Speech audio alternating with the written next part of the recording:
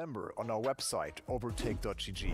It's not just about the daily news, forums, guides and downloads. It's also a vibrant community. Premium members enjoy extra benefits such as an ad-free browsing experience, special community deals, discounts and Overtake Turbo, which provides setups, coaching and one free esports setup per month powered by Track Titan. There is also a racing club where you can race with great, fair people without worrying about your driver or safety rating. And if you love unboxing sim racing gear just as we do, there's a premium member giveaway every month.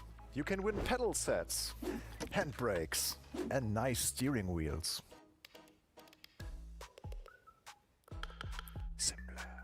Another cool feature are community reviews, so you can have a chance to contribute and share your opinion on not yet released hardware or games. Have your voice heard and help shape the future of sim racing. Join as a premium member on overtake.gg for just €1 a month.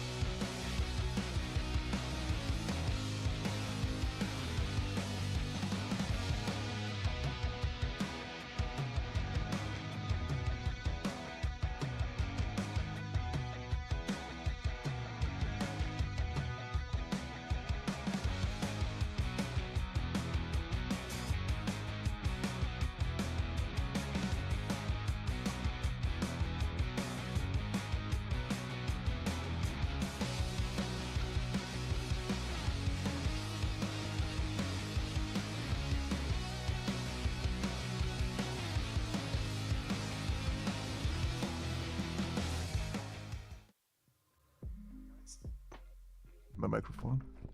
Hey guys, how are we doing today? Good morning to my European viewers and good night probably to the USA. Let me know where you're watching from today. It might be quite late or early, depending on how you see it for the US part of our audience. So yeah, it's Assetto Corsa EVO 0.5 today. Exciting day, I would say, because the cars that they announced are really, really cool. So here's my t-shirt, you see. AE86, it's the day has come, it's here, at least in some minutes. So 11 a.m. is CET, yeah, Central European Time. So in about 15 minutes, we should have the update live. That's at least what they announced on their Discord. So yeah, still a few minutes to wait here until we see the patch in our Steam account. But yeah, what are your expectations? I already started a poll, I mean, last week. If you have missed this discussion and this little community backlash that Assetto Corsa EVO had, because in the Discord they announced that they will have yeah, some significant changes to the career mod. So they are basically cutting any progression system that is economy-based, and that hasn't received very well, but at the same time they also didn't really explain it well. We had a whole video on it, maybe you've seen it, maybe not, but oh, we have V1 Efi from Brunei, that's cool. Greetings to Brunei. Norway is here, Denmark is here, New Zealand. So New Zealand is still Wednesday. Welcome from the future here, my friends. or are you already late on Thursday? I think you are.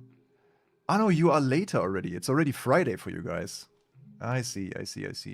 Yeah, no open world today. Italy is here, or Romania, Australia. Nice.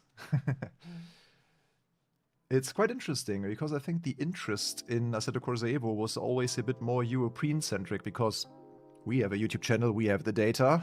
We can see basically geography and also what kind of, what part of the world is watching what content. And it's, yeah, pretty significant how different it is for Assetto Corsa EVO. So it's more a way bigger part from Europe watching this stuff. So yeah, interesting. Okay, Indonesia as well. Yeah, let's see. I will close my Assetto Corsa EVO here already in the background because I'm still running 0.4.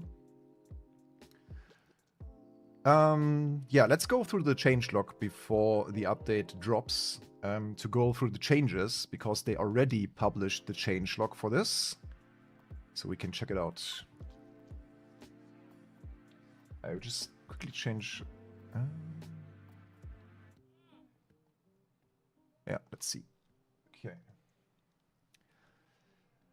Yeah, open world is obviously not part of this update, unfortunately. So not the first step of free roam. I had a preview of the update, like a beta access, yeah. So I was already able. So it's not completely blind what I'm testing today. As you saw already, the thumbnail of this live stream, obviously that kind of shows that I already had access to the update to create the screenshot because no one was able to drive the Porsche GT3 RS yet. So yeah, that's how it happened. But yeah, we are not able to show you the internal access. We didn't get allowance for that. So yeah, I have to wait as everyone else now. Yeah, Watkins Glen as well. So here it is. Yeah, what's in the next update? Yeah, Luca wrote this article here yesterday on our website overtake.gg. It's a great resource if you are on the hunt for sim racing news, forums, discussions, downloads, and everything else. But yeah, here it is. With the next update to Assetto Corsa EVO arriving February 12th, Kunos have posted the full changelog of AC EVO version 0.5, including content additions as well as fixes and changes. Oh god, my voice. Oh, Joffrey, good plan. Actually, that's exactly the plan that I have. First GT3 RS in the Nordschleife, and then we're driving AE86. That will be nice. Yeah, DLSS 4.5 is there. Of course, yeah, we will get through the changelog and the highlights of this update now. Yeah, BMW M2 is one of the new cars. They announced this a few weeks back already. Yeah, end of January. So, some user face updates. ERS limits being reached. I don't know what that is. Blue flags being shown. Pit stop controls in the multifunction display. Okay. A free camera mode. So guys, I think the first thing that we're going to do is using the free camera to fly around on the Nordschleife, no? What do you think? That might be nice, no?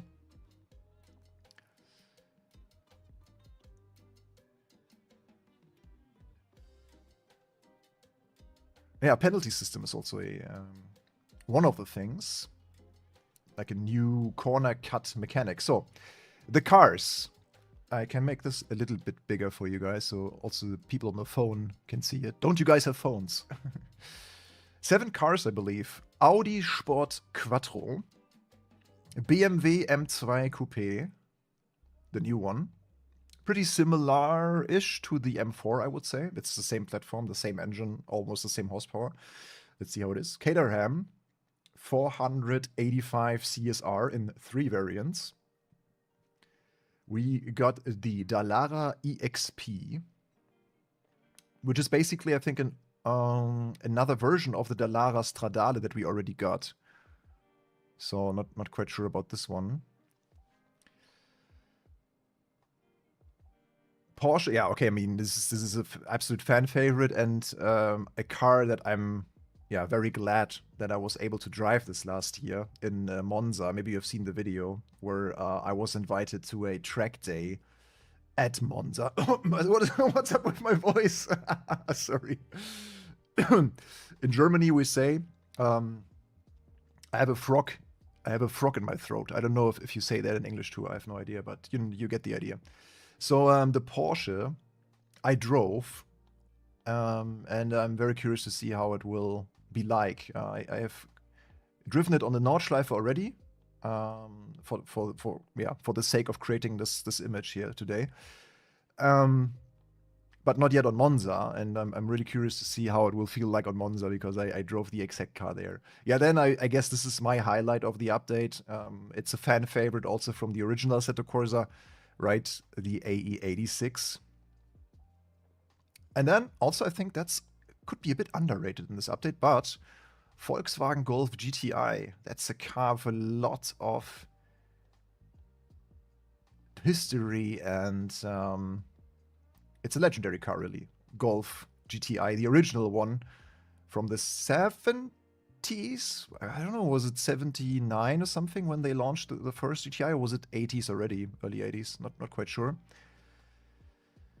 Yeah, and then we have two new circuits, Paul Ricard and Watkins Glen.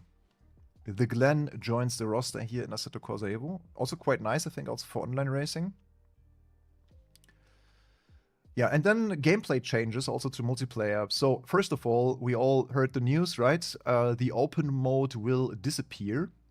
No, the selector will disappear. The open mode is now the standard mode. So there's no career mode selection anymore once you start the game. So the career mode has been disabled for now. So you don't have any credits anymore. The academy is gone as well, I think, for now. So they're also taking something out of the game for now. I don't know why they would not let the academy in the game for now, or the academy that we already had. We'll see. We'll see in a few minutes. Yeah, 75. Thank you, a lila elephant. Yeah, guys, also, if you keep an eye out on Steam and see the update going live, yeah, please let me know, because I'm not constantly checking my Steam right now as I'm going through the patch notes. And then they have a new gain-based track cut logic. When cutting, there is a gain evaluation. If there is no gain, there is no warning. If there is a gain, the player has 500 meters to give up the gain. Okay, 500 meters, that's important. That's quite a lot, actually, 500 meters. That's not quite a sector, but maybe, yeah, 1/3 or 1/4 of a sector, maybe. Depending on the track, of course. But 500 meters is quite a lot to give it back. That's nice. So you have a bit of time to react to the gain warning. It's a similar system as to Le Mans Ultimate, no? Yeah, the license thing is out, yeah. Yeah, it's a bit of a bummer. I mean, if you liked it, or if you have unlocked cars in the career mode already, and you bought cars and configured cars, they technically should be in your My Cars garage now in the open mode. So that, at least that, yeah. Let's see how that works. But so yeah, if the player is given the warning, time penalty, drive-through, stop and go, disqualifier, depending on the severity of the remaining unserved time again. Okay.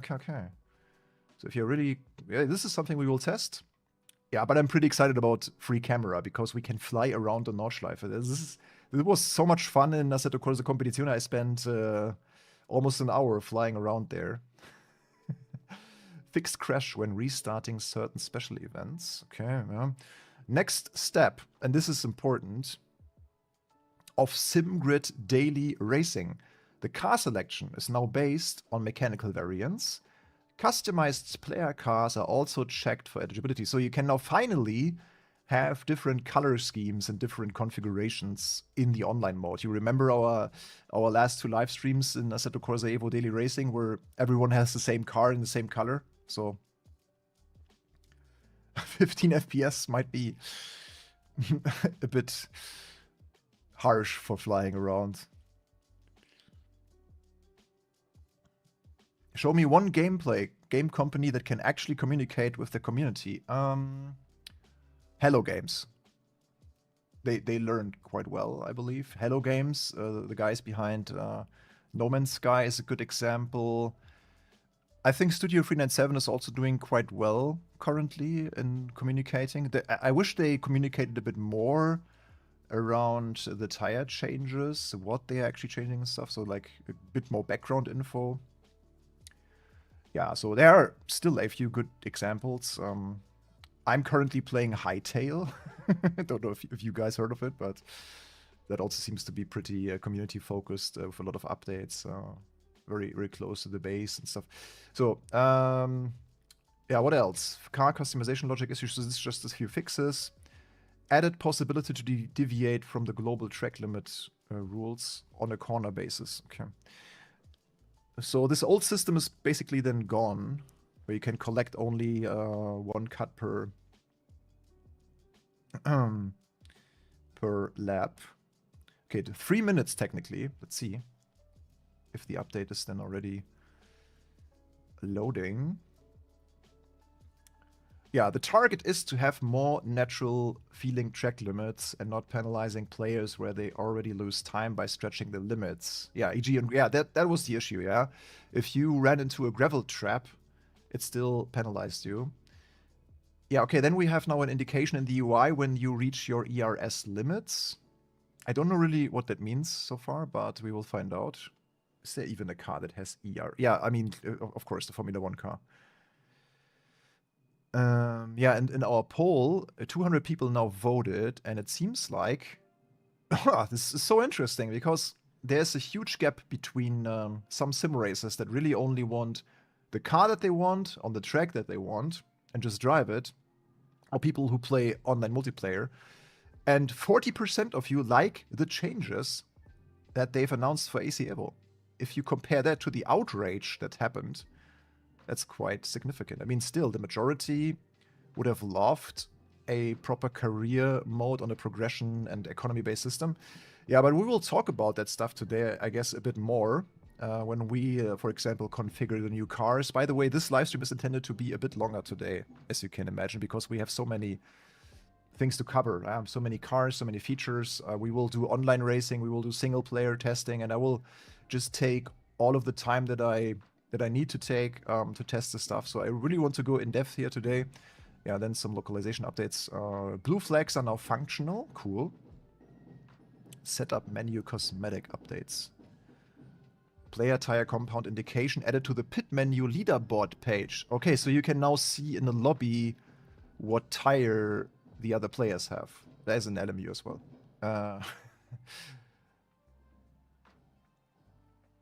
People also have the right to wait for full release.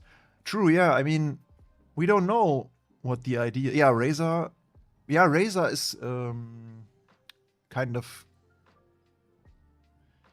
good, yeah. I mean, it's basically only really Renato having forum updates, but he made very clear that they don't have a big marketing or communication agency.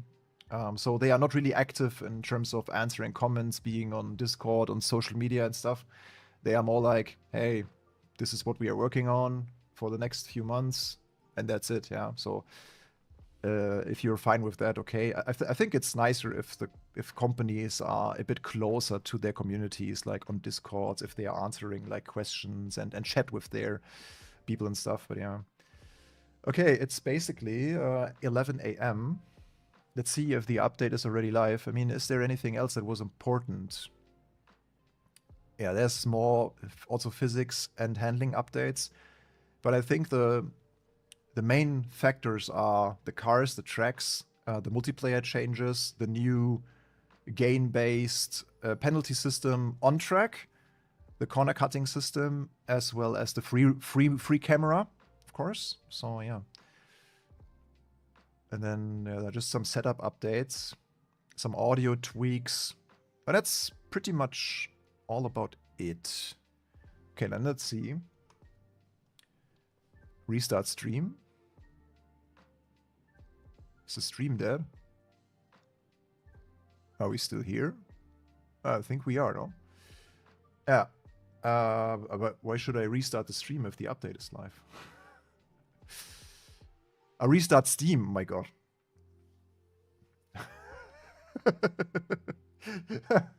Yeah, false friends, yeah, Steam and stream. We all know that. Okay, I'm restarting Steam. Loading the update. Yoo-hoo. Restart Steam, he said, sorry. Okay, logging in. Here we go. There it is. Nice. Let's see how quick the internet is today. And how big the update is. So how much are we downloading here actually? Oh, it's pretty quick. It's just 2 gigabytes. All right. I already have 82 hours in Assetto Corsa EVO. It's not too much, not crazy. But Assetto Corsa Rally also already 60 hours. AMS2, not really too much, right? AMS2 is still my weak spot, kinda, even though I really like it. We have a nice event, by the way, coming in March. So here on Overtake, if you go to the main page, we have a pretty nice race, really. Oh, that's me. Let me get my camera off for now. We're downloading. So that will be really nice, just as a little tip for you. Especially if you're already a premium member on the website, which is, by the way, pretty affordable. It's like €1 per month if you choose the yearly plan. So 12 euros per year. And then you get a few benefits. Like you can see it here, like on the website, community benefits. You can go to premium benefits and you see all of the stuff. And one of that is basically the racing club. And we have a super nice event coming with Automobilista 2. That is the 2 hours of Sebring on the 14th of March. So still some time to prepare for that. And we'll have the GT1 and LMP1 cars. That will be nice. I registered in the GT1 car. But as you can see already, it's only 4 slots left for LMP1 and only 6 slots left for GT1. It's a 2-hour race. Will be pretty nice. Okay, what is the update doing? It's ready. Okay. Oh, no, it's not ready. Oh, it is ready. Let's go. Let's jump in game.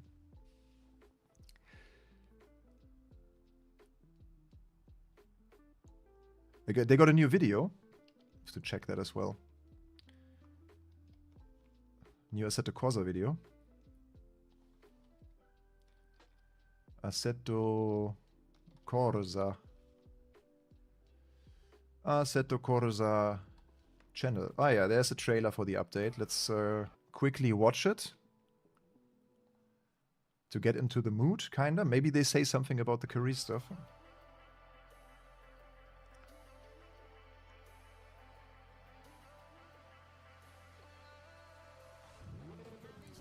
GT3 RS. Oh, the music is dangerous for copyright reasons. Sorry, I have to tone it a little bit down. We see the Porsche. You found a trick for the new tire model. Detach the rear ABS. ARBs, okay. The Golf GTI, here it is. And there it is, the Audi Quattro, Audi Sport Quattro, 5-cylinder action here. And I have to tell you a little story in a second. Yeah, that's really nice. Doesn't Fernando Alonso have this car as well? I saw an Instagram reel of Alonso driving through Monaco in his cars, like the Aston Martin. So there was a funny reel, like he drove his Toyota Yaris, like a standard Yaris, it seems to be his daily. And you see him in this crazy, super limited Aston Martin hypercar. Is it called, what is it called? The Volante or something? I don't know. And then he's driving along also in the Audi Sport Quattro. So that's the Dallara EXP. So it's like an open car compared to the other one. But I think the other one also has the spec. So I wonder, I think the EXP is even a more beefed up version of the Dallara Stradale. Yeah, this is cars that we already knew before. GT3s, yeah. Le Castellet, Paul Ricard, a new track here. Watkins Glen. Looking forward to Watkins Glen. I mean, it's all cars that already were in Assetto Corsa Competizione, so in the Assetto Corsa Cosmos, it's not new. Okay. Okay, what's this? Ah! Oh! You have original Eurobeat. That's an actual song from the soundtrack. There's the Mount Fuji. Yeah, I gotta tone it down a bit due to the copyright stuff. Don't know how YouTube handles this here. Yeah, the Trueno variant, that's pretty nice. So here it is, 0.5. Yeah, no, I thought it would be a video where Marco maybe also addresses last week's announcement and stuff, but yeah, probably they don't want to ruin this now, like the update. So here we are. That's all the stuff that we already saw, kinda. Track limit rework, revised car selection flow, DLSS. Ah, yeah, that's also something. Loading times optimization and DLSS updated to 4.5. Let's see if that has a performance impact. If this works with triples, maybe we have a triple FPS increase. Nerves activated. Ah, does it? Oh my god. See, where did you see that? Kind of missed that information. Or does it say in the YouTube description? Sebring coming? Okay, I have no idea where Sebring was in this trailer, but I believe what you're saying. I hope it's true. So yeah, racetracks, cars, all the stuff that we already saw. Nice one. Okay, let's get in. I first have to check for, so no selection anymore between open mode and career mode. In the last seconds, oh sorry, yeah, then I skipped the last seconds, but yeah, it's too late now. Okay, here's my Porsche GT4 RS, and let's see, my cars, what kind of cars do I now have in the garage? So I remember that I had an Audi RS3 that I configured in the career mode, and it's here, indeed. And I had, I think, also the Toyota AE86 in different versions. Yeah, okay, so the cars from my career save moved over here now. At least that's kind of nice. And so also my Honda, probably also my Hyundai. Yeah, they are all here. Okay, okay. Let's first go to the control settings to see the free camera. It's F7, okay. So they introduced F7 now for free cam. That will work hopefully quite easily. So let's get on track. Let's first... what should we guys do now? Should we first configure a Porsche GT3 RS? And then go on the Nordschleife and try the car. And then we can fly around, okay? I think that's a good plan.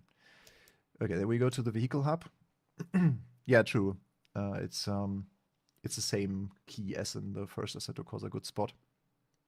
Porsche. So that's new. The GT3 RS, the YouTuber's car.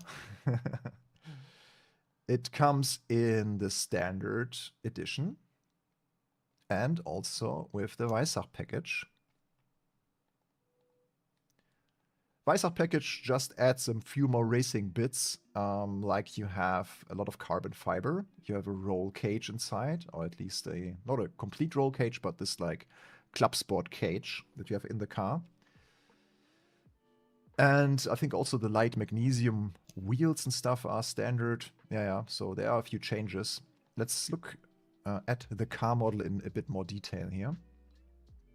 Yeah, as usual for Assetto Corsa EVO, pretty good detail. Also like how deep it goes in things like headlights, grille elements, plastic elements, screws, the wing, the wang. I mean, even here you see all the nice little screws and it's really detailed. I like that fact. And here for the Porsche, you can even change the colors of the little titanium or metal pieces that you have on the car here at some point. Like these ones, like these hood opening pins can be a different colors. Yeah, okay. We will check for DLSS, no problem. I'll pick the Weissach car for now. Yeah, also the paint quality looks pretty good. It's a bit flickery right here. Don't know why that is. By the way, we can also change the scene. Like we can go to a different showroom, like the car dealership. I like that place a lot. No free roam yet. I mean, if they would have announced free roam, you would know by now, probably. But no, not yet. Maybe in the next one. Okay, let's see. Colors first. And as you can see, there's a lot to change here. The color selection is a bit underwhelming, gotta be honest. I thought they have more colors for a GT3 RS. Standard colors, but as you know, yeah, Porsche has basically you can get any color that you want at Porsche with their exclusive program and stuff. So yeah, so you can do whatever you want. And as AC EVO also has this like clear coat and roughness system, you can basically do any color that you want. I mean, that's a beautiful spec, right? Red and purple is always... Yeah, we'll go driving, just checking out some of the car options that we have here.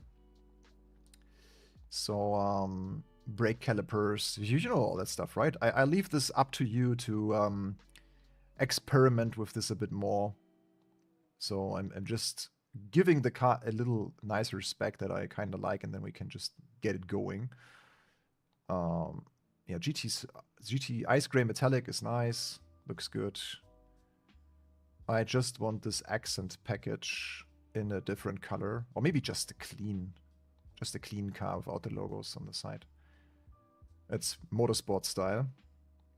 Yeah, but the customization is, as usual, really, really good. I wanted to show you this little thing here as well, because I think it's quite interesting how deep it goes. So this is the Weissach accent package color, and you can see the little red pin here on the back cover of the car. So I think... No? Ah, no, this is not the one that I was looking for. Accent package, exclusive design. Accessories color. I think this is the one. Accessory colors. Ah, yeah, this is it. Like, you can change the color as well. And it's also in the wing. Yeah, you can see this little... It's very hard to see probably, but here's a little mini piece on the wing that also changes here. Little accent that you have. So now imagine playing a career mode. You have all the money for your first Porsche GT3 RS, and you are speccing the car to your like, and then drive it for the very first time. This moment would have been so nice, right? Driving to the dealership, spending your, I don't know, 300,000, whatever, 250,000 euros. Would have been so nice. Okay, let's get on the Nordschleife. Here we go.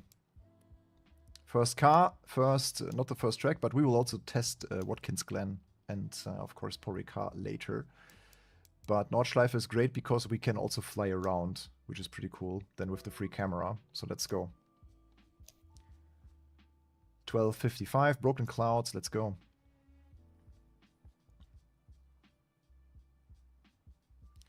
Before I drive, I will quickly check also the DLSS stuff. You can see the FPS as well, by the way. In case you wonder, it's single screen right now, 1440p.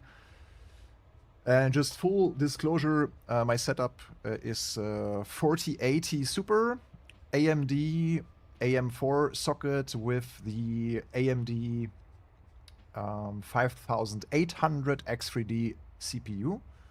So it's not top of the line. It's the best that you can get for AM4, slightly outdated. So let's see, DLSS. It's set to off right now.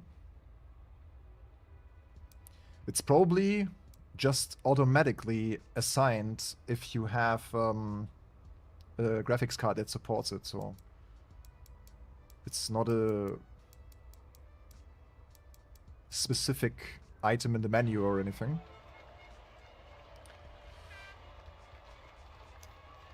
Okay. Oh yeah, I will show all the new cars. Don't worry. Okay, here's the car.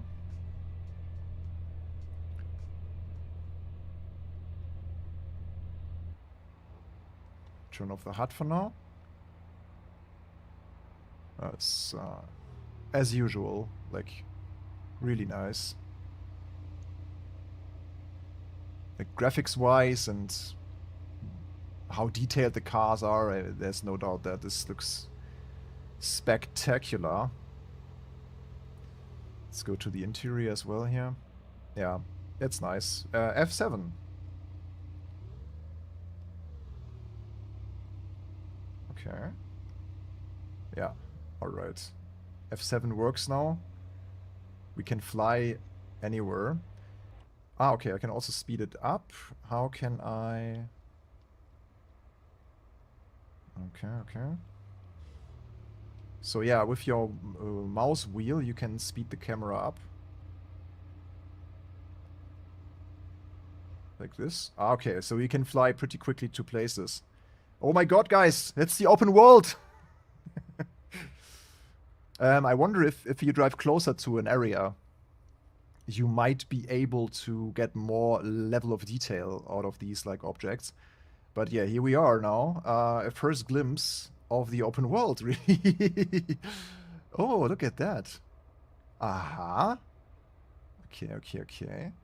So that already has kind of a like map data vibe to me, if I'm honest.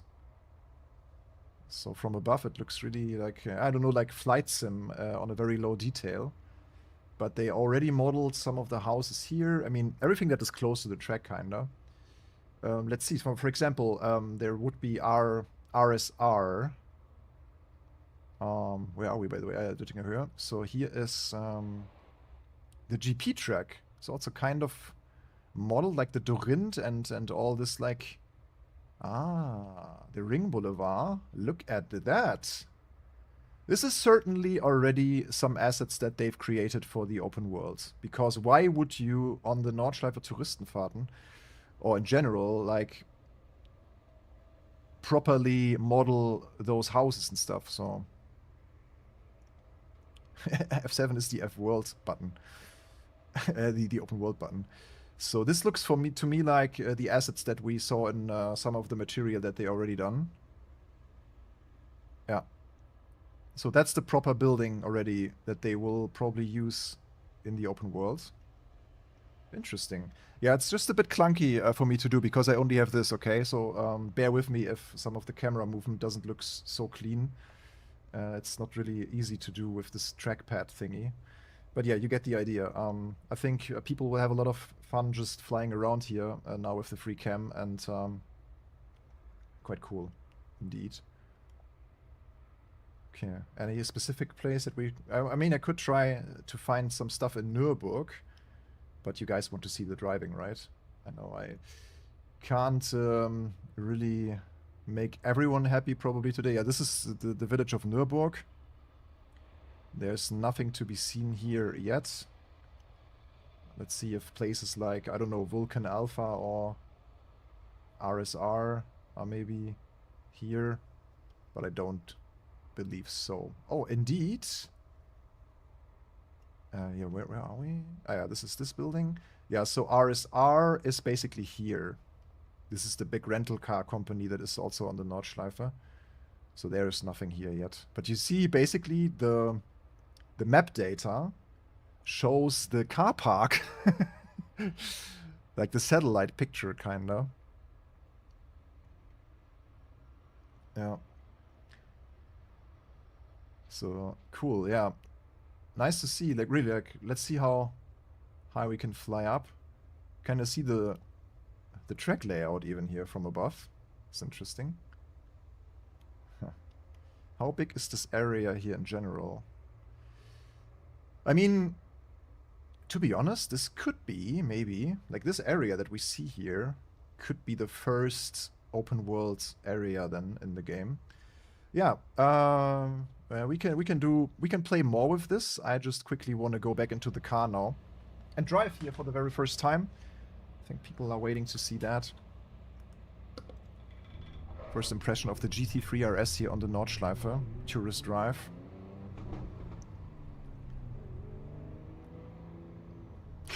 Yeah, imagine the casino would be part of the single-player experience. Let's see how it sounds. I will boost the audio here to the max.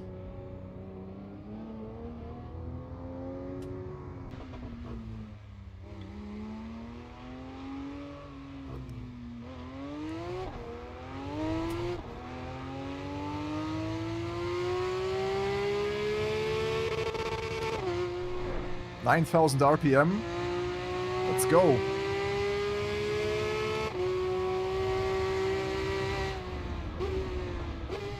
Downshifts. Pops and bangs.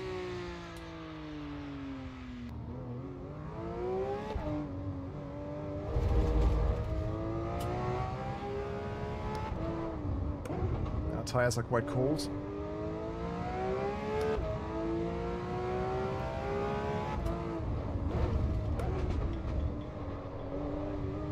Tire smoke? Yeah, we can check.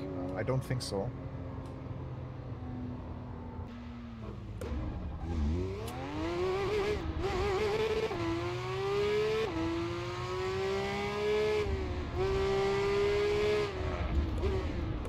try to start the car basically. Oh,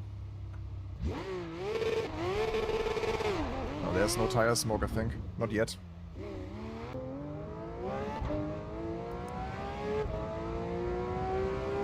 This car basically has also road tires, supercar tires and hypercar tires. I think the hypercar tire is an equivalent to the tire that you can also get on the car, like the Coupe 2R from Michelin. It's a very potent semi-slick.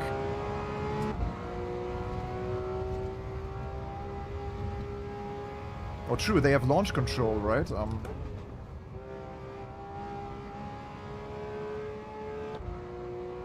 try this. Let's see what we can change in terms of the tachometer, because you can change a few of the pages. Yeah, we can see it.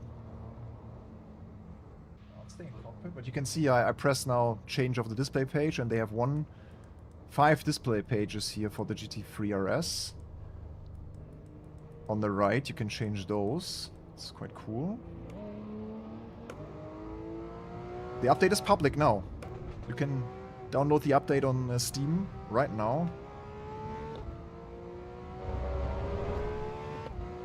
It's already there.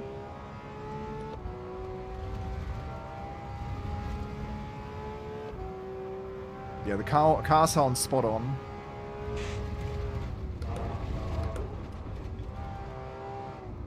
And it performs spot on. It has a really good performance, almost like a race car, and that's exactly how I remember it from driving it in Monza last year.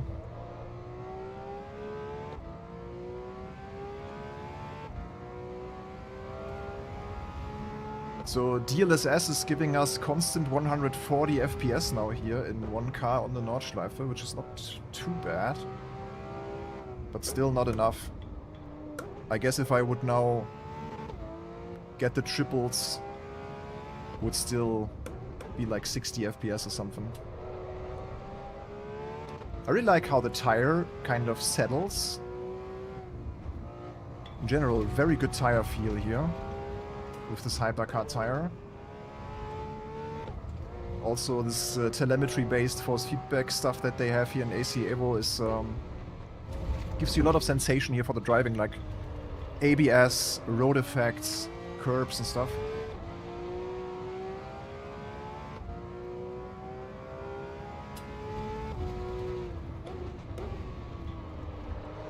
Yeah, very enjoyable.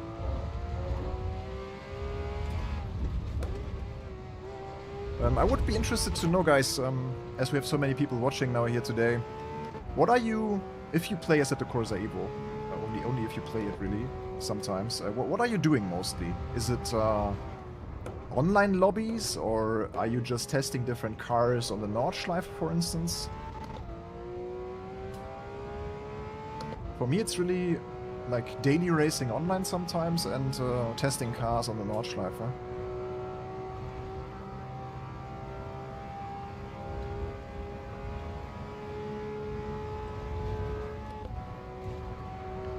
Okay, let's see if we can make some of the car's functions, if we can use them, like launch control, DRS, like the wing and stuff. So that would be interesting to see. First of all, let me go through this in-car, or through this ICM, and see what we can do here now. We can change the performance mode. That will change... Also, yeah, you can see here, sport, normal, track. It's all possible. TC has 7 steps, and it also is also shown in the car's tachometer. It's quite nice. Yeah, this is really this is stuff that you can't do in any other game.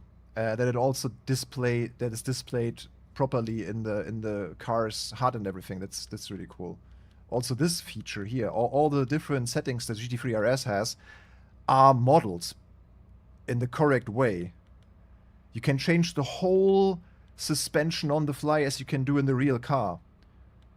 That's really cool, and that's something that you, for example, can't do in Gran Turismo, like going into such a detail here. You can really use the correct steps. Like 5 is basically 0 or neutral, and then you can change yeah, your suspension settings really, like compression, rebound. That's really cool. And then electronics. That's, I think, also a new menu that you can see here now. By the way, thank you guys for subscribing to our channel and supporting us. DLSS. I mean, it's a bit blurry, a bit less sharp in the back. So I would prefer probably DLSS off for now. Let's see what the performance difference would be like. So this was, by the way, the new pit menu that we have. So I'll turn it off again to see what's the difference in FPS if we have no upscaling.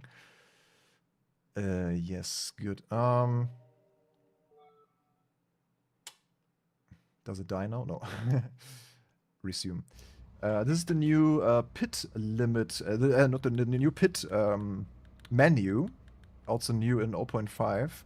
So you can change the tire and the standard pressure once you go into the pits, and also how much fuel you want to add. So I think this is the first step towards endurance racing. I think I'm using DLAA right now. Okay, but for the car's other features, such as launch control and DRS, I would have to map the buttons. Let me check my Asha wheel. Yeah, so little story.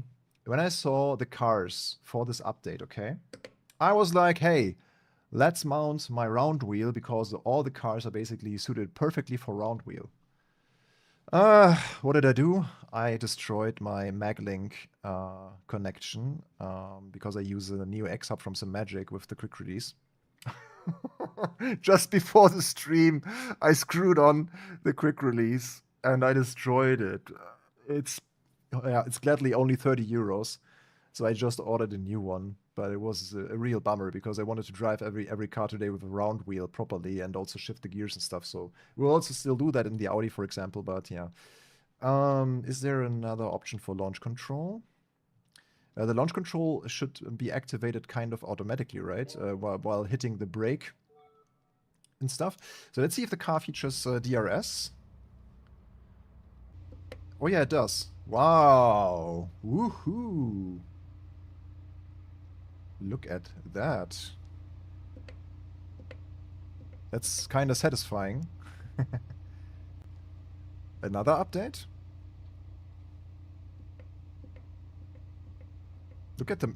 Wow, the mechanic even looks very detailed. Car, don't roll.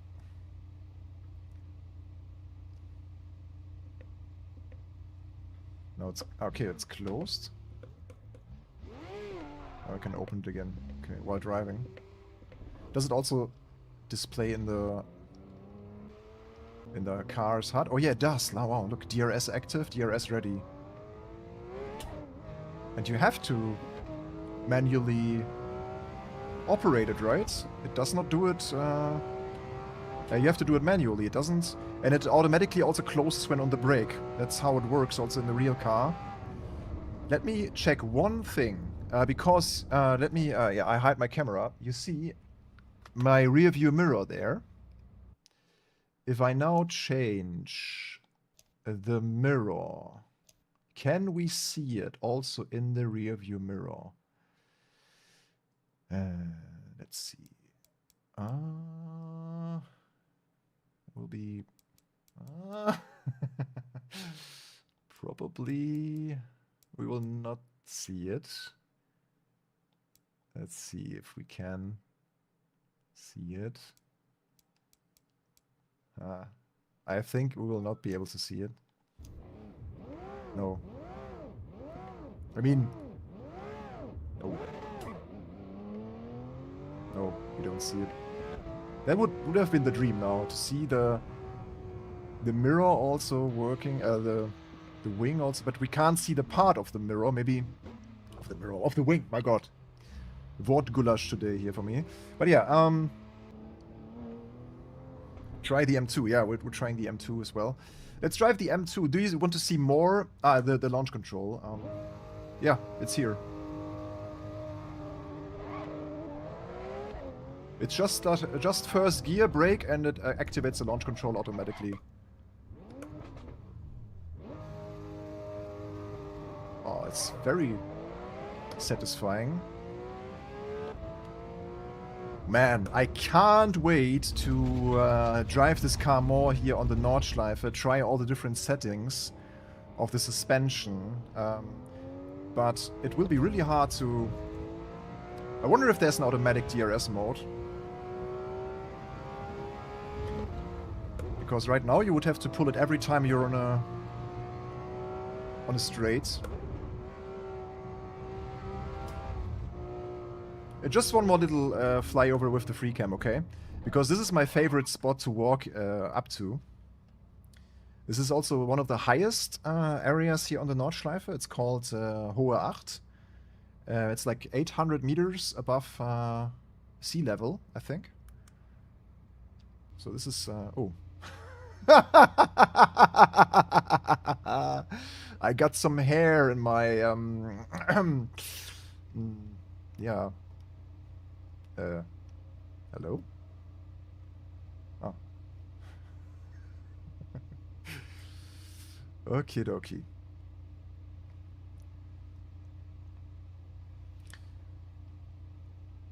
A video on the best settings of the car on the Nordschleife, you mean? So this is the... yeah, looks very boring. Okay. I thought there would be a bit more forest. But it's just a wall of textures here, basically. So this is how they save, obviously, performance, yeah? Just having these, like, texture walls behind, and up until a certain point, they have 3D trees. So here, the 3D trees are basically just the second and first row. Oh, it's still very cool. Let's, we just quickly want to see...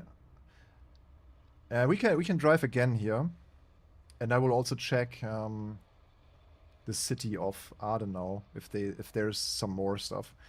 Yeah, I think I will just quickly drive a bit more to also check the other city. By the way, the FPS are the absolute same without DLSS, so not quite sure on that. Tires are cold again.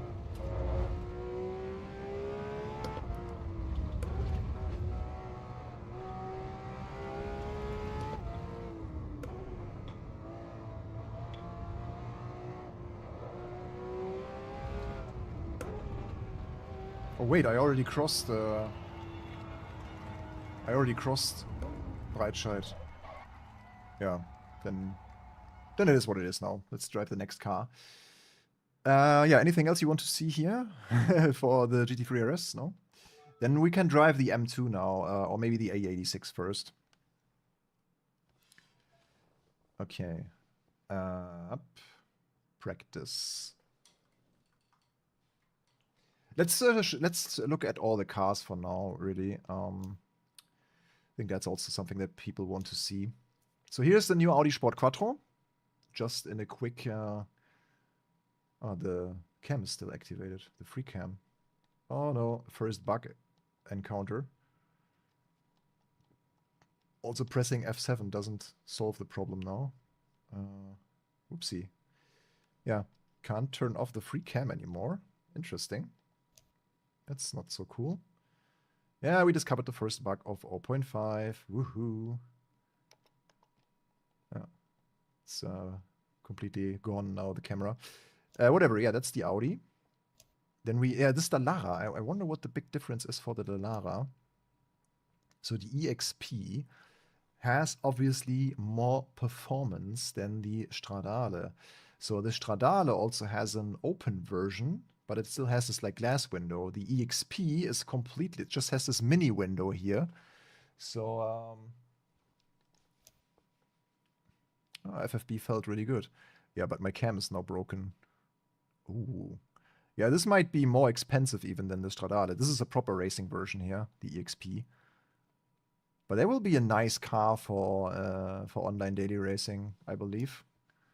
It just looks really nice in an open setup, the driving. Okay, then, of course, I mean, we have the Toyota AE86, the Trueno. But yeah, my camera is still broken. But yeah, that's the next car we're going to choose. Yeah, I have to restart my game quickly to fix this. The engine is Kuno's own engine, kinda. It's a proprietary engine by Kuno Simulazioni, the graphics engine. They used Unreal Engine 4 for Assetto Corsa Competizione, the previous game.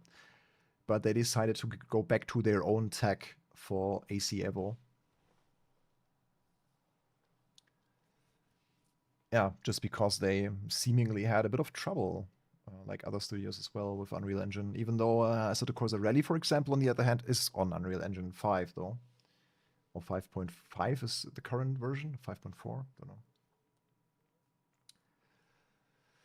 know. I know, Monty. I know how to operate the camera in the showroom. It was just it still had the open camera, like the free camera was still active from F7 from the previous session. So it should work now. Let's see. Let's see if it's better. Yeah, so 4 versions here for the AE86. That's quite nice. Yeah, it's now back to normal. I can just hover around the cars. I can also zoom in again, so it works. Back to work. Yeah, here's the Trueno. I mean, that's the star of Initial D, yeah.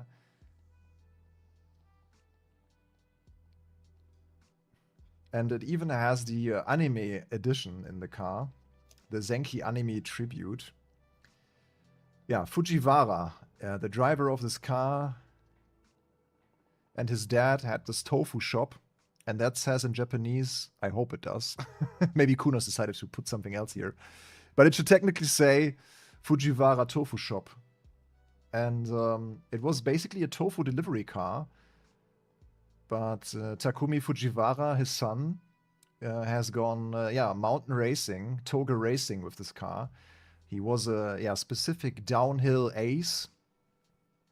I mean, this car uphill is also kind of weak. Like, it has what, like 130 horsepower? It doesn't have a lot of power. I mean, yeah, it's an 80s car, right? But yeah, that's the spiritual successor or a predecessor to the GT86 and GR86. Kinda. Yeah, cool versions here as well. I mean, we have to go with the tribute car that seemingly also has a bit more power. But it's not the version that then later they updated the car a little bit, like with a proper carbon hood and everything. Oh, my phone. Can't go on the phone right now. Yeah, it would be so much fun with a proper career system, really, and missions, and yeah. But we'll see how they will do it. What can we do in terms of configuration here with the AE86? Yeah, just the white color for this version at least. And we can have, yeah, the Watanabe. It's also nice that they have the actual Watanabe rims on the car, because they are so iconic here for this build. Oh, you can even change the colors a little bit to make it into your own style. I think the wheels on Takumi's car were black, right? Or were they like dark silver? I don't remember right now. Oh, there's a lot of options here as well for this car. But I leave it up to you to test all of this. We will just now drive the car. Yeah, we can drive it on Watkins Glen, maybe.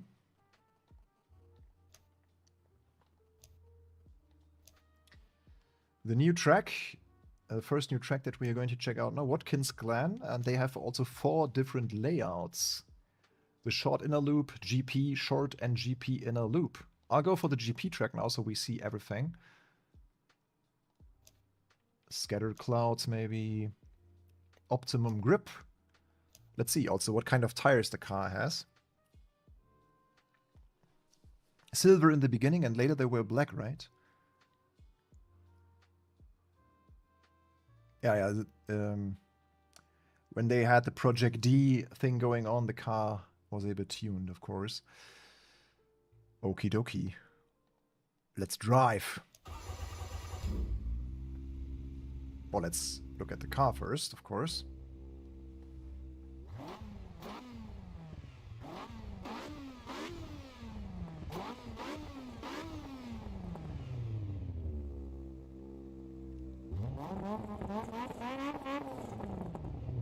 Yeah, you can really hear the throttle body and air filter and everything.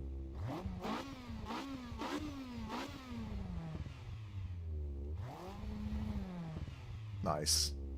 Pop-up headlights. Ha ha ha! The dream has come true. Nice. Love it. Yeah, sound is really good this time. Oh. You can see the little glow here.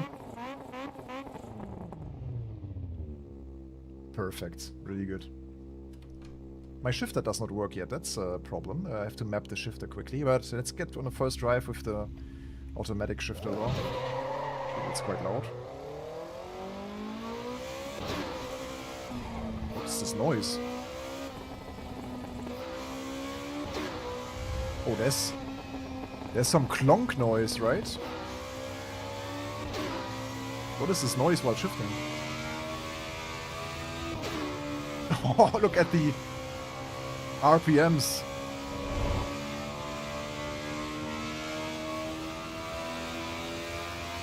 What? 11,000.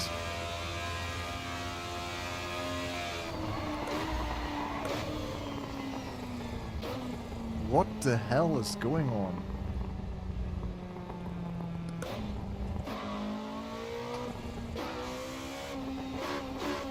Yeah, it's the individual throttle body that just kind of sucks the air into the car, but it's really like...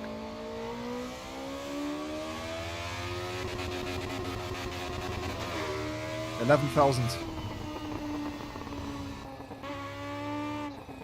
I think it's correct to the anime, because they were unlimiting the rev limiter for Takumi's car.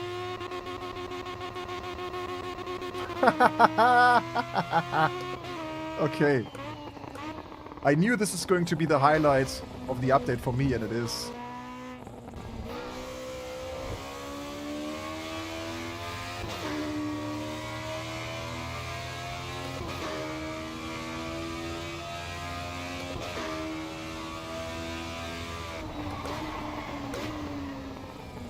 Obviously, no ABS, no TC, nothing. Yeah. Okay, nice. Yeah, I gotta have to map also the shifter quickly. It will be very fast. That's really nice. I wonder if the standard version also has this like noise when going above 100 kph, like ding, ding, ding. That would be nice. Okay, let's quickly get the gears in.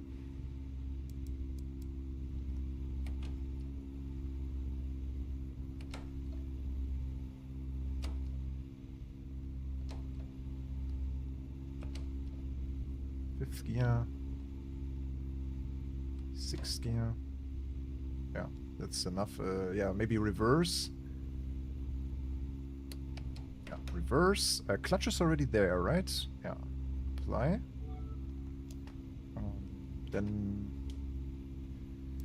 I just need to... Yeah, does that already work?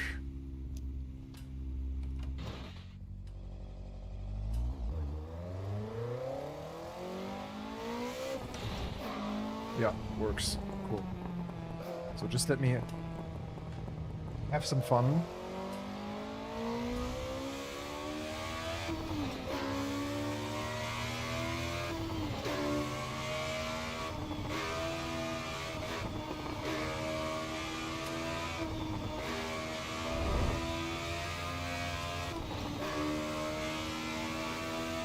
Quick. By the way, is the sound okay? Is it too loud or Is it okay? Ah, this is not the chicane version.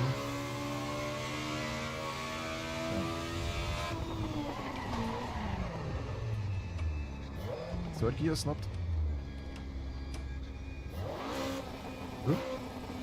something is strange about... Ah, okay, I know the problem. Maybe it has the auto clutch still on. Sound is good? Perfect. Where is the auto clutch setting? I think we have to define it before we drive, no? Is this somewhere hidden here in the menu? I don't know. Controls? Ah, it's here, right? Settings.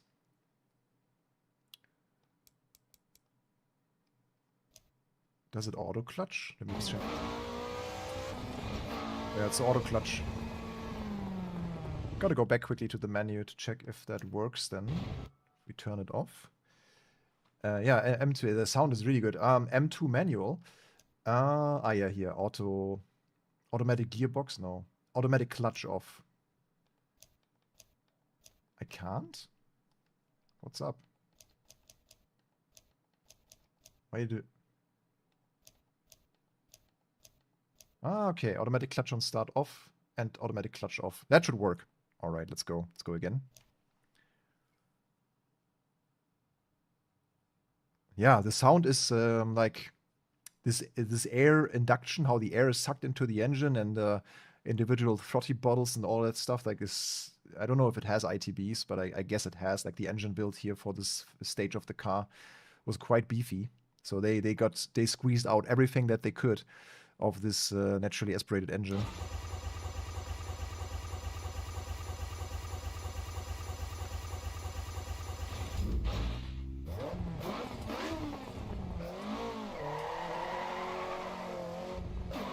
This car does not have a pit limiter, I'm pretty sure.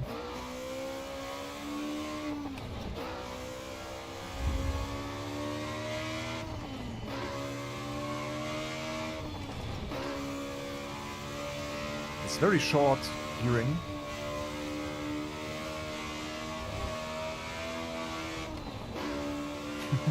You're just constantly between 9 and 11,000.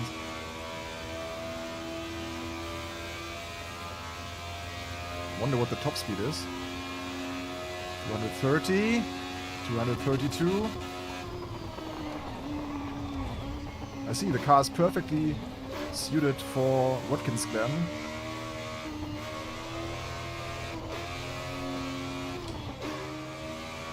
The question is, can I drift with an Asha Artura McLaren wheel?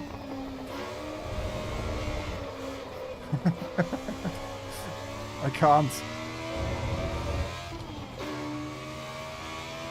Yeah, if you missed the story of my round wheel, René, if you're still here, I managed to destroy something again.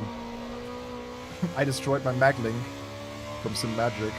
Gladly only a €30 piece, but that's why I can't use my round wheel here today.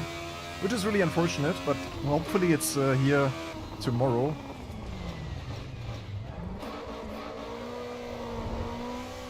But I can already feel that the car would be very driftable. Come on, give me power! Yeah, this will not look too good now. Also, the force feedback is a bit strong.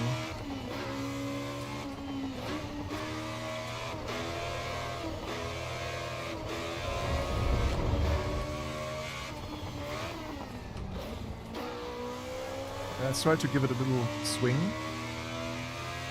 for the next one.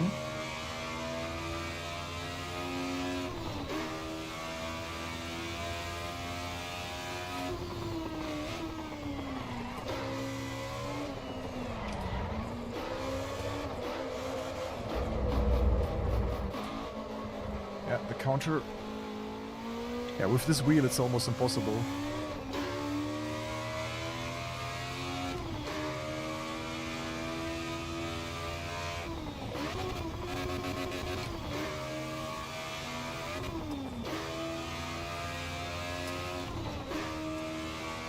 Let's watch the replay. Let's see how the car looks from the outside.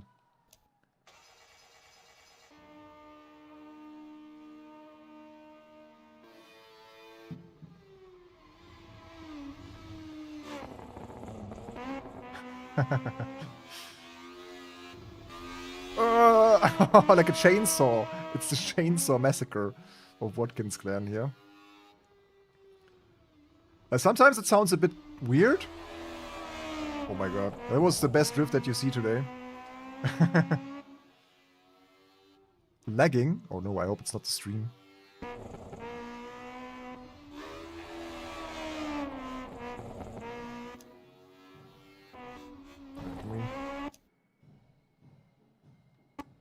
Yes. Oh my god, there's carnival outside. You can't hear it, right?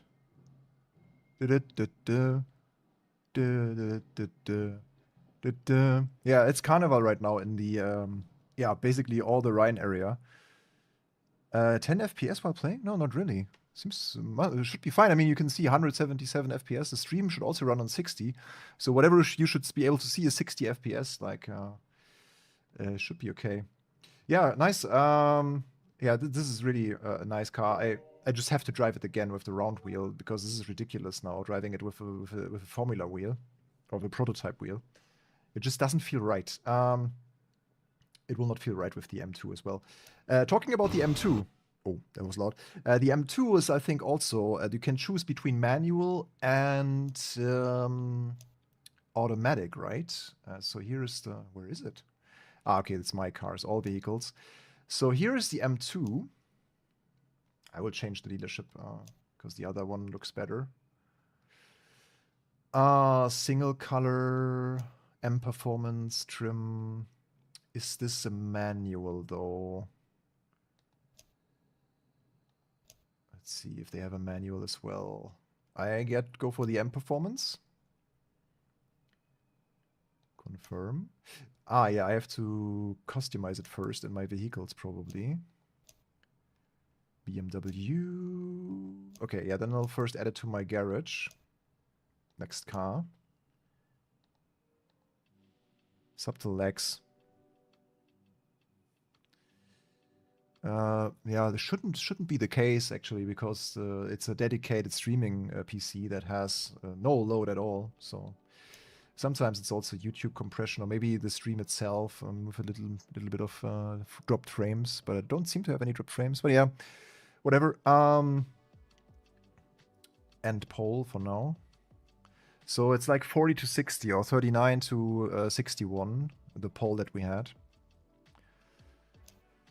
Interesting. I mean, the question was kind of open as well. Like, it could mean anything or nothing already, but... So can we now switch also to a manual car? That's the question. Yeah, let's give the M2 also a proper configuration here. In the car dealership. Graphic performance improved? I wouldn't say so. Not really. I mean, I yet have to test like an AI race to... Well, you know what? Let's do a proper AI race here with the M2. Maybe on Paul Ricard to see the other new track.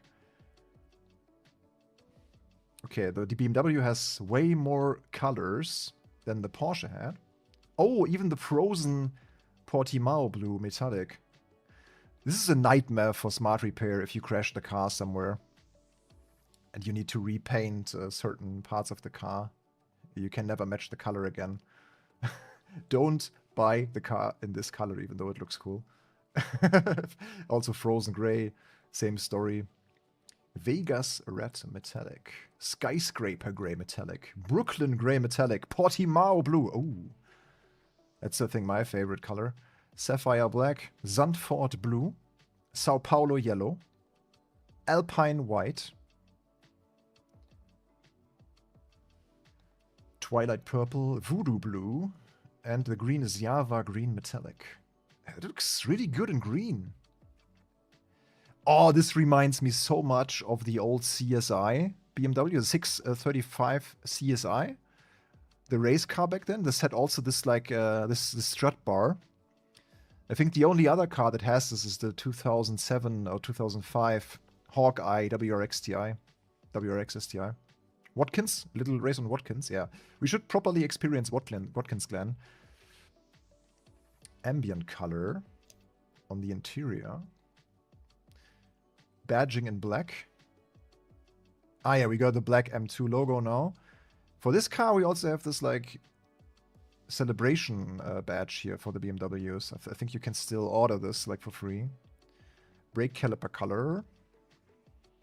Can do OEM. Or you can also go custom, which is nice. What is a good contrast to green? Green is really hard to combine with other colors, I feel like. It's not really a lot of stuff you can do. Yeah, red is kind of okay-ish still. That's a proper track day car, really. Ambient color. You can also choose freely. Okay, that's cool. Same as in the M8. You can just see it slightly here. But the interior... it's a manual, indeed. We have a manual BMW. It's not DKG, Doppelkupplungsgetriebe. It's just that. Manual car. Really cool. Wheels.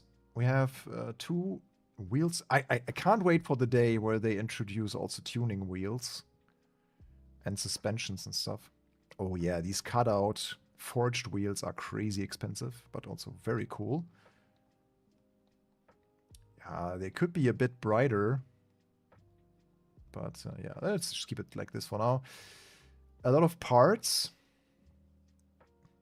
M Performance. I'm not a big fan of this quad pipe exhaust diffuser, but it's so cool that you can just go with the one that you like more, and it's basically this one, so I prefer this way over the other one.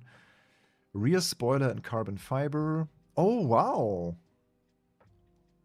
Ooh.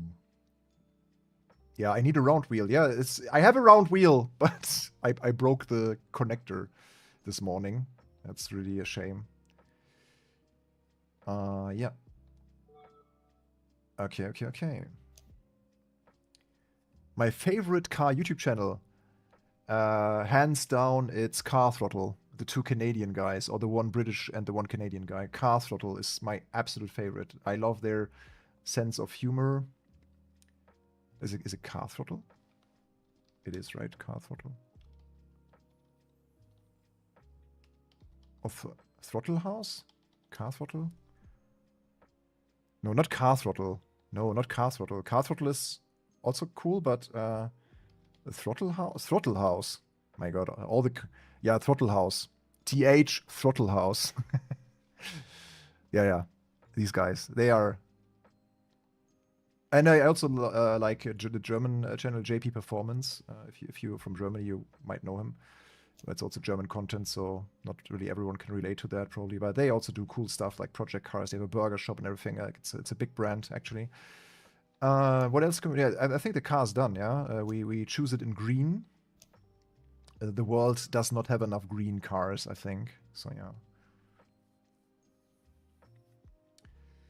Yeah, performance increase, it's very individual. Even if I have maybe 5 to 10 FPS more, it doesn't mean that you have the same effect, because it's highly reliant on your GPU, your CPU, and whatnot. Let's do a single-player race now with the BMW, against other BMWs, preferably. So let's go for, yeah, 3 laps would be fine, I guess. Afternoon, custom grid with, let's do a bit more, like 19 cars. We start from 9th position. And single make. Yeah, single make is fine. Let's try it.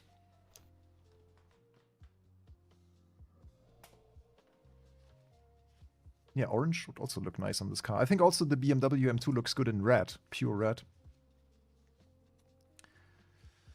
The Throttle House guys are new hosts of Grand Tour? Really? I mean, it would fit. They have done quite similar formats already. Like road trips where they do a lot of fun stuff, so yeah, why not? What kind of tires do we have for this car? Also, there should be some revamps of the tuning menu, like visually. 30 liters. Okay, it has supercar tires, but also hypercar tires, the same tires as the GT3 RS. So you could properly compare them on the Nordschleife. Let's stay with the supercar tires for now. But no suspension, no damper, no aero settings. I mean, yeah, it's a production car at the end of the day. Yeah, the AE86... Oh, that would be a nice test, actually. AE86 versus GR86. I would believe that the AE86 will be faster, especially the anime version.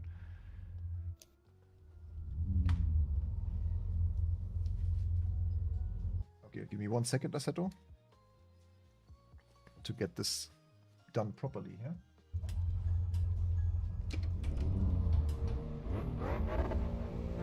Does it have launch control? Oh, jump start.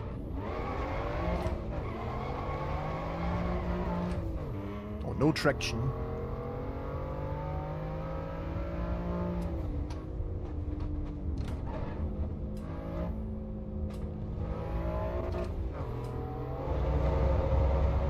They're even using the correct line.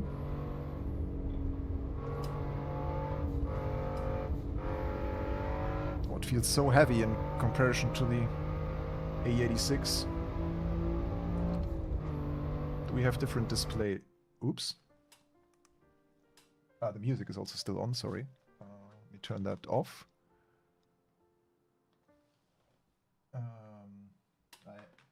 I wanted to change the graphic of the tachometer. Let's see if that's possible.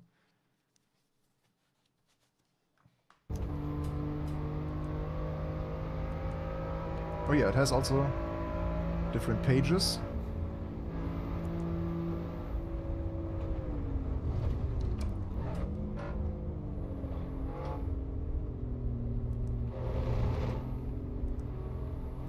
Yeah, but only fuel and tire page.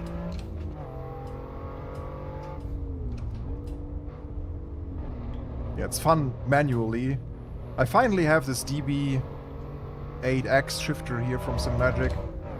And also the co-pedal clutch, so I can finally properly drive those manual cars here. That's so nice. No, I just wish I had a round wheel.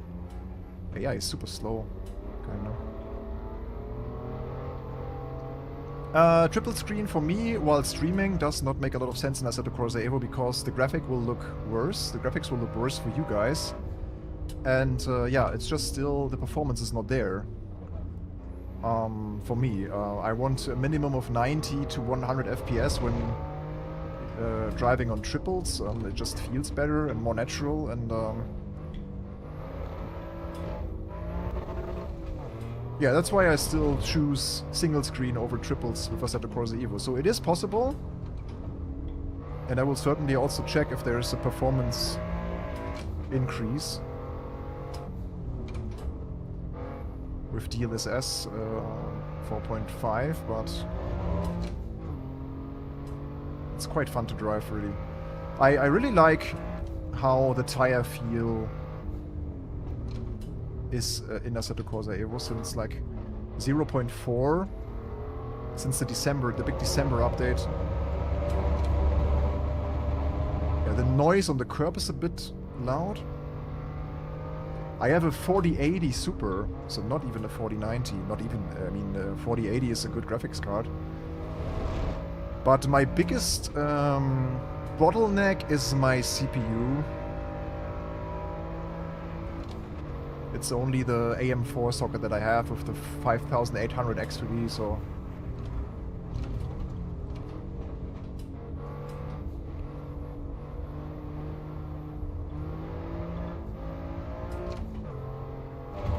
I also have to check the new corner penalty system.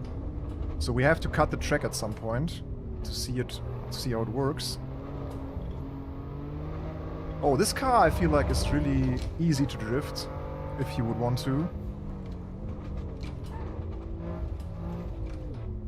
Very short gearing.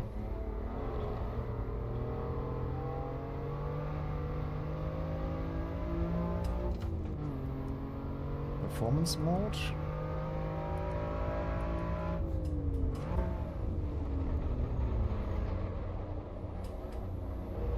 Road.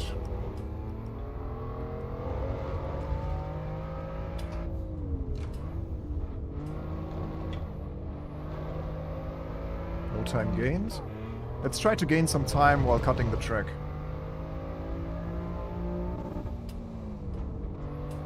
We extend the track now here. Let's see what happens. Nothing, okay. No time gained.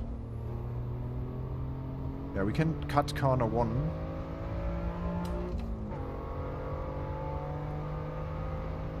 So you don't see this, I think. So I put off my camera.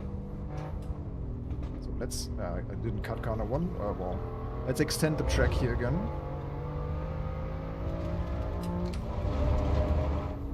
No time gained, it says.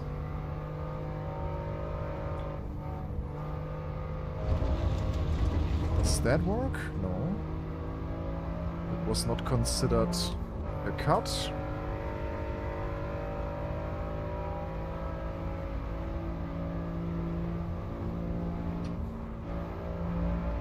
It's really hard to cut here on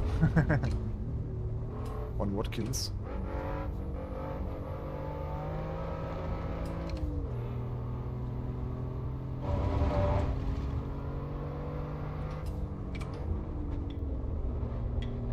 That's the perfect drift corner, technically.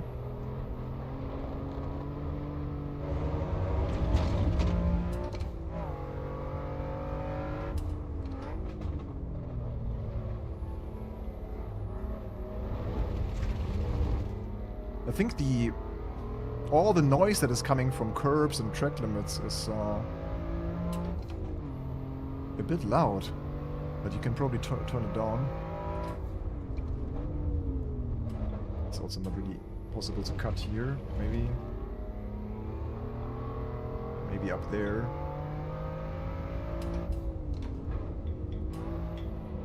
Oh, not really. TC is working really well in this car.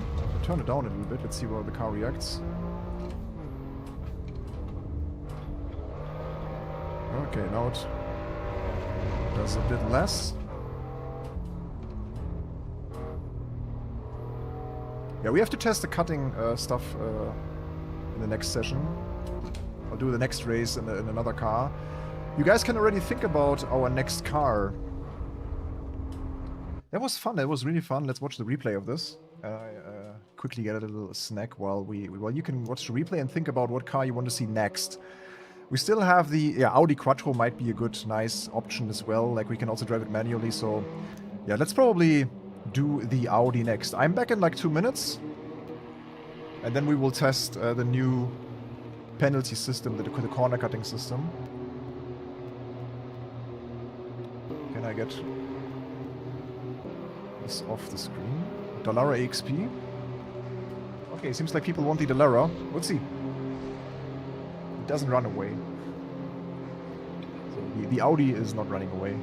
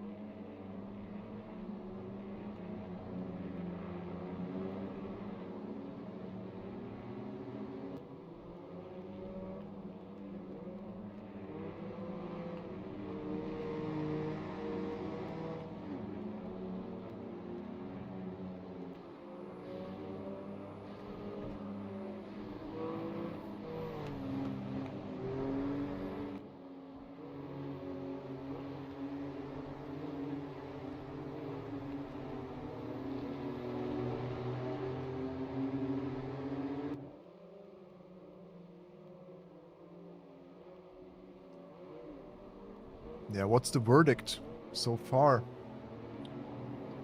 All the cars that I've seen are pretty high quality and have a lot of attention to detail. Let's be honest, Assetto Corsa currently maybe has the most detailed road cars that any sim has. I mean, also the original Assetto Corsa has some quite nice mods where you can also do a lot of stuff and features and all of that, but I don't believe that we yet had a game where we could like use different performance modes, the different suspension settings, for instance, on the GT3 RS. That's really nice. Just have to find out if it's also making a lot of difference. And it's just maybe an option, but yeah, AI we yet have to find out. I will do the next race. Let's race the Dallara. PMR looks better.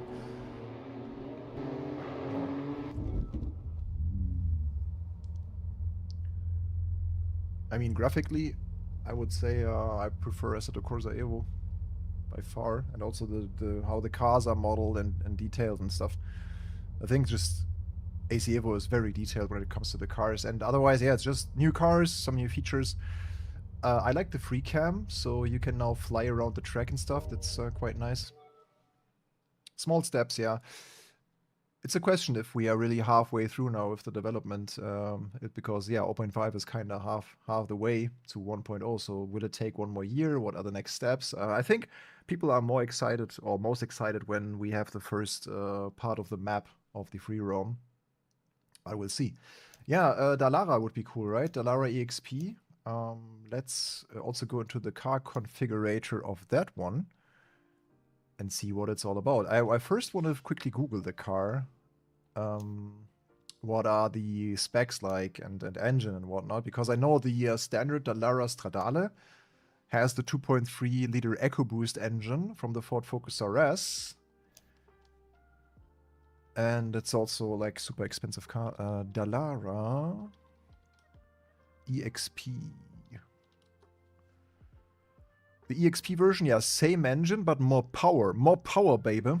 It has 500 horsepower. It's the extreme track-only sports car of Dallara, so this does not even have a,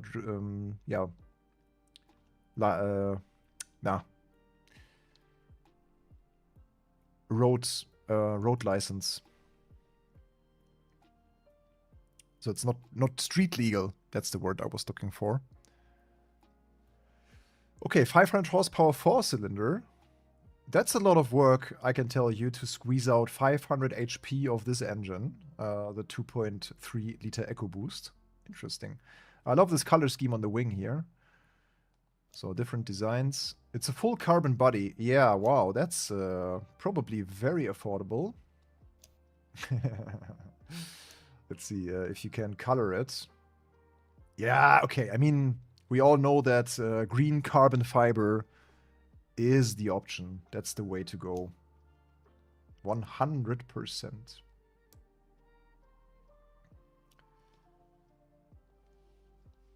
Yeah, you see it in a bit better light. Apply. What else do we have? Badging color, black or white. I mean, on this car it would look even good in white. One of the rare occasions. Yeah. Classic. Classic. That's pretty much it. That's all you can do. But it's more than enough for me. Let's drive a little race. Maybe on now Paul Ricard. We have to check out the new Paul Ricard track. I think this car also suits the track the best from all the new cars, probably, so.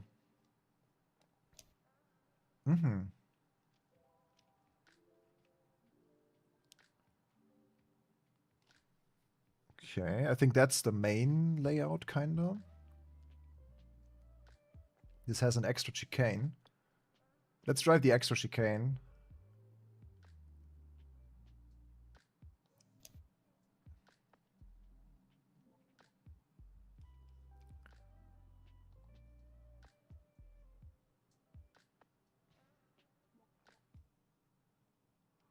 Okay. I just put the automatic clutch back on. As the car is in auto. Or maybe I just leave it like that. I mean, the game should probably detect that this car has a pedal shift system. So I probably don't need to clutch every time. Maybe you can start it with a clutch. But this car probably has, I don't know, it should have, is it a manual? Now I'm curious. Is this a manual car? It has pedal shifting, right? Dallara EXP transmission. I want to drive the car how it's intended to be. Dallara EXP transmission. Is it even a sequential? A 6-speed single clutch. Sequential transmission. Yeah, okay. Makes sense. Okay, let's see.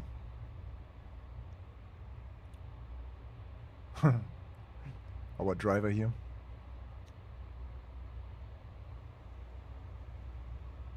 Actually, the driver's gear is all licensed as well already. You can see a bell helmet and an OMP racing suit. So what kind of tires do we have for this one? Slicks and wets. So it's a proper race car. Proper track day car. I think this car will sound quite true to the 2.3 EcoBoost. I remember at least from the Stradale that it's from what I remember, and I drove the Ford Focus RS MK3 a few times. It has this little raspy note to it. Neutral engaged.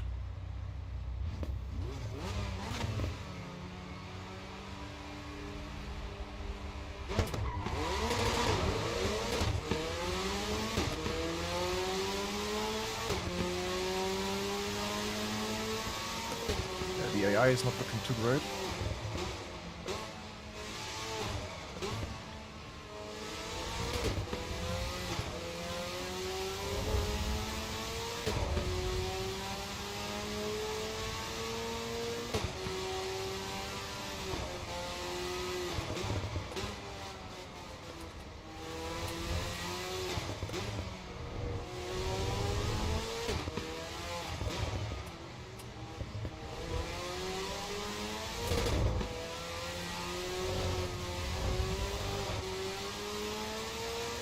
Sounds very aggressive. Whoa.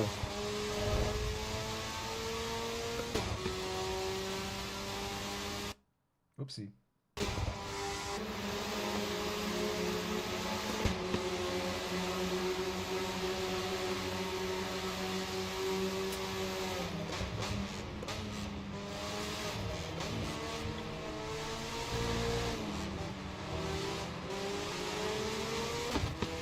Okay.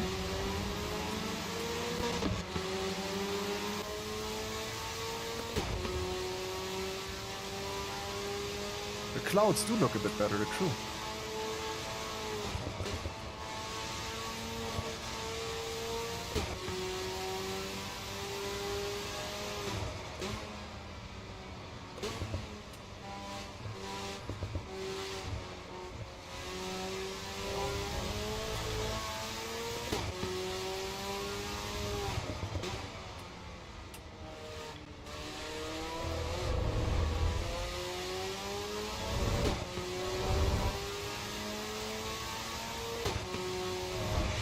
See if we can catch up with the guys.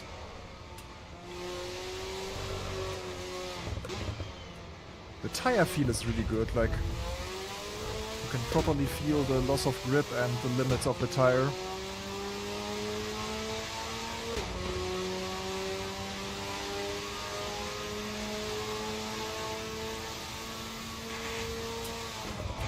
Wow, this curb, wow, harsh.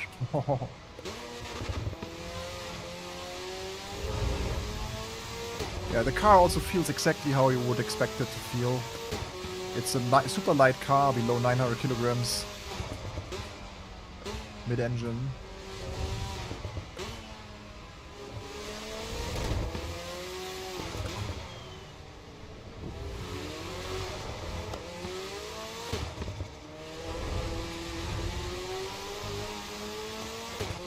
Oh.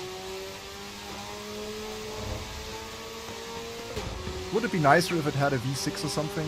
Yes.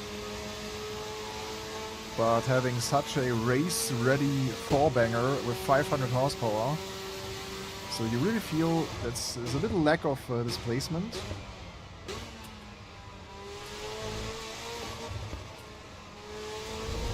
It's quite boosty. But this car does not have to apply to any. So there's now, we have the lap time evaluation, by the way, the lap time gain, and we got a warning. Yeah, here we can perfectly test the new track limit stuff.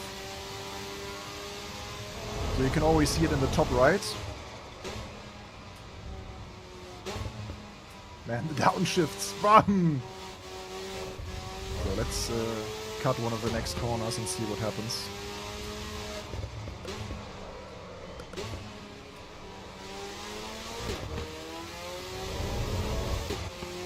We have a good opportunity.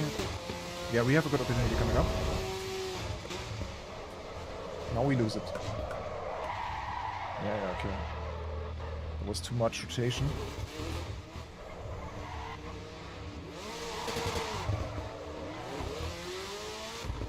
What happens if we do this?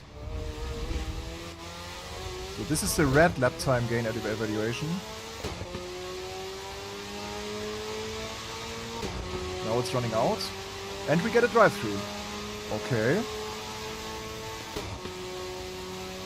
Interesting.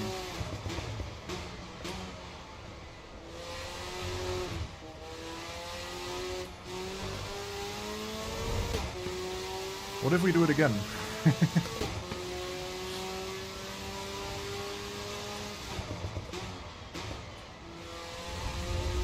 Here's sim racing civil war.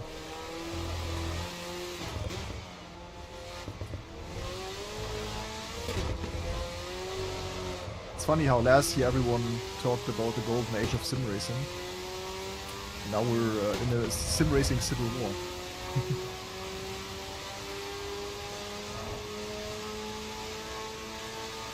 Yeah, I mean, we have to accept the fact that there are many people who would still enjoy Assetto Corsa EVO without a career mode. But I still think to attract also a different audience to sim racing, well, let's cut again. It was not a cut.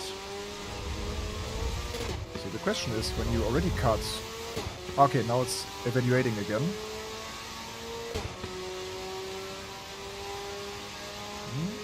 Let's cut again and see what happens if we already have a drive-through and then cut the track.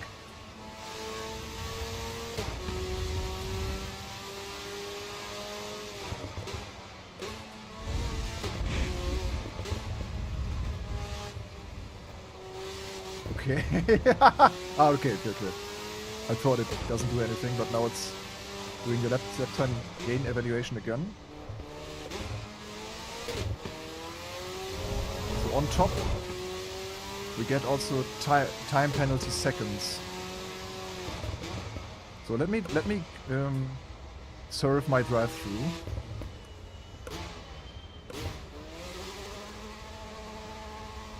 And see if what kind of time penalty we get afterwards.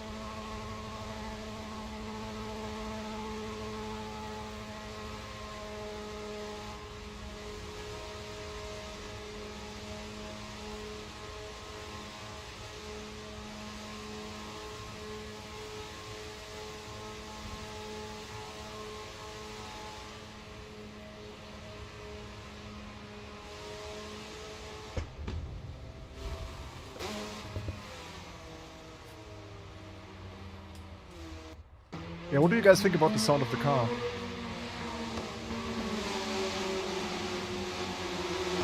Yeah, we have not received any additional penalty. Interesting.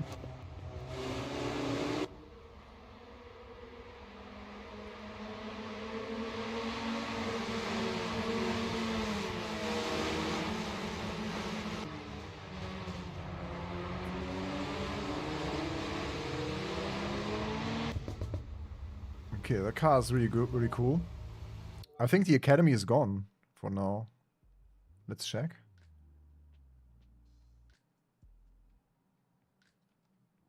Let's see, Academy is still here. No, the Academy is gone. It's gray. You can't access the Academy anymore. Yeah. So, and also the announcement, and I mentioned that in my video as well, but my biggest concern is now how the open world gameplay will look like without a economy-based progression system. I mean, for me, it's a lot of fun, for example, grinding a little bit for in-game currency if the missions are cool and if you have championships, proper championships where you can gain money and stuff. So I always envisioned the Assetto Corsa EVO career mode in a deep connection with the open world, with a little like story that guides you through the progression of being a race driver and car enthusiast at the same time. Because, yeah, let's be honest, most race drivers are also car enthusiasts, and that's the perfect crossover that you could start in this open world. So imagine you start out as a car enthusiast. You just moved to the Nürburgring. That's basically the story of every Pokemon game. You and your family just moved somewhere, and then you start your new career there. So you move to your new house in the Eifel. Yeah, it's a very basic shed, basically. Yeah, a little garden, a little garage, and you have the first car maybe there. Your dad, you get your dad's Golf GTI Mk1. Yeah, and then you just do your first jobs. Hey, your mom tells you basically, hey, you need a first job. Go to the pizza. Pinocchio in Adenau. Yeah, they are in search of pizza delivery drivers. And this is how you earn your first money in the game. This is how the career starts. You have an old GTI delivering pizza. And then you get to know more people, and then a story evolves maybe around someone who is a mechanic at a shop, and he knows someone that works for, let's say, Porsche or Hyundai. Hyundai is big on the Nürburgring. Let's take Hyundai for now. So Hyundai is looking for people who have driving experience, and they want test drivers for their new Ioniq 5N. And then a whole story evolves around you starting your career as a test driver first. Yeah, you have the first test drive on the Nordschleife, and yeah, it's also day and night cycle and stuff. So certain missions are only available during the day, and then in the evening you have pizza delivery missions, and then you progress through your first days with different driving missions, and then you get a call like, hey, I saw your efforts as a driver. We need a racing driver in this like entry-level series here on the Nordschleife. And then then even the other tracks come in, because then you can also travel to the Red Bull Ring and have your race there, and then you have the championship, and you go around the world also on the other tracks, but you still have your base on the Nürburgring. That's how I always envisioned a career mode in Assetto Corsa EVO.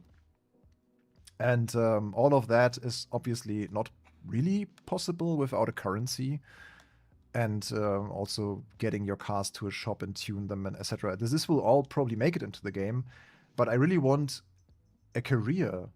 Like it doesn't have to be like crazy film sequences and everything. It just can be text boxes, probably like in JDM, Japanese Driftmaster, yeah, right? They also made a story that was quite enjoyable for the most part. So that's something that I have envisioned, and it has a lot of meme potential and a lot of streaming potential, and it would just drag car enthusiasts into sim racing, really. And I wonder why they are not doing it. But yeah, that's just my 2 cents on the matter. How I would have loved to see an Assetto Corsa EVO career mode with the open world, with the different car classes, because that's also their thing. Yeah, they have so many different cars, and you could utilize those to make the crossover between driving enthusiasts and race car driver. But yeah, that's just my idea. You can have it for free, Kunos. If you like the idea, you take it. Yeah, I don't want royalties. It's cool. I just want to play it, really. Okay, next one. Talking about this Golf GTI. Let's go for this one as the next choice here. I think we keep the Audi and the Caterham for last. Golf Mk1. Silver stripe version, and also the classic Golf GTI. Yeah, I would be happy already about some single player championships, but I guess their big problem is that they just don't have a proper racing AI yet, and it seems to they seem to struggle with the racing AI. That's why. What is the silver stripe? Where is the silver stripe? Is it just the edition, or is it something else that I'm missing? Silver stripe. Ah, the silver stripe is this one. I'll take the black stripe. Configure.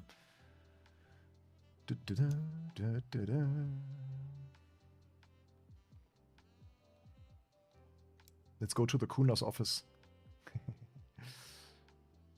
Is there anything new in the Kunos office? Netcar Pro. Der große Preis von Deutschland. Oh my god! Is this the reveal of the open world launch date? You know that they are always hiding something in this scene here, right?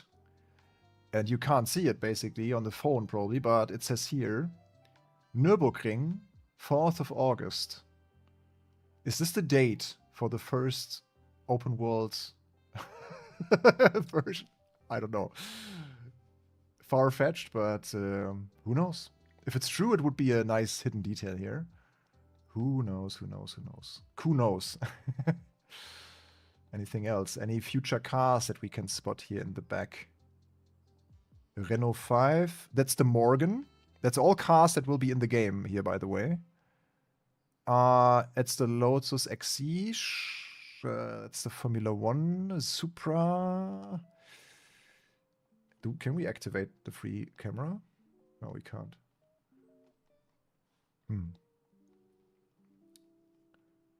It's the Dallara, right? I think all of the cars are in the game. Not all of them, but most of them are already in the game. Or if not all of them. Okay, so nothing to be seen here. Ah, there's a Logitech wheel in the back. Logitech pedals. Logitech shifter. That's a release product. That's also a release product. But this pedal set? Is this the Logitech? Wait a second.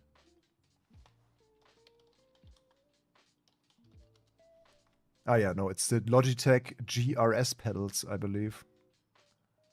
Yeah, it's the standard set pedals that you can get from Logitech. Logitech GRS Hall sensor, I think. Okay, so no new Logitech reveals here. But quite funny. You remember one of the trailers where they had revealed the new Logitech wheel? Like months before it was actually announced? Yeah. Okay. Then let's look at our Golf. It's 1975 again. That's such a 70s color. I love it. Also this one. I mean, that's peak 70s. Ice, Inari Silver Metallic. The problem is with those cars, there were almost no factory options available. But you could have... Oh. I didn't know this like little wolf or dog icon. That this was a thing. Yeah, this started the Golf ball shifter knob here. And also this design is still in the modern days GTIs. The stripes. Ah, yeah, it's really GTI. It screams GTI. Yeah, that's it. But basically, just a simple GTI. Let's drive it. Where should we drive it? What's a good track or road for this car? Mods will not be cut. I think they are quite committed to mods. So modding is definitely confirmed, kinda. Okay, what is a nice track for a GTI? It has to be, yeah, it's basically the Nordschleife, right? The Nordschleife is the answer for everything. Laguna Seca? Not really. Road Atlanta could be an option.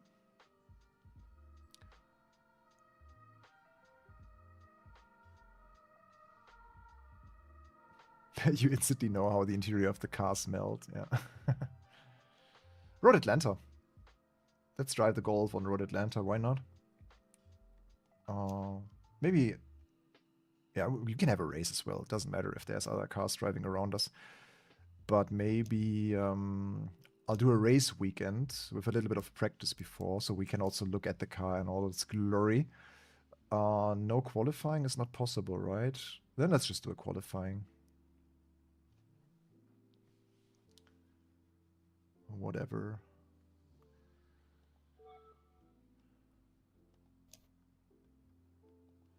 Yeah, Golf Mk1 GTIs are mostly red, red, white. You don't see them too often.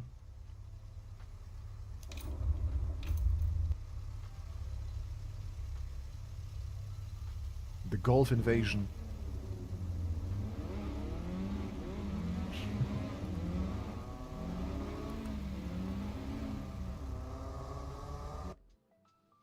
What did I want?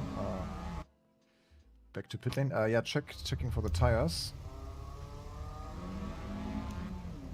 Eco. And yeah, let's get the best tire for the car.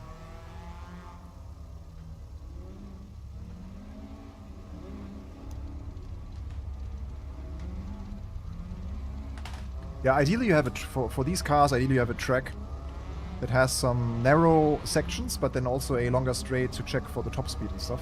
That's what I like mostly.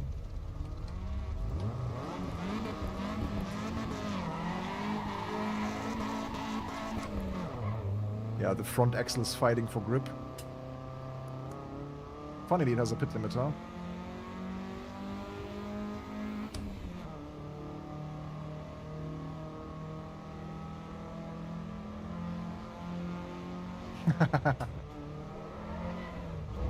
This car rolls a lot.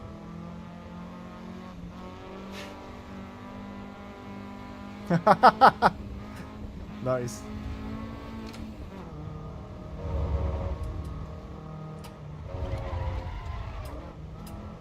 Come on.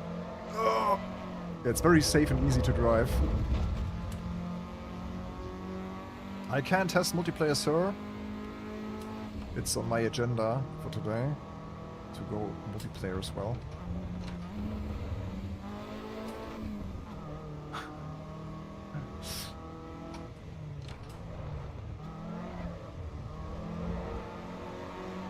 So imagine this is your career starter car. You can, yeah. What would be the cars that you can choose from for the beginning? It's maybe the AE86, the Golf Mk1 GTI. Ford Fiesta ST or Ford Puma ST could also be an option.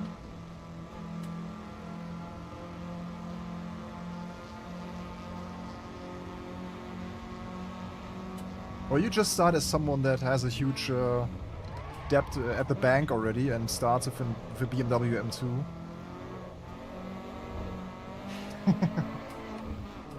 Like you start with minus 50,000 credits. Or minus 80,000.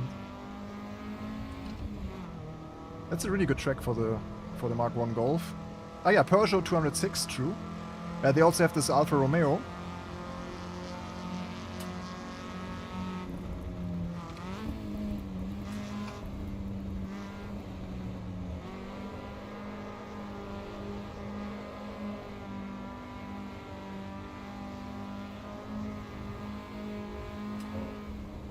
Okay, let's skip to the race.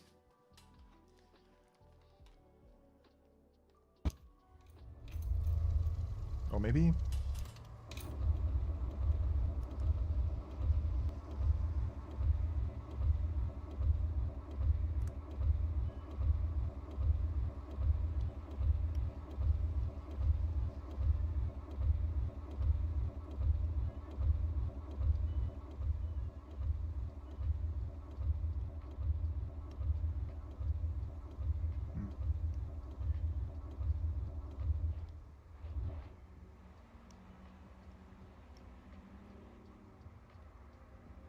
Yeah, it's so cool to do this now.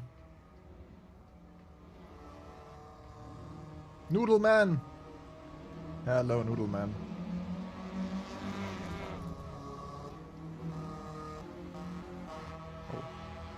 a bit tricky with this trackpad. Yeah. But yeah.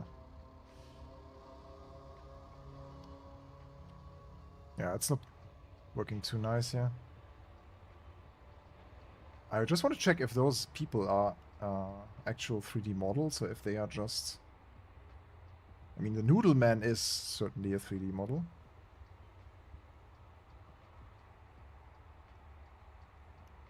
Eurocamper 2071. I would doubt that they have at Road Atlanta, okay?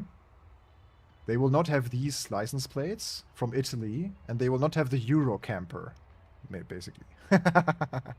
So the ambient cars are not really true to...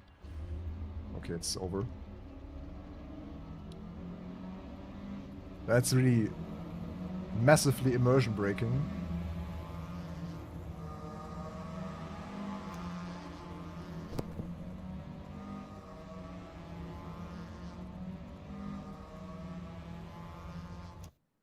Okay, ready for the race?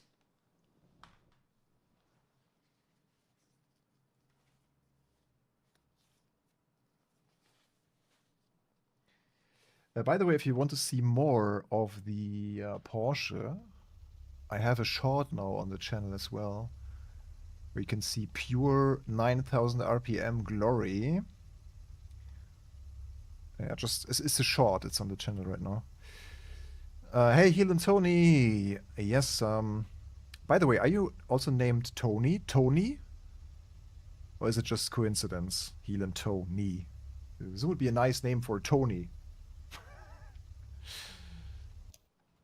Yeah, I'm really enjoying the cars so far. It all drives nicely. I have a good feel for the cars. They sound good. Like, it's looking really... Hey, there's a Tony. Mank. It's nice. Like, also glad that I can finally enjoy AC EVO with... oh, my car's already rolling. Yeah, that's a drive-through. Yeah, there's a slight... so you have to press the brake at the same time. Car going.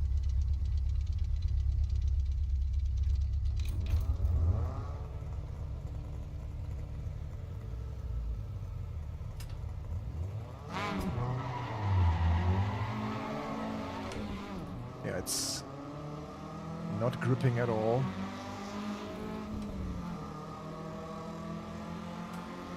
Yeah, the AI is still driving a train.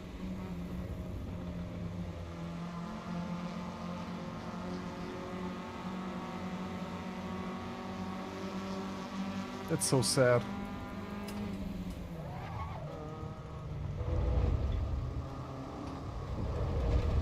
Oh. Ah, someone drove into my back, unfortunately. Let's restart the session once again. Better starting in neutral, maybe. Yeah, the AI is really painful to watch. I agree. So let's go multiplayer as soon as possible. But I yet have to test the Audi and the Caterham, I believe.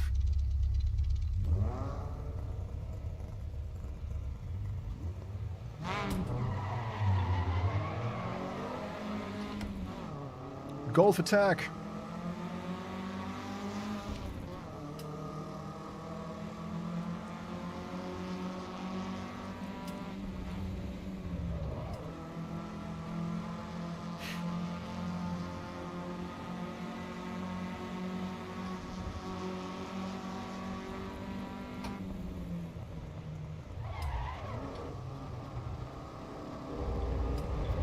Again.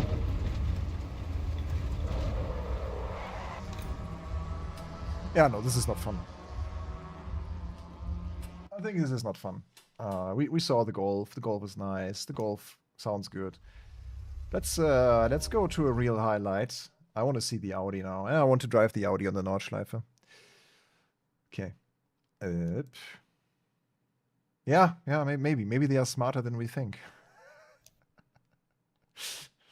Audi. Yeah, this car, I mean, come on. The Sport Quattro. It came back then, I think, with 303 horsepower. Imagine that in the year 86. Having a 5-banger with 300 horsepower. That's really nice. Yeah, nice classic red here. Audi rings in black. Ah, it has the little like fading out Audi rings. That's quite cool. Or you can get the Audi rings in white. And it also has a white interior. It always has a white interior. Okay, it has the like old school Recaro seats. That looks really cool. I wonder if you can change the seat color to black. Oh yeah. Man, that was the dream. Well, it would still be a dream car, really. There's a company in Germany that will rebuild those Quattros, and they are even using old like Audi coupes to build new, modernized Audi Sport Quattros, like short Quattros. There's the short and the longer Quattro. Tuning more cars, performance related. Yeah, you basically you have some factory options that have a higher performance rate. For example, for the Toyota AE86. That's really all you can do. But yeah, you can't like. Yeah, some cars have also turbo boost, like the Ferrari F40. You can put up the pressure, the boost pressure and stuff. Yeah, these were the original colors that you could get back. No, man, this standard showroom is so ugly. I want to go to the car dealership again, or to the Kuno's office. Yeah, you can see the colors way better here. Yeah, the scenery has by far the best lighting. Yeah, these were the colors back then, and I'm really torn on what car I would choose for my Audi. Probably not the blue. Probably, I mean, the black is also kind of nice, gotta admit. It blends in so well with some of the parts of this car, but it's like understatement more. Alpine white is, yeah, it just looks like a rally car without a livery attached to it yet. So this is very nice. Tornado red, also a classic, of course. I mean, black and red always works. Always is a nice combination, but I would probably get it in malachite green. Just love that. Okay, so we can also change the lettering, the manufacturer lettering colors. But where is that actually? Is it in the back? Ah, yeah, this one. Okay. It's our second green car, or our third green car already today. I'm really into green with cars. Yeah, that looks really cool. That looks badass. I now wish we could also add a lower suspension to the car and bigger wheels. But for that, we have to wait for Forza Horizon 6. That's a nice Audi. I love it. Wunderschöner Audi, yes. Ja. Ah, yeah, we can we not go into the interior here? Does this work, by the way? Are you still? Ah, yeah, we can switch view. Okay. So the interior. Oh, when cars still had this little like smoke thingy where you can get your cigarette turned on. That really gives it away that this is a proper 80s, 90s car. Yeah, it also has this like all-wheel drive toggle, so you can change, I think, the power distribution here of the front and rear differential. So I wonder if that's a feature also in the game for the car. And it will also be nice to see if all the pressure gauges and boost gauges work, but they will probably.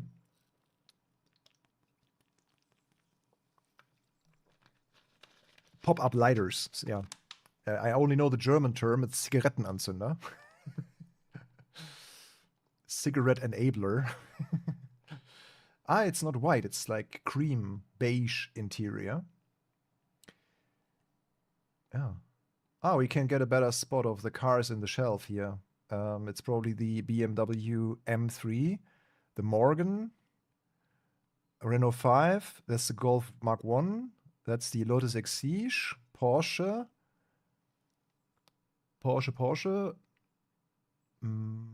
Maserati, Alpha.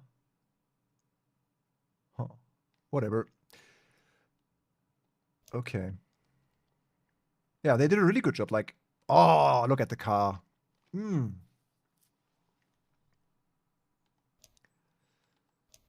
Okay, I really want to enjoy my time with the car without AI and maybe a little bit later in the day on the Nordschleife. Going for a little tourist drive here. How many tracks do we have by now, by the way? Locations. 1, 2, 3, 4, 8. We have 16 locations already. That's a lot. It's 16 tracks already in the game. That's almost a full game style already here in 0.5. It's not too bad. I think the next step would be that they offer more race cars in the classes like GT2, GT3, maybe GT4. That would be nice also for the online community because yeah, as we learned, the sim racing community is quite torn right now between single player, multiplayer people that just want to drive the car on the track that they want, people that want good AI, people that don't care about AI. So yeah, it's really like a lot of corners that now consider, hey, is Assetto Corsa EVO the right game for me? I think right now it's just this game where you can have some interesting online races for sure, but it's mostly about testing individual cars on individual tracks. Like the Nordschleife, I think, is a big thing for many. What I'm driving privately, yeah, you can ask. I drive a Subaru BRZ. That's my weekend fun car. It's a 2020 BRZ Final Edition, so Gen 1 facelift. In World Ready Blue Pearl, of course, and my daily driver is also Subaru. It's an Outback. They are both blue, of course. But the Outback is light blue. Okay, let's go. But I drove a lot of cool cars in the past. Like I owned a Mark II Ford Focus RS, also 5-cylinder turbo. That's why I'm in the topic here for 5-cylinder noise.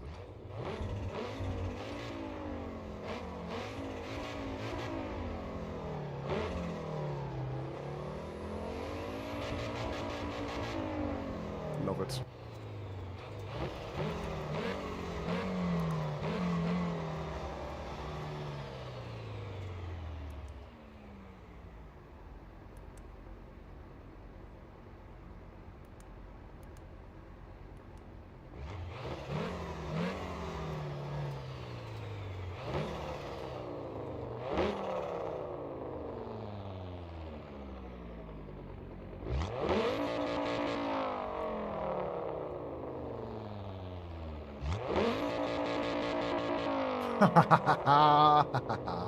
Yes.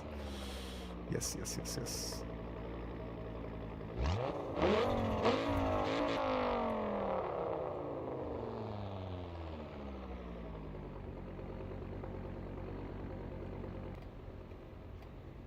Oh, listen.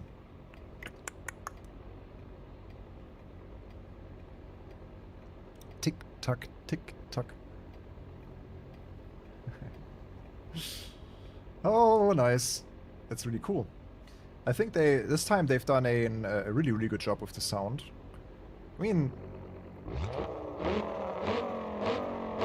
there were already some really great sounding cars in the game.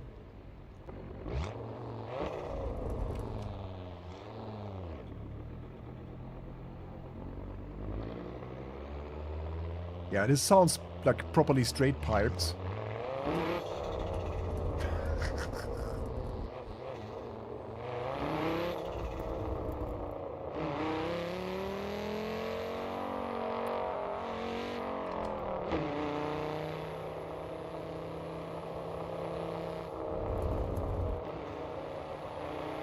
Ready?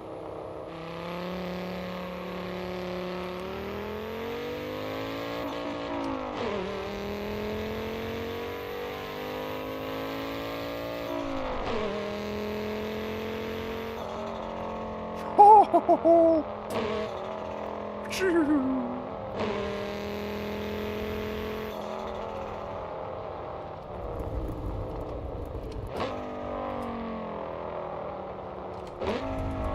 Ha ha ha ha! Yes, sir. Yeah, I'm also sometimes missing my Mk2 RS. 5 cylinders, something really special.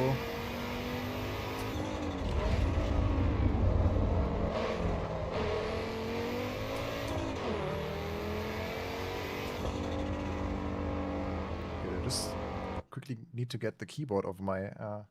Yeah, 5 cylinders are very special. The thing is just...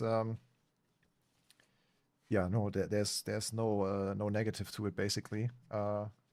It's really cool. Just this specific car, the Focus RS, was just a bit, yeah, I don't know, too much running cost for what it is. Very front heavy. Actually, the Audi is quite responsive in the front end.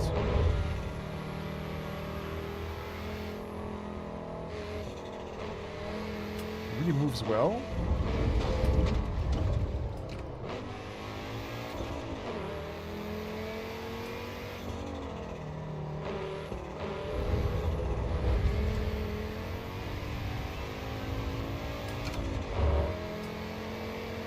I sold my Focus RS like when? 5, 6 years ago?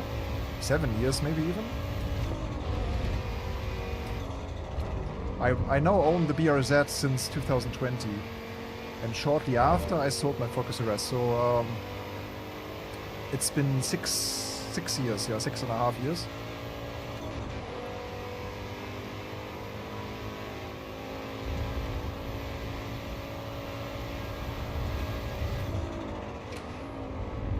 But it's also a car that I would love to see here in the game. Focus RS. Mark II and Mark III. Oh, the gears are also shorter than I expected for a car of that age. So the question is now, can we also change the all-wheel drive?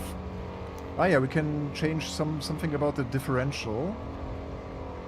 And it has different performance modes. But I'm not quite sure what they are changing.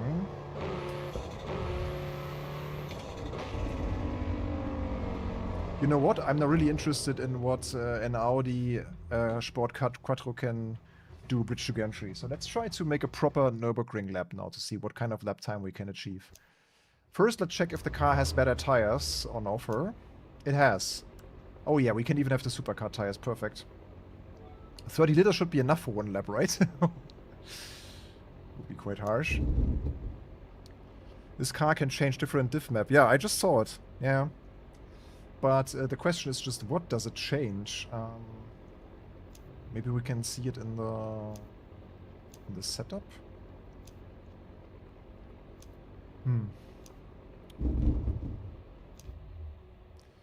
Performance mode 4. Question is, can I see something in the... Wow. Shit.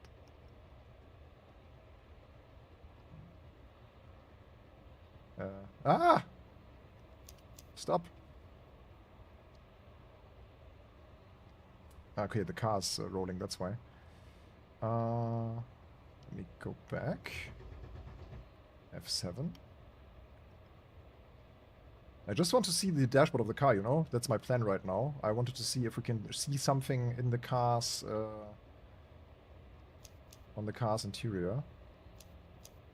Oh, wait.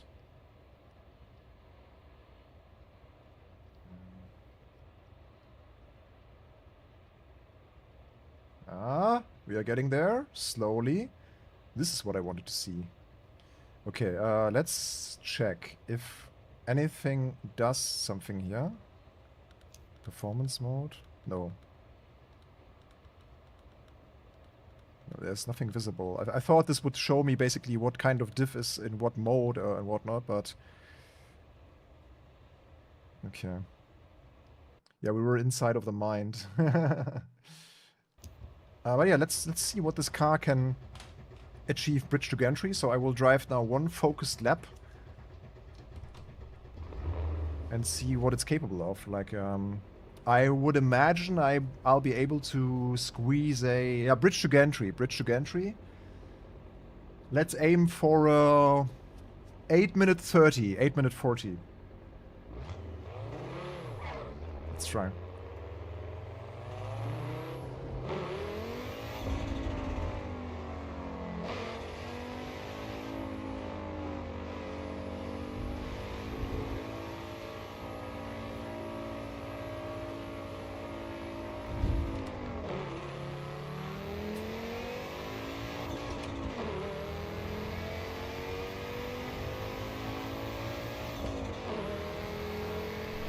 GT3 RS feels like crap?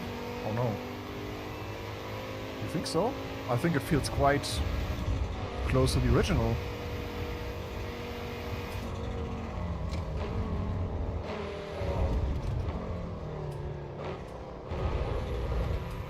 Oh yeah, with the supercar tires. That's some good grip. Already, even though the tires are still cold.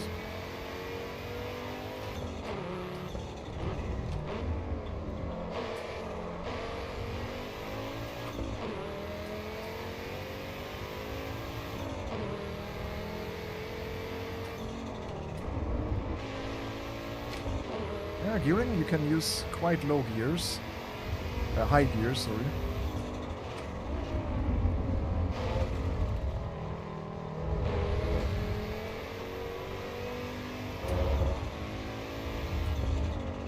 Yeah, this old Quattro does not feel like a sophisticated modern all-wheel drive system here in the game, which it also shouldn't be. It's more like a very simple AWD.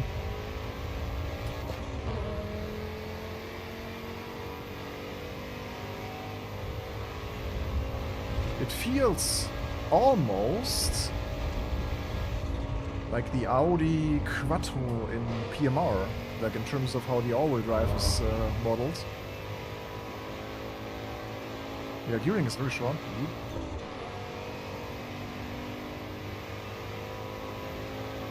Do we have a 6th gear though? No, it's 5 gears.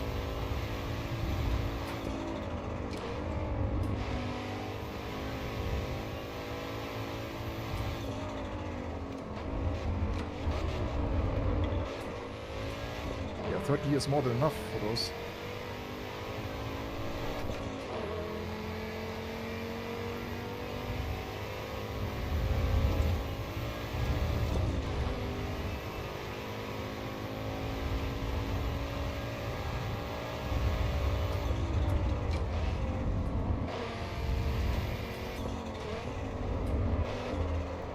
Here's the understeer hell.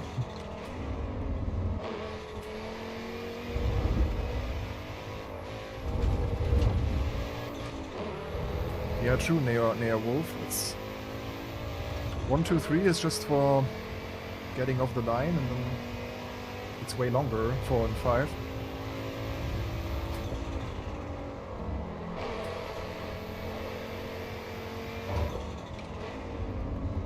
I think even this one here is 3rd gear.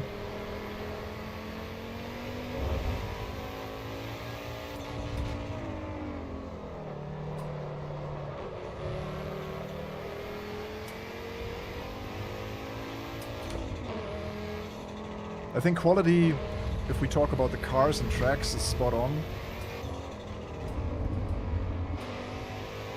It's a little bummer that they took the Academy completely out of the game. I'm yet about to find out about the multiplayer. No, no, no, no, no, no, no, no, no. Here goes our lap time. Did the engine just get louder?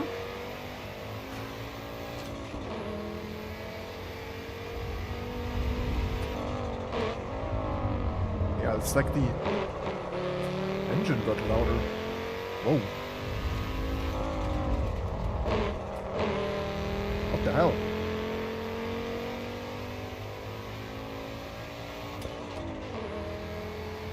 Yeah, they've done a pretty good job this time with sound design, all the little details that the cars have, the different modes, the different options. That's really good. Yeah, 2nd gear is almost unusable on most of the Nordschleife.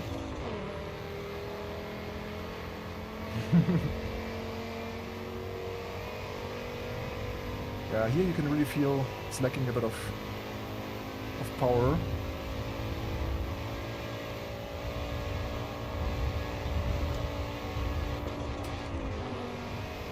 Oh, it's can only, maybe we have damage already, but it can only reach 205 here. That's rough.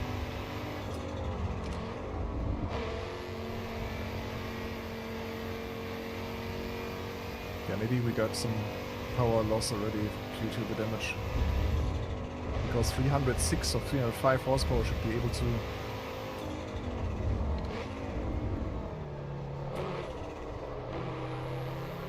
do more. Yeah, I agree. Like, they can announce that they will change the career mode and drop the progression system, but then they should give people a direction and some ideas that they can look forward to. I mean, we still have the open worlds, and it's still a bit of a question of how that will play like, and how motivating will it be to drive through the open world, long term especially.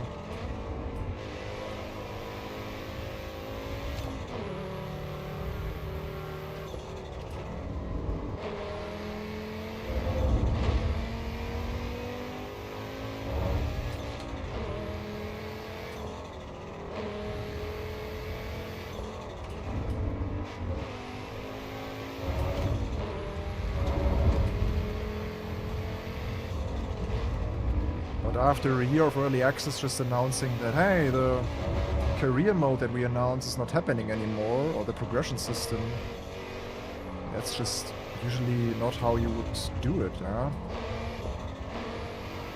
So no wonder that so many people were disappointed.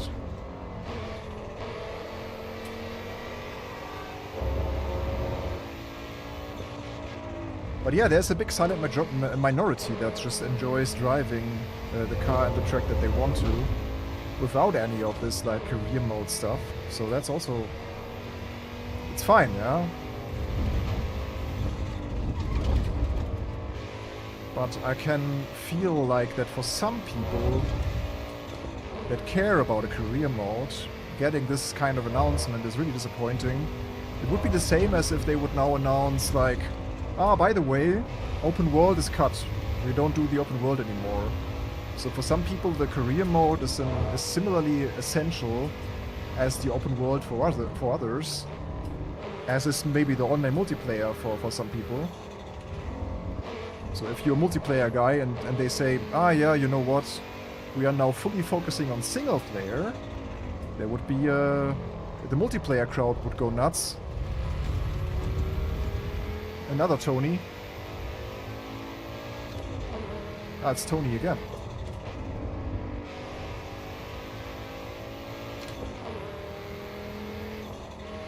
Did I say 8:30? Car's way quicker than that, even though we spun once.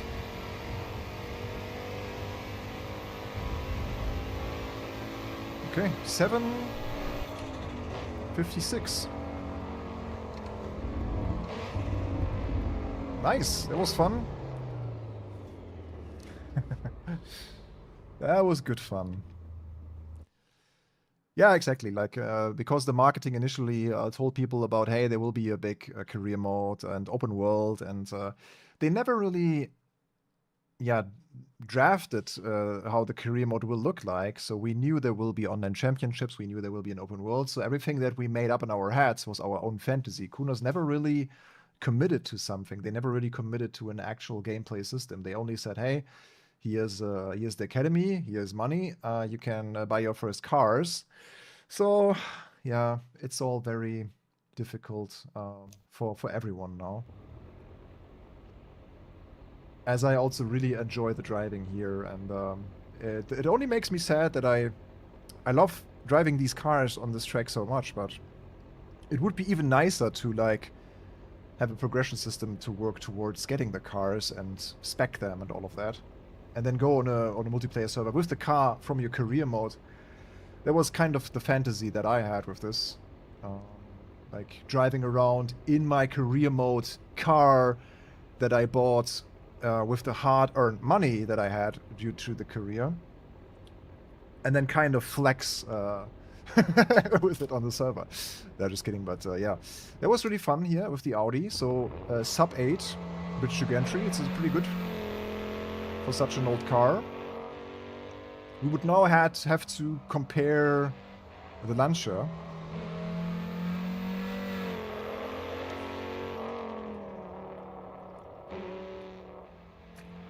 Talking about ranked. Oh, nice.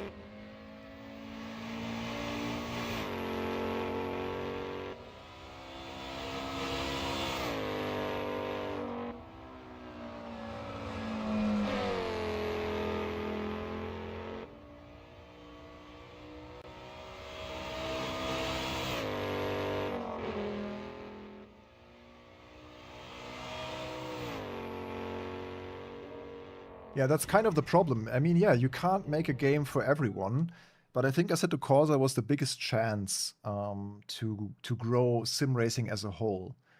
And they are now just going on the same path as everyone else, yeah, focusing more on the online component and daily racing and stuff. This is all stuff that we get in LMU, in iRacing, in Race Room. So I mean, LMU is also working on a career mode apparently, and iRacing as well, by the way. So everyone is trying to do everything right now. Also, Automobilista 2 is working on a career mode, I believe. So yeah, there will be career modes. PMR has a career mode, but that was really a massive blender for me. Like, I expected way more from this when I saw all of the different ideas that they had with the different financing models and stuff and tournaments, but then the outcome was so lame. It was also just checking list after list after list, event after event after event, and it was also not very engaging to fill your garage with cars. So yeah, that's that. So it's really hard. Like, what was the last super good career mode? I mean, playing an F1 season in the F1 games, if you're an F1 fan, is nice. But then at the same time, maybe it was Grid, the first race driver Grid. I think that had really good career modes. Codemasters in general back then, they've made some pretty cool things. Yeah, let's see what kind of online races we can tackle. We are still missing the Caterham, I know. I have not forgot about the Caterham.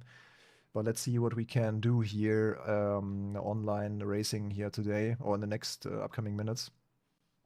Okay, there's a race at 120. That's now BMW M2 on Red Bull Ring National or Road Atlanta in road cars. Dallara Dash on Road Atlanta.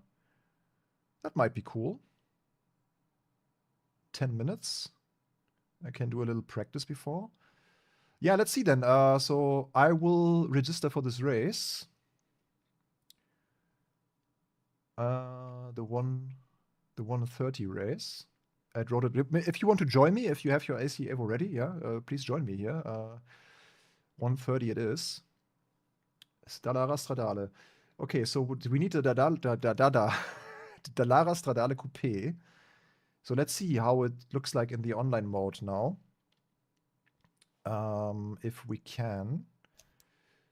So do I have the car already? My car, Dallara. So that's my Stradale. Track day. I wonder if it's track day then, or I don't know. Customize. Because there's a track day variant as well as a non-track day variant. So that's really the question now. So I can't see what version of the car we are using still. Dallara Stradale Coupe. Yeah, then let's just hope it is this car. So I will go on a little practice session. Road Atlanta, Dallara Stradale. It's the original Dallara Stradale now. North America, Road Atlanta. Love this track. Since we drove the Petit Le Mans event, I fell in love with this track a lot. Like, I love almost all of the American tracks. Road America, super nice. Road Atlanta, Sebring, Laguna Seca. They are all so good. I know this is a bold claim, but I almost would say that USA has nicer tracks than Europe. But then we have the Nordschleife, Spa, Imola. So yeah, that's that. How long is the race, by the way, then? 15 minutes. That's fine. Then afterwards we can test also the Caterham. Does this car have slicks? Yes. Okay. Let's try.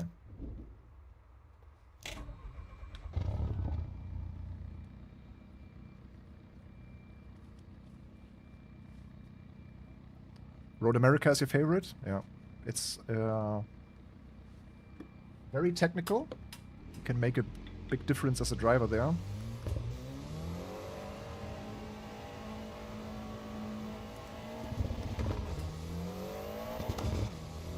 I might change the camera to this. Oh no.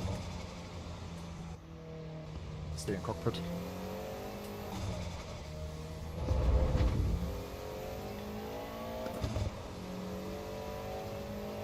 Is it just me or does the force feedback feel nicer compared to 0.4?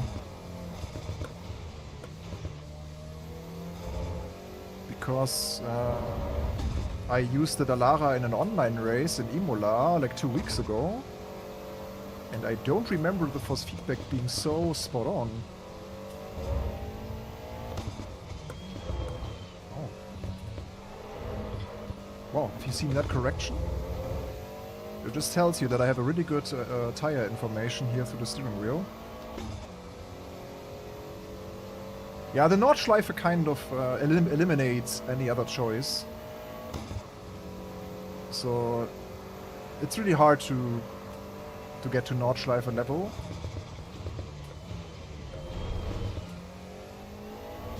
But if you would ask me if I, like for the rest of my life, wow. So for the rest of my life, I can choose never ever race on the Nordschleife again, or never ever race on Sebring, Road Atlanta, Road America and Laguna Seca again, then I would choose the Nordschleife. Also to go away, like to not ever drive this anymore. So it needs 4 of the nice American tracks to make up for the Nordschleife for me. Maybe 3 of them. Maybe Sebring, Laguna and Road Atlanta alone will be enough to make me dismiss the Nordschleife forever. Would you agree, or would you say Nordschleife over everything? Yeah, you need a minimum of 3 or 4 good tracks to dismiss it forever.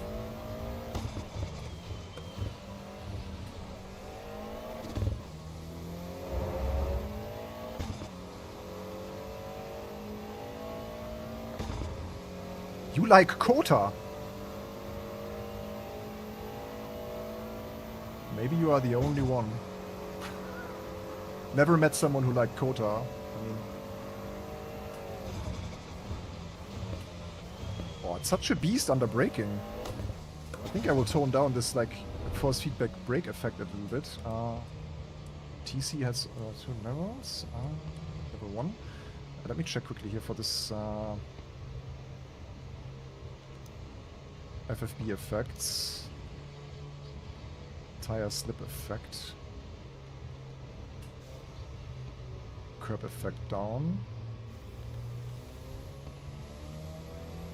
This might feel a bit better.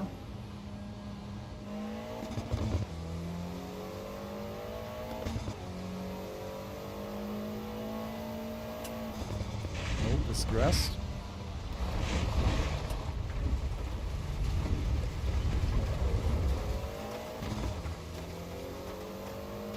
Yeah, just one thing that I'm a bit sound like I think all the sound effects for anything else than engine is a bit loud. I think the opponents could be a bit louder then, but yeah, the environment sounds are crazy loud. Like everything that is coming from the track and stuff. Let's tone this down a little bit. Yeah, slipstream and wind. I never ever bothered about that. But let's see if this is a bit better. Nordschleife GP, not curious there. Yeah, I mean, that we only talk about Nordschleife without the Grand Prix track now. Nords all day. Yeah, Kota might be among the tracks that I like the least.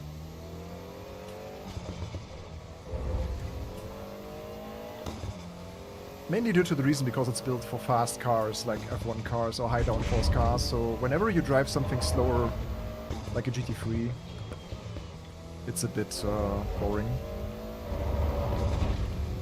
Okay, that's the track limit, so it does not accept the iRacing way of doing.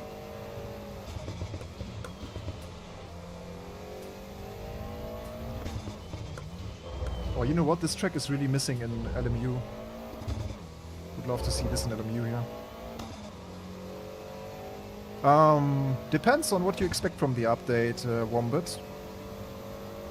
If you are excited about the Porsche GT3 RS, I think that's really well done. The AE86 Anime Edition revs to 11,000 RPM. You will have an instant giggle when driving that, so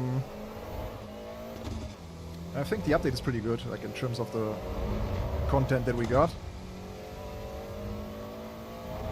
I think there's a good amount of hours in it if you want to experience some new stuff. If you already enjoy AC EVO as a base game, of course. If you don't care about production cars and Watkins, Glen and Paul Ricard, then you probably can skip it.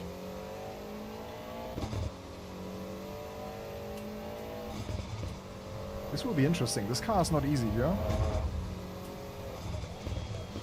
Have to figure out this track limit here. I think that's how far you can go.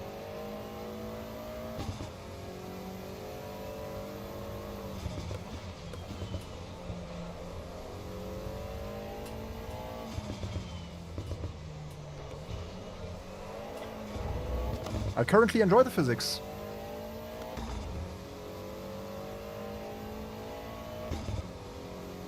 Oversteery depends on the tire. It's everything up to supercar and hypercar tires are suited for cars with a bit more power.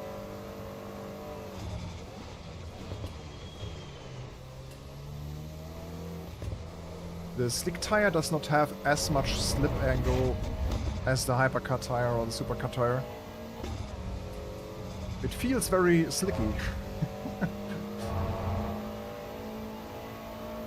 So is this 5th gear? Certainly not. More braking. It does not have the downforce of a GT3 car.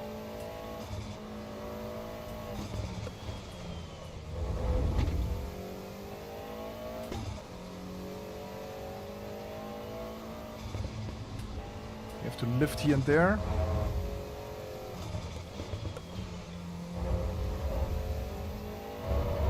Yeah, this is okay. You can't leave the white line.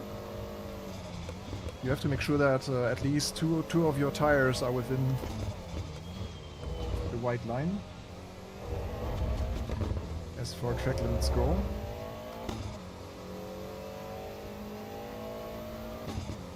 DLSS 4.5, I haven't seen a lot of impact there. I have almost the same FPS without DLSS, so...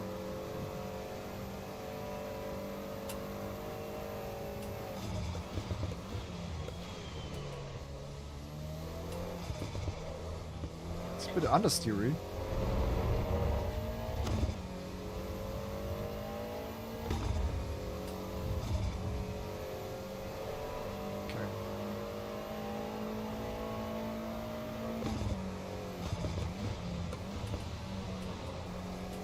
Brake here was good.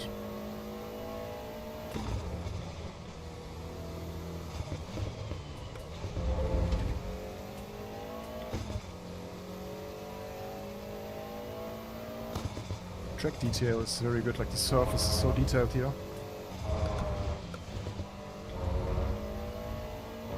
Yeah, Road Atlanta is also more of a bumpy course. Yeah, it's not as bumpy as Sebring, but still. And yeah, Sebring was apparently announced for the next one. That's what I'm very happy about, as I just told you about my love for the American tracks. Back to bad, yeah.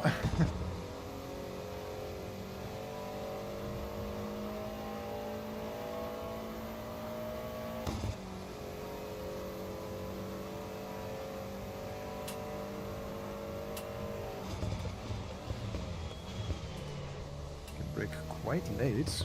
It's almost GT3 breaking points. But just the corner speed is not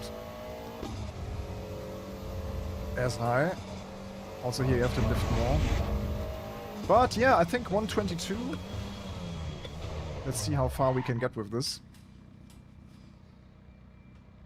Yeah, when will it be possible to mod tracks? Yeah, whenever they announce the implementation of the modding tools. They said that they are doing it earlier than later, so maybe in 0.6, maybe 0.7, who knows? I don't know. They haven't announced anything yet. Oh, we can already join.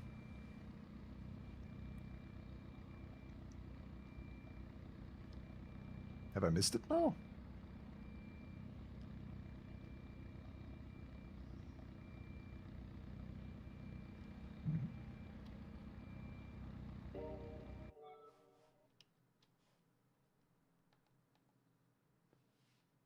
Yeah, I wanna go racing. Please take. Huh? Usually there was a join button. Yeah, have I missed it now? No, it's just 30. Okay, so maybe. Did they broke something? The server will open. Use the remaining time to get ready. Since when do I have to go to the server now? There was an automatic join button before. That's a step back. Since when do we have to do that?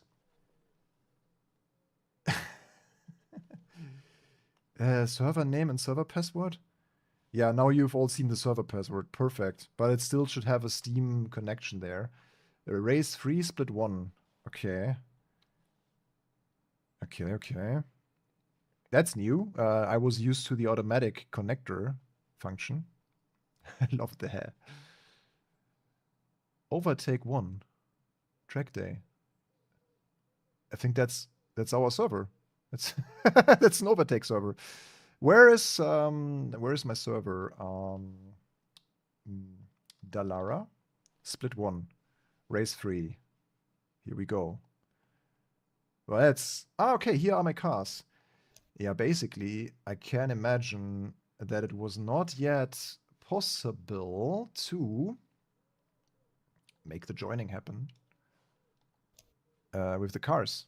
Like with the cars from your garage. That's why they've gone back to the server type in the password thing. Yeah, not really great. Oh, Champion Joe is here. We're racing against Champion Joe. Nice one. 15 minutes. How much fuel will we need? I have no idea. But 30 liters should be okay. But not for the quali though. So practice is over.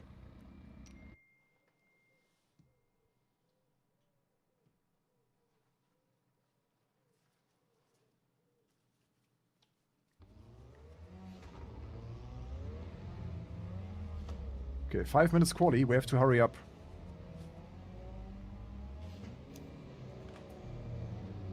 Also still no private quali. But finally we have a mix of different liveries, or colors at least, or specs on the track. Not all running in the same color.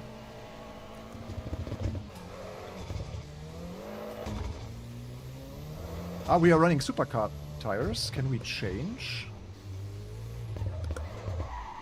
Wait a second. If we can change to the slicks, then why would you run in supercar tires? But it's probably fixed.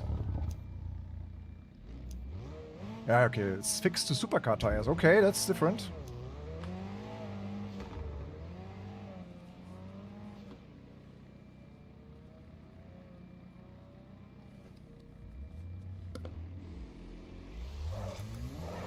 Let's go.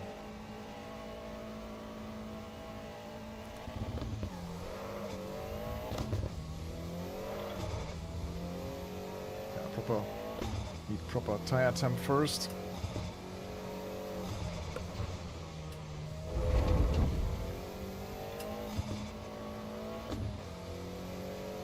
It's much different from the slick, obviously.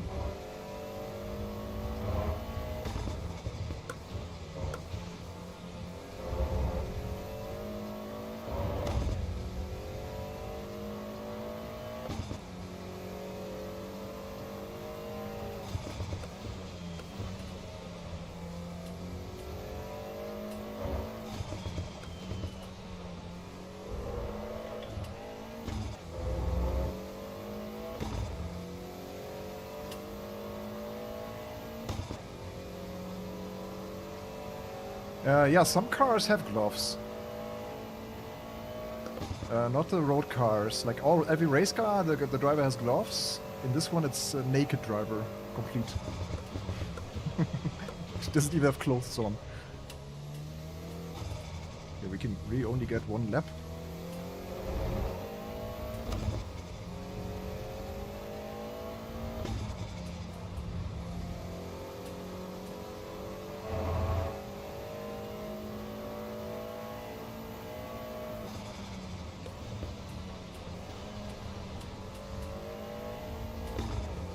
Using all the track, but not intentionally.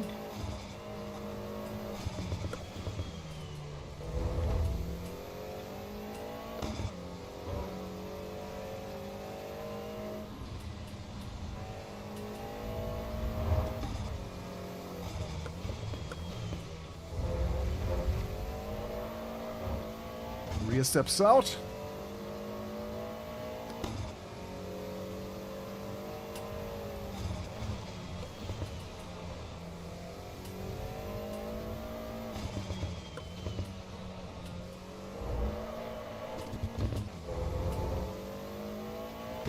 How much tire we use? How much fuel do we use per lap?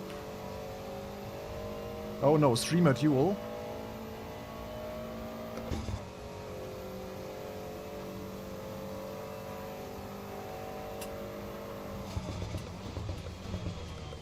My last streamer duel went pretty well, you remember? Last week, the ultimate, Jimmy Broadbent.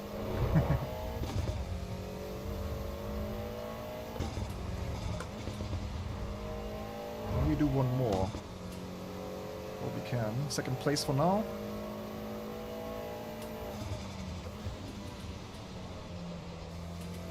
Crash in T1. The traffic will kill my lap time. Yeah.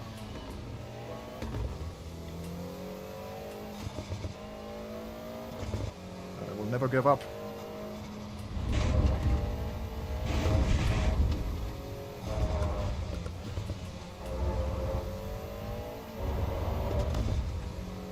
Still gain.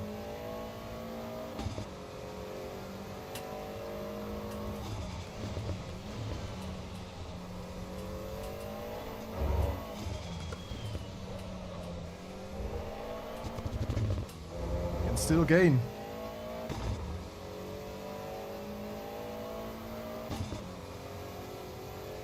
Not many people manage to get a proper lap time in. Oh, Adrian Heng, 1:25, that will be hard.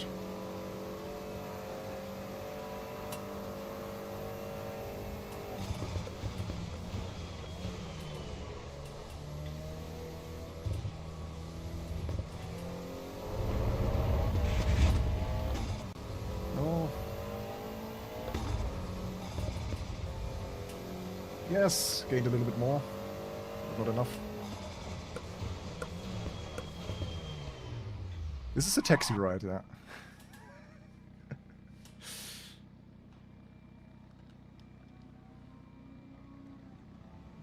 Oh.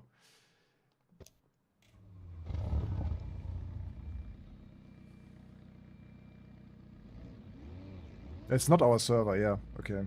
Yeah, makes sense. I knew about that we were discussing a server, but that was not our server. The Overtake 1 and 2 servers are not ours. Okay, it seems like... Oh, Joe is still on the hunt. He also got a little bit better, but not enough. He's also a yellow car. Nice. Joe and I basically here, yellow Stradale team. I don't know how much fuel to take. I have no idea. But 30 liters should be feasible. Hey, Kevin! Nice to see you. 30 liters, okay. The car will not be horribly different just because of that. Okay, we don't have much time. Ready up. We already drove the M2. It was really nice.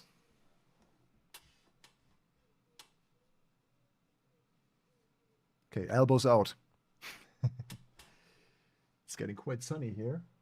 It was not expected. It started raining here.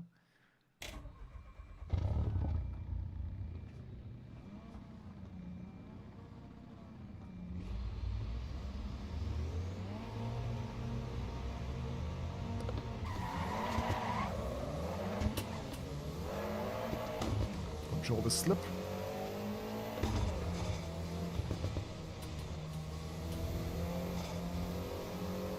Got the lead.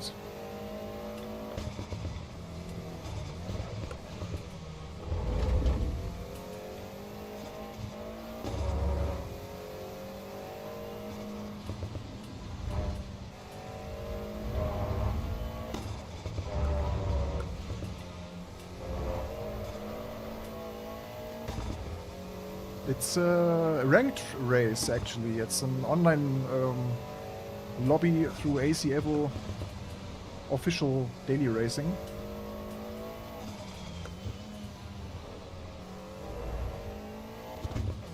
It's the website aceevo.gg, I think. Yeah, we took the lead for now. Where is Champion Joe? What happened to him?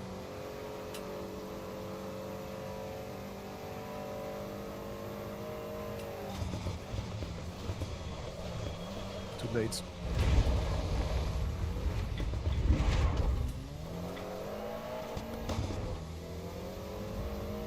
Yeah, I'll give him the space. Don't mean to block him.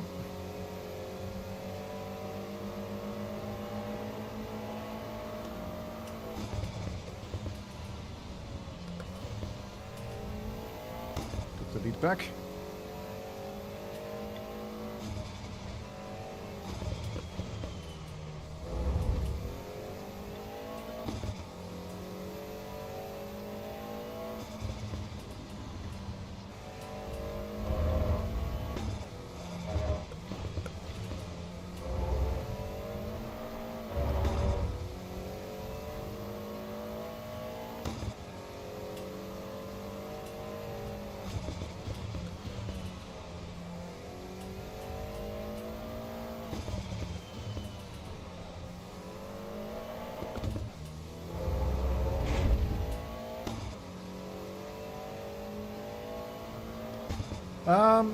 I will probably, yeah, maybe we do another one, but probably I will test the new Caterham first. I think that's the last car that we are still missing, and I just thought about a little Laptime challenge,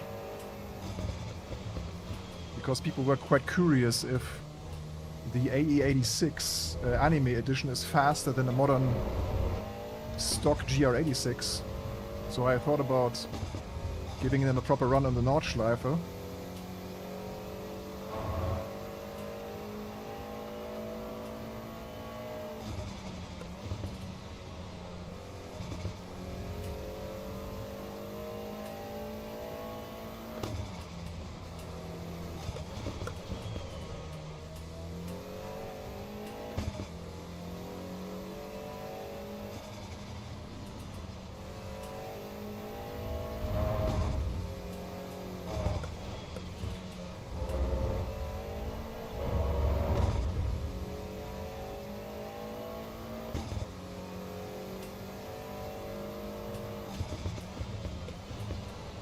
Man, this supercar tire is really hard to get performance out.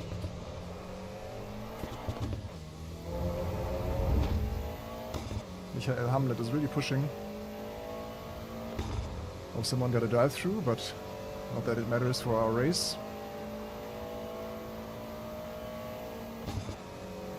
Yeah, I drove the M2 on...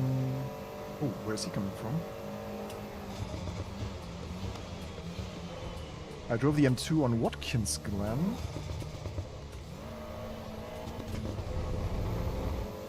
He's quick.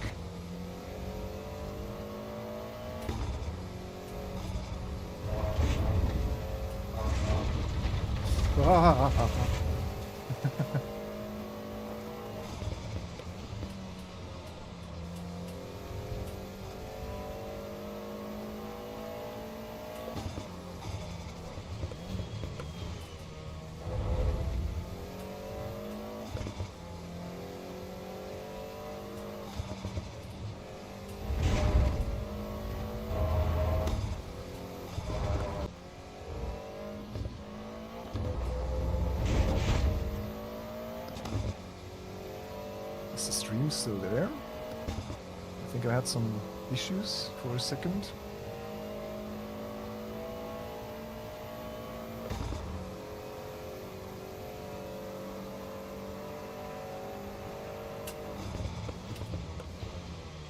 But yeah, finally tested the system. It's the same system as an LMU, really. Like the 500 meters that you have time to clear the penalty by just braking and give the time back. That's really fair.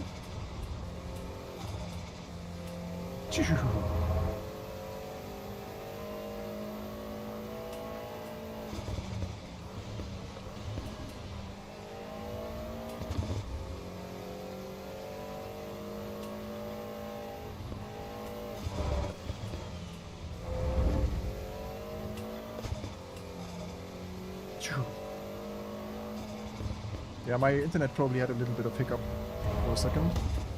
Hope it's back to normal.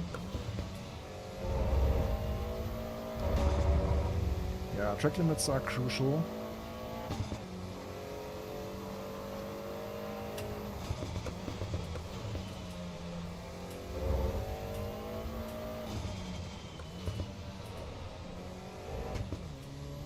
Short shifting on exit helps here. Stabilize the car a little bit.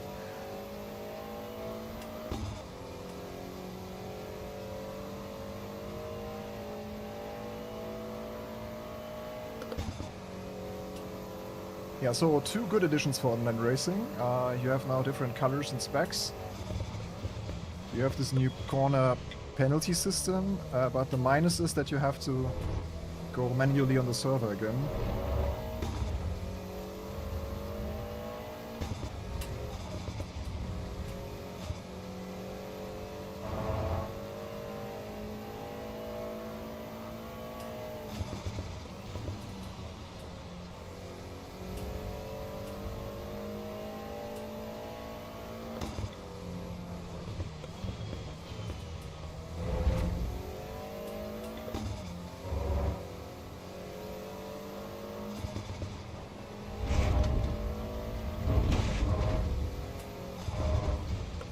The environmental sounds are still too loud.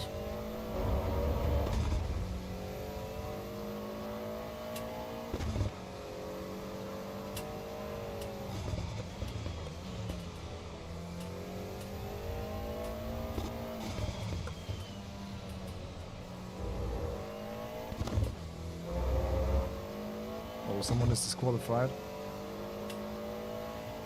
Yeah, so I think that was not possible before. So the online races feel way more dynamic now due to this new implementation. I like that change. So I will probably keep streaming Assetto Corsa EVO on Mondays if I have time. Like daily racing. Because every Monday they drop the new schedule, kinda.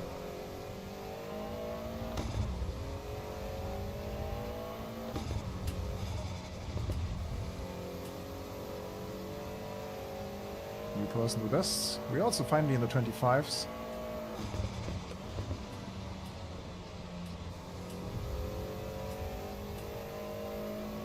The tire is not an easy thing to handle in this.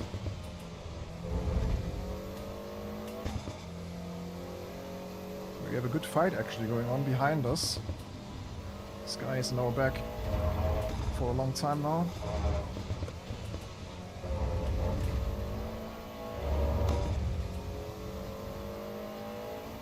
But yeah, Michael is driving in his own world in P1.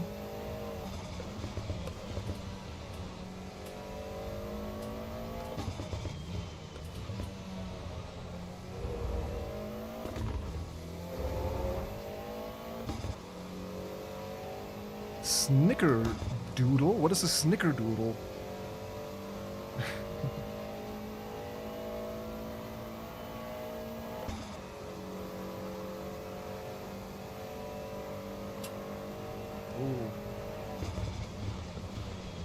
My exit's so bad for the straight. Or is the slipstream so strong?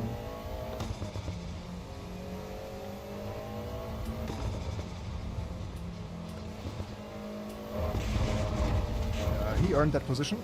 How much left? 4 minutes 44. Oh. brake quite early.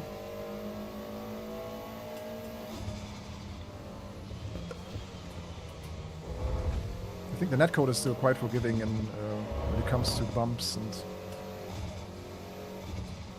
contact in general.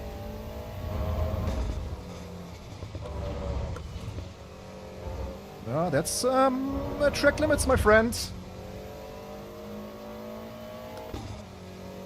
Oh, Hamlet got a 5-second penalty.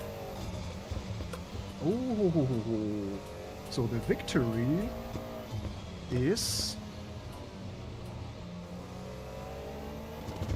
not possible anymore. So I wonder how Adrian got away with exceeding the track limits. Question. Snickerdoodle is the guy in the game.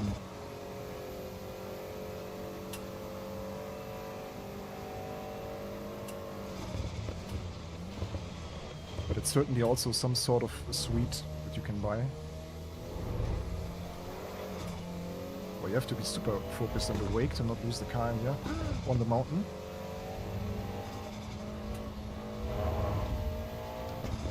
Now we can finally start designing our cars in overtake colors. So people online can recognize us as the bad drivers that we are.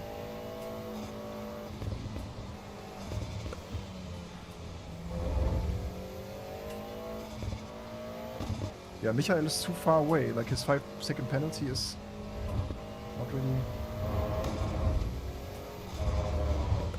helping us.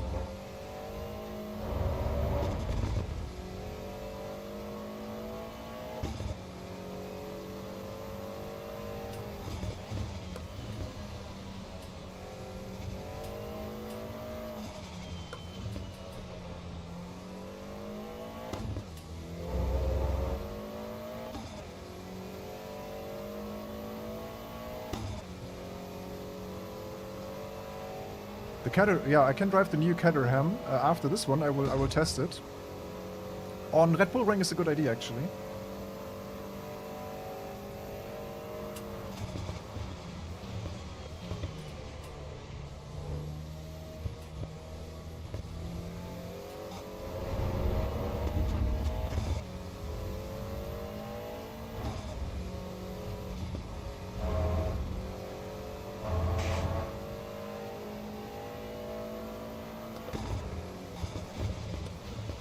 To beat my personal best. That's my goal now.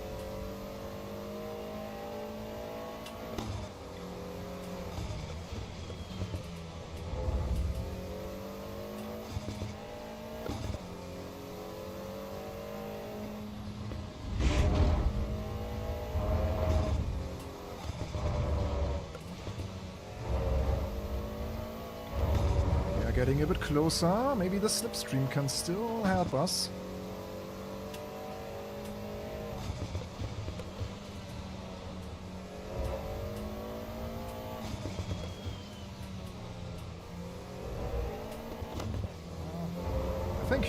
Just my exit here onto the back straight is a bit too bad.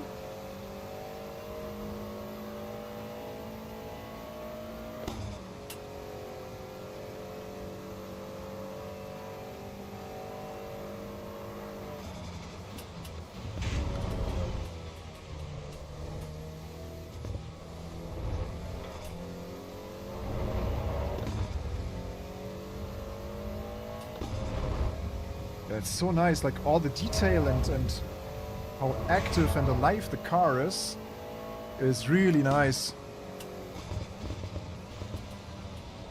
Person the best now, low 25s as well. Very good.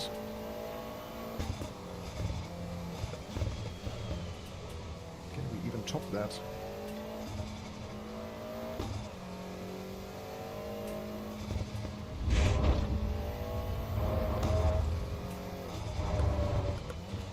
I say it now and I say it only once, okay? But driving this here on this track, regarding force feedback and how the car reacts to inputs and all of that,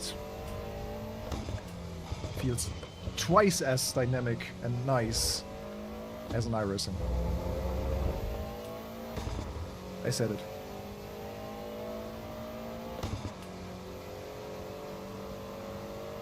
It's the Dallara Stradale, yes, but not the new one.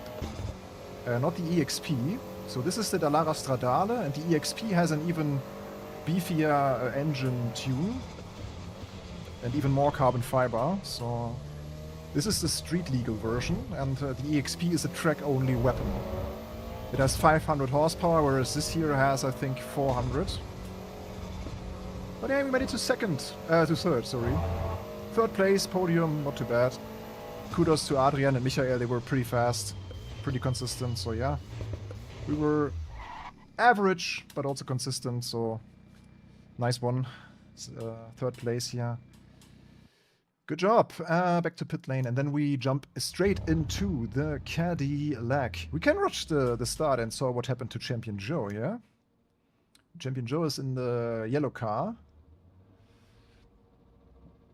I think he had someone touching him on the start.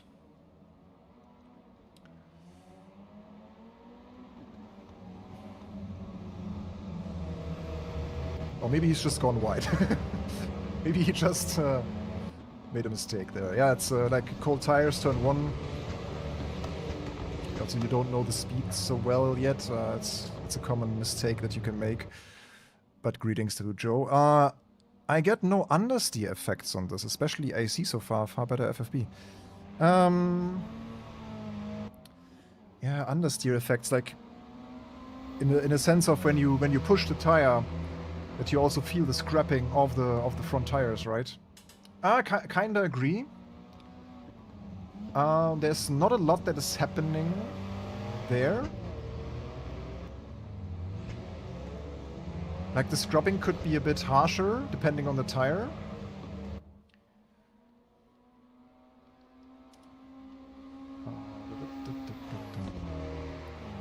Is there another cool race happening right now so we can maybe double check? Roadster Challenge. Laguna Seca, Roadster Challenge, GR Academy, Donington Park National. I'm not too interested right now. Let's drive the new cars. Have I missed any car, by the way? Let me quickly check our website and the list. Have I missed something? Oh yeah, beautiful man. No, just kidding. Full changelog. Have I missed any cars so far? Alfa Romeo? No. Audi Sport Quattro? Yes. BMW M2? Yes. Dallara XP? Yes. Yes. Okay, we drove all the cars. I did not drive the standard Sprinter Trueno, but I think we saw the most exciting variant of it. So yeah, it's just the Caterham left. So let's try that on on Red Bull Ring. Why not? And just to clarify that once again, these overtake servers here are not ours, but someone named them overtake. So yeah, if there are bullies on the server, don't relate them to us, okay? But they have 2 full servers with track days and overtake 1 and overtake 2. And that's also not our Discord, apparently. So, yeah, I don't know why. I mean, we don't have... I mean, there's also the overtake anime. Yeah. There's also another overtake channel on YouTube, and they are Subaru enthusiasts, so that's fine. But yeah, I don't know. Just not our servers. That's all I wanted to say. Let's go to single player. Something with many turns. Yeah, I mean, there's a track that has a lot of turns. It's called the Nordschleife. No, let's do Watkins Glen again. I think we have not shown enough love towards Watkins Glen in this video today or in the stream, so let's go maybe the short variant. The short inner loop with this extra chicane. That might be nice. And yeah, I'll first add the car Brands Hatch. Fits, Brands Hatch is fitting, I would say. Let's do Brands Hatch. If you are asking so kindly, then we'll do Brands Hatch. So Caterham. So here it is. I first want to learn about this car. What makes it different from the other one? Caterham 485 CSR.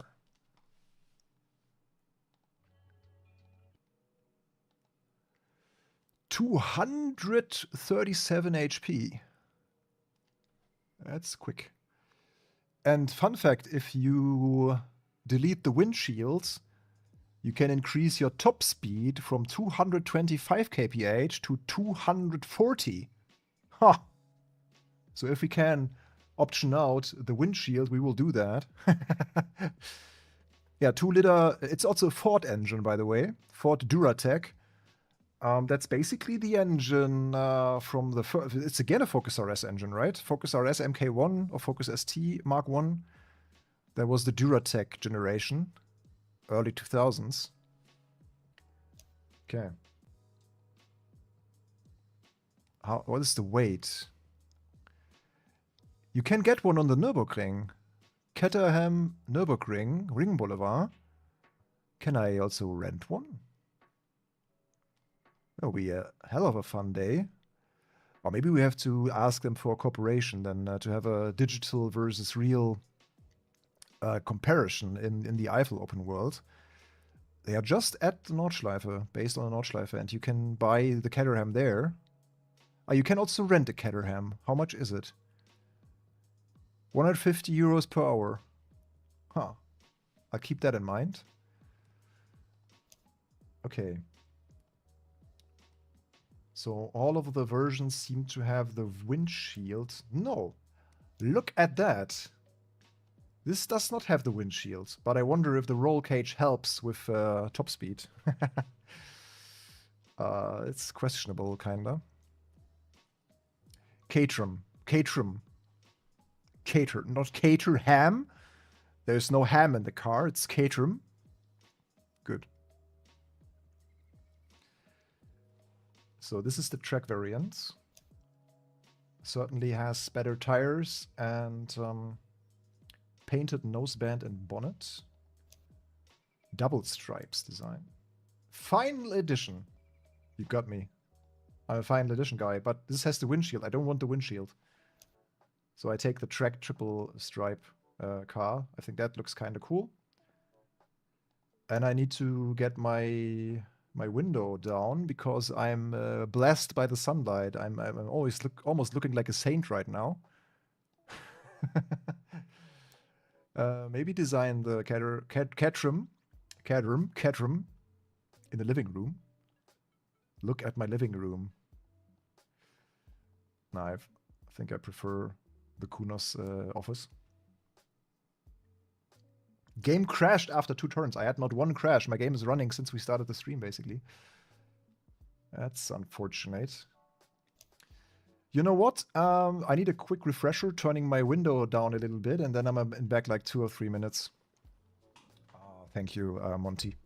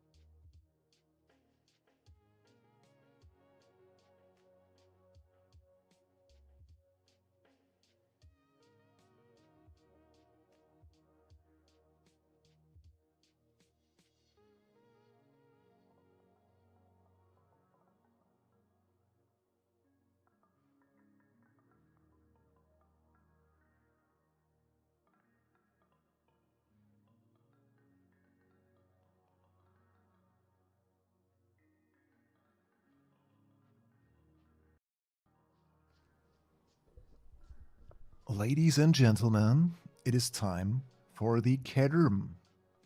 Caterham. Caterham.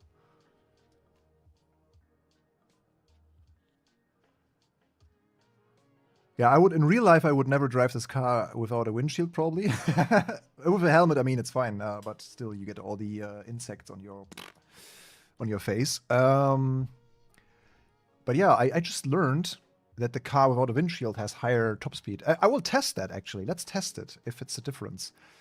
Is Brands Hatch enough to test? No, it's not probably.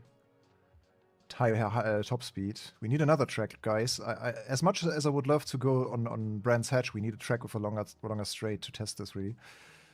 We cannot design another green car, come on. But it looks too good. Caterham. We cannot design another green car. We had 3 green cars today. Oh, what about this? That looks really dope. I think a Caterham always has this old school charm, so it really benefits from like 70s and 80s pop colors. So yeah, something like this, or the blue with the orange, they look all great. It also looks great in red, like the marketing color, kinda. This girl's name and Trum. Us Brits love spelling things one way and pronouncing them another way. Yeah, true. But some regions of Germany can also do that very well. Orange? Yeah, orange is really good.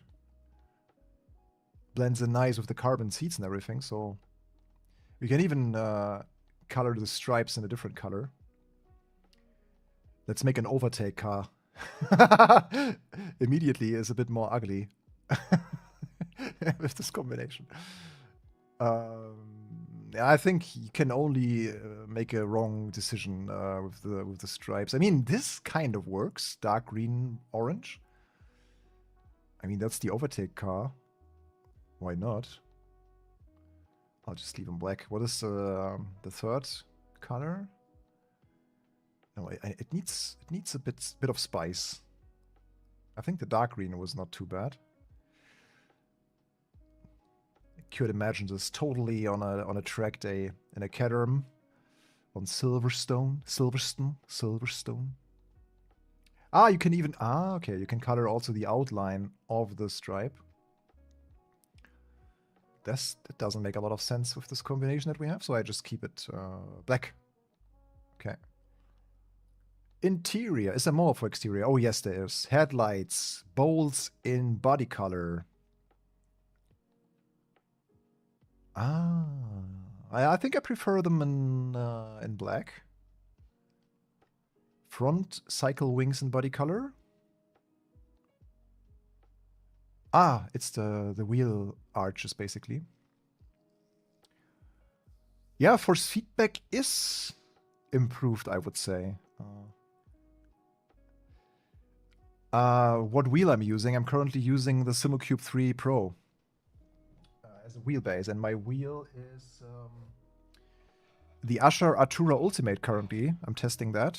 I wanted to use my round wheel today, obviously, but I damaged the mag link of my Neo X hub that I'm using right now with my Coupe, and therefore I can't connect it anymore. So I could technically still use it, but no buttons will work, and that's a bit of a bummer, because, yeah, without buttons and without pedal shifters, without anything. I hope tomorrow my new MagLink will come. Gladly, it's only a 30 euro piece. But you can damage it quite easily when, yeah, ripping out the quick release every single time. What does this do? Oh, we have to turn it on first. The grill. Ah, the logo in the grill, the Caterham logo. Yeah, it should be in a contrast so it's visible. So we do it in polar white to have the 7 on the front. Of course, a lettering color. It's probably the lettering. Ah, the Caterham. Okay. Oh, it's fine. Painted roll carbon bar, roll bar color. Oh, that's how we built the overtake car. Dark green as well. Let's make it this way. Is dark green and orange a good combination? I don't know. But I just felt like doing it. Engine cover. And body color. Huh.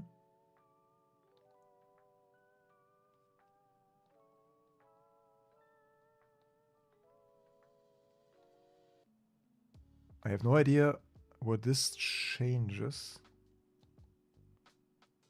Huh.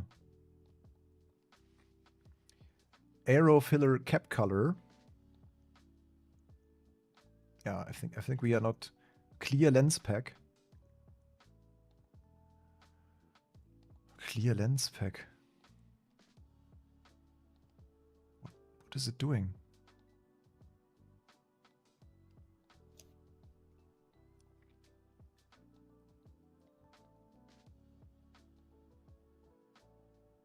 I don't see the change, I'm sorry. I'm blind. Look under the hood. Yeah, no, it doesn't matter now, it's okay. Oh my god, it has so many options. Seats in modern leather. Oh, that's cool. There will be a cool outlook then when driving the car. I also love how all these surfaces look at this level of detail and the love that Kunos has put into this, because look, it's like scratched everywhere. It's a used car, it's a used dashboard. It's not fresh from the factory. It has some patina. Also the shift knob a little bit. That's a detail that I love so much. You remember I was also so happy about Project Motor Racing in the old Porsche in the 964, having an old steering wheel that has a lot of patina on there. I love these details. Yeah, when I drove the Dallara just in the online race, I also felt the same, Sergey. I still had the muscle memory from the Imola race I did like 2 weeks ago in the daily racing, and it felt way more connected somehow, especially around the center, as you just said. Still not a lot of feel for tire slip and stuff, but the leather seat even has multiple segments, it seems. Huh? But I feel like just some of the options just don't work. Isn't this supposed to change the color now of the leather? Or am I missing something? Seats and tartan? I think just some of the options just don't work. Dashboard in Alcantara. That works. But I prefer the scratched carbon fiber, if I'm honest. Steering wheel, I would prefer an Alcantara, though. Dashboard wood effect. No way. Yeah, okay, we have to do this. There's no other way. Like this is the way, guys. Wooden dashboard. Okay, let's look at the wheels. It's the CSR Vulcan wheel, and then we still have some parts like LED lights. Where are the LED lights? Okay, it changes the bulbs basically, or the whole like headlight to an LED light, which is quite nice. Looks a bit more modern instantly. Track day roll bar. Okay, we can. Okay. We can get rid of the roll bar. Race roll cage. I want to see the outside again. Oh yeah, I have to do auto switch. Then I go back to an exterior option. And then I go back to auto switch off. Then I go to parts, and then I can change the roll bar again. Okay, then we only have this. There's a sport roll cage, track day roll cage. Oh, interesting. Track day roll bar. I'll take the race roll cage for now. And then we are done. Yeah, the T is missing still. Yeah, a little like this wooden dashboard just adds so much for me. You can't believe it. Okay, let's confirm the car and add it to my cars, and then we'll go racing. We need a long straight.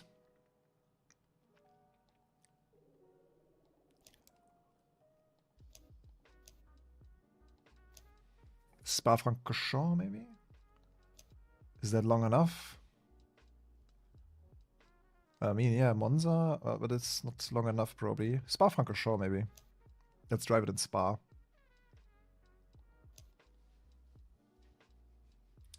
Hi, Darius.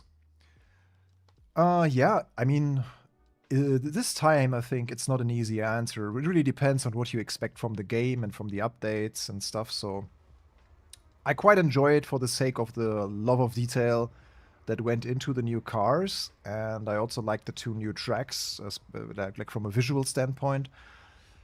Watkins Glen, I think, is a really good addition. And yeah, I think the new cars and how detailed Kunos modeled them, like the level of detail, the attention and love to details is immense with the new cars. So if you are a fan of the one or the other car, if you're an online racer, I would say, yeah, it might be worth installing or playing again for a few hours, especially the GT3 RS on the Nordschleife or the M2 or the Audi. And also all the sounds so far were pretty good.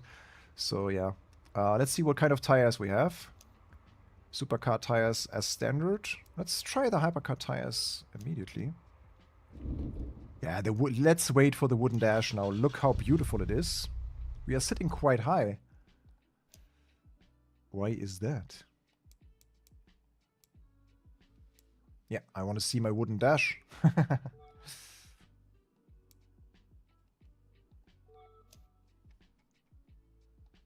Okay, let's go.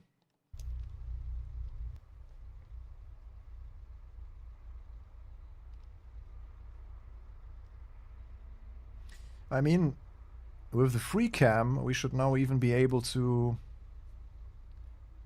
get a bit closer, right?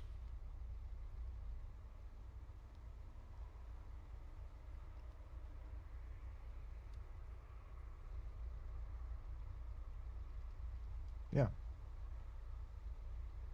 So you can really spot all the little things, and yeah, VR is still not the greatest performance, I would agree.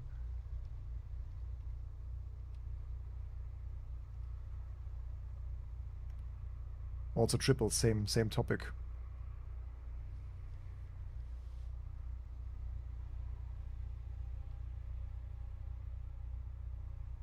That's so hard sometimes, yeah. Yeah, my mouse setup is not the best. And now it's stuck again in the mode, kind of. So whenever I go back to the... yeah, whatever. Let's listen to the sound. Yes, it has a constant movement now. Very deep, very raspy.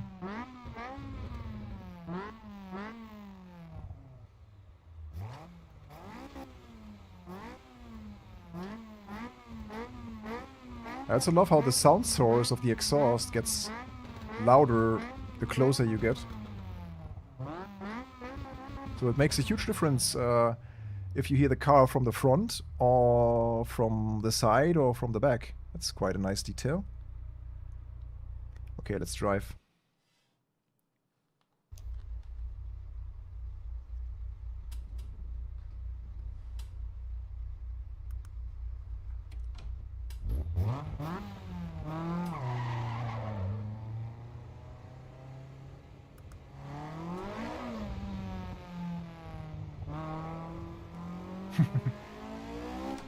This wooden dashboard.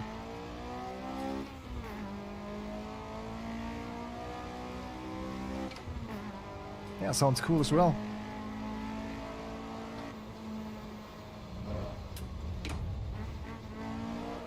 Hypercar tire is really a bold choice. This car will have a lot of performance.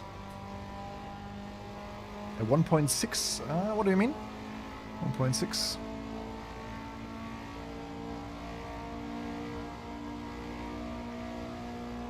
Yeah, we can't get the top speed. It's unfortunate.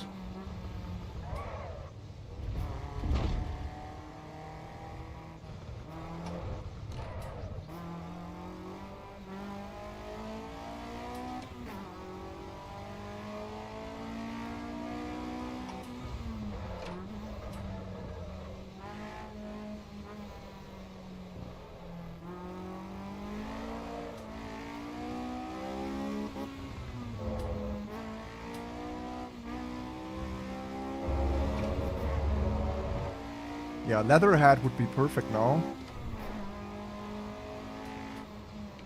When we were in Maastricht for Sim Formula Europe, there was also the Interclassics show. And they had a dealer there that... Was this helmet always there? No! This helmet just caught my attention, sorry.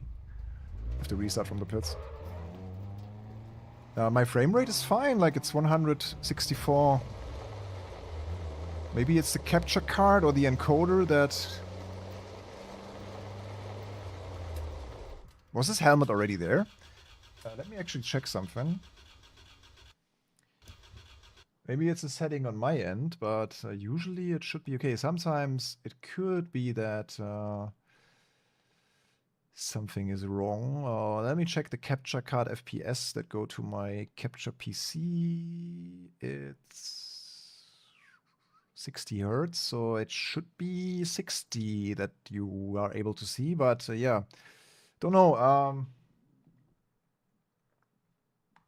Usually it's fine. But yeah, it dropped a few. Yeah. Sometimes if the internet performance takes a little hit, it could be that the gameplay looks a bit laggy.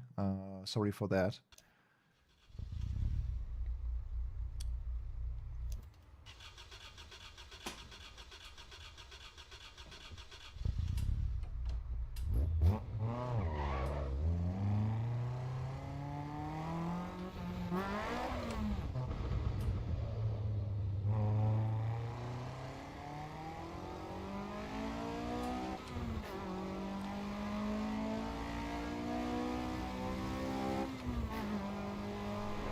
What do you guys think we should do next? I have two options for you. A is another online race.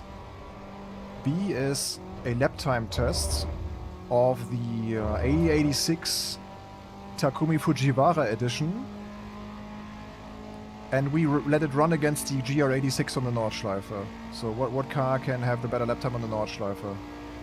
Or just online racing. It's your choice, basically.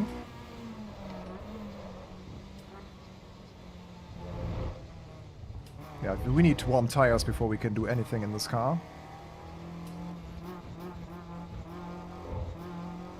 Like immediately.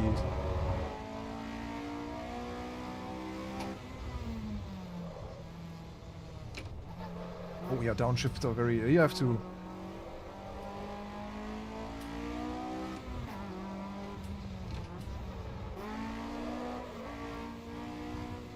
You have to rev match with your throttle, otherwise you lose the rear in this car immediately.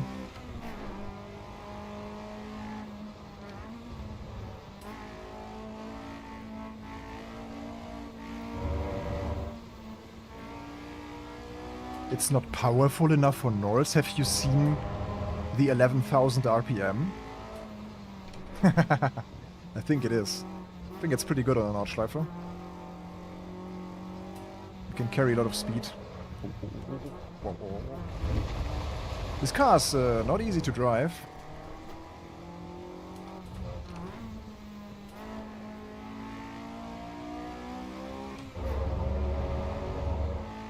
But it's typical for this car class that you need proper temps in the tire before you can attack. Because the light cars...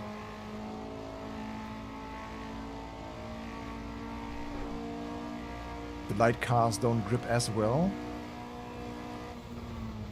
With cold tires especially. You can see, wow, it's just immediately losing grip.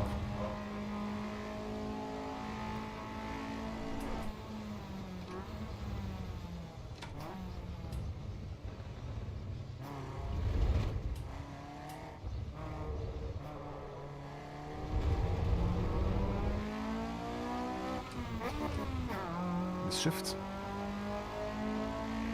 Caterham.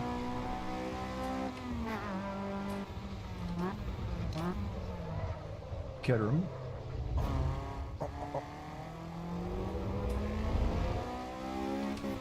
Learning of the day for me, how to pronounce Caterham correctly. Caterham.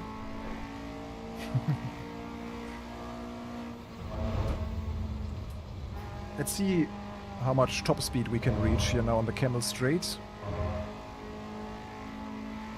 I guess it's 220 max. Takes quite long towards the end, so...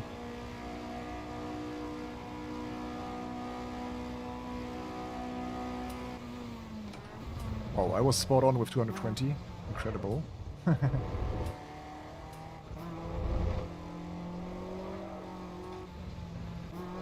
it rotates a lot.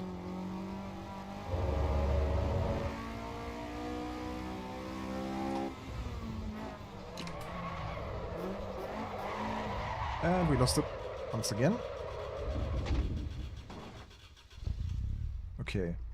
Yeah, but that's great fun and it looks cool. Yeah, it's a nice drive, but very challenging due to the lightweight of the car, and it has a lot of power for the weight. So if you have not mastered the standard Caterham, you maybe not choose this this beefed up version here. It's the, what was it called, CSR?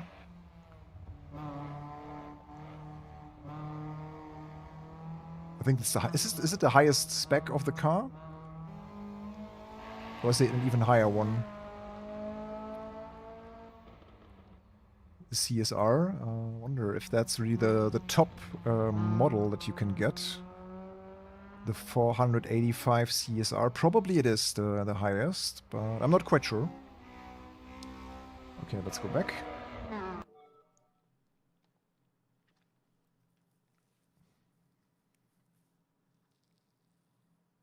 Some just call it the Dev Mobile.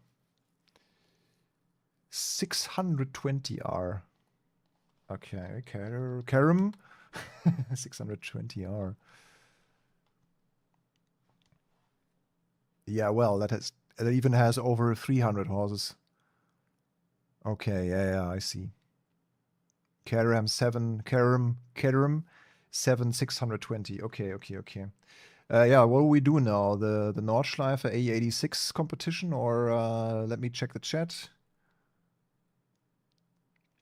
AE86 at Suzuka. It's not powerful enough for Nords. Yeah, then we do the Nordschleife thing. Let's go.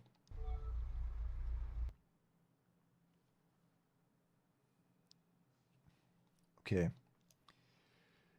Takumi Fujiwara first. So the old car. So we have the Trueno edition, as well as the Trueno himself, and they are pretty similar in terms of the performance spec. So the modern car is 12.3, the old one is 11.6, and you all remember our Audi Quattro lap, yeah? It was a 755 with one donut in the lap. So let's see what this car can do on the Nordschleife. Yeah, we will unfold, of course, the headlights when we drive. So let's see. Nordschleife. And it has to be evening as well. Like sun goes down. Yeah, this is the proper bridge to gantry challenge now. So let's see. AE86 versus GR86. Ideally, we have the same tires on both cars. Man, I wish even more that I had my my proper steering wheel now. Not a proper steering wheel, but the fitting steering wheel. Because the steering wheel I have is pretty proper. I mean, it's a McLaren Artura Ultima wheel. It's pretty nice. Yeah, okay, let's see. What tires do we have? We need to choose the same tire. Supercar tires. Not sure if the GR86 will have it, but we will use the best tires for the car. I think it also has the supercar tires, the the GR. Let's see.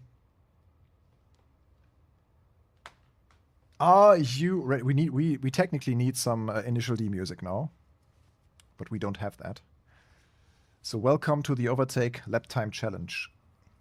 Which one is faster? The Sprinter Trueno AE86 Fujiwara Shop Edition? Or is it the Trueno edition of the modern car, the GR86? This car here revs like crazy. It has...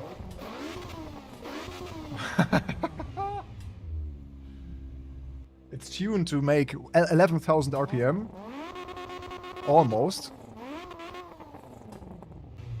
Okay, engine is warm. Let's give it a try.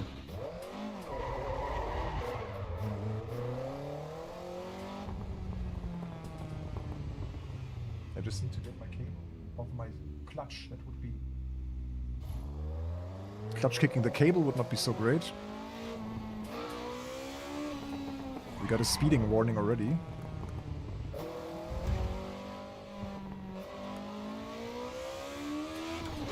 Okay, we are accelerating just from the exit. Lap time starts now.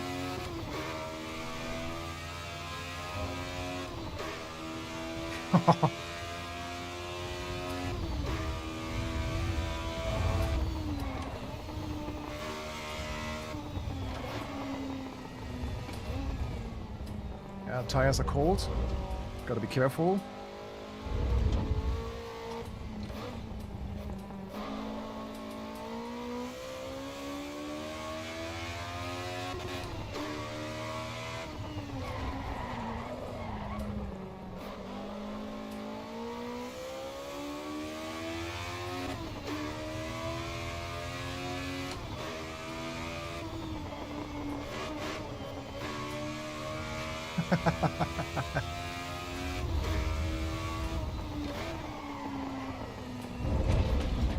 It doesn't have ABS, yeah.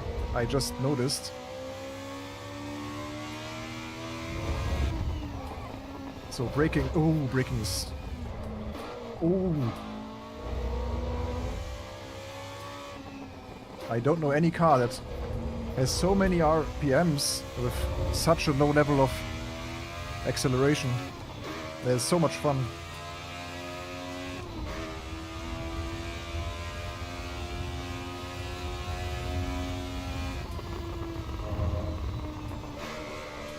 Ooh, no one sleeps in Tokyo. Feedback is really good, like I feel the car. The gutter run. Wow, that's quick. 230? There's not more. That's the maximum.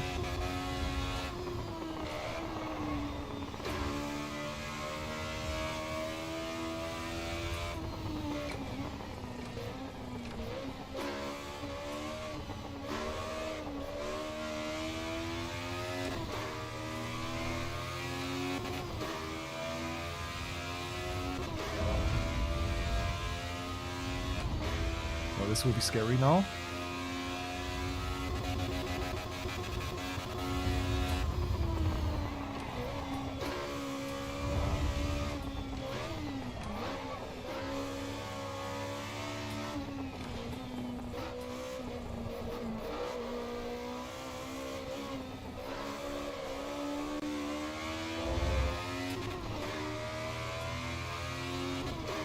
Even the supercar tire is kinda overwhelmed.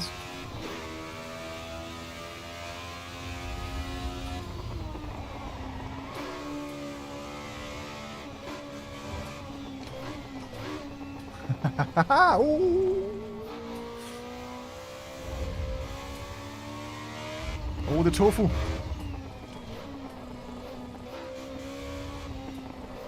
Oh. Nordschleife tofu run. You can really rotate it nicely on the brake.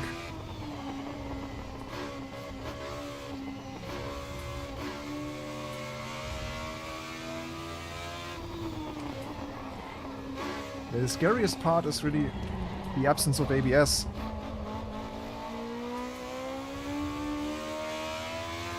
It's scarier to brake than in a hypercar in LMU.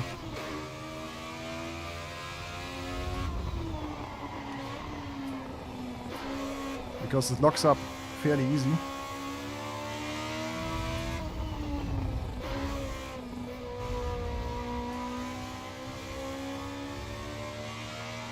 I really wonder what it can do uphill towards Steilstrecke.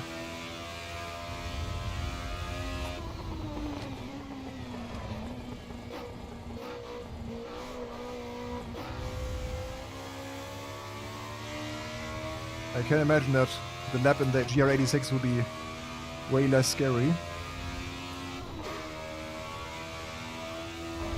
I think the balance of a slow car but super scary, this is the car.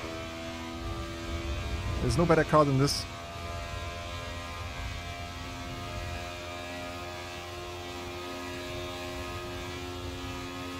Oh, it's fast.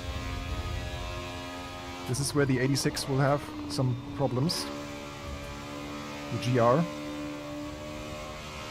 Up here it's pretty strong, actually.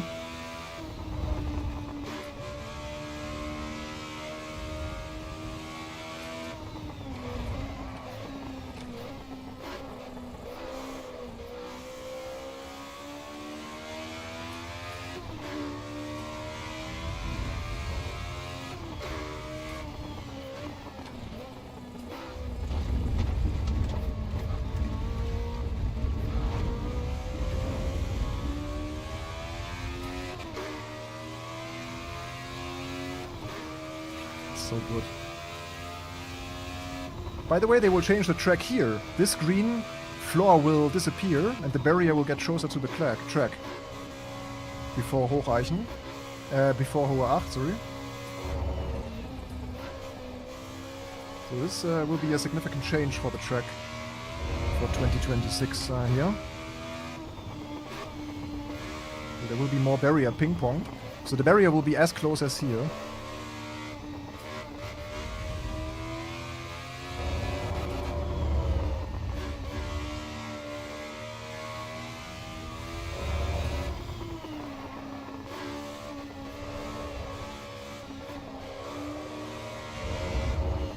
Can tune out the handling? I don't want to tune it out. I enjoy it as it is. Sometimes it's just nice to drive a car that wants to kill you.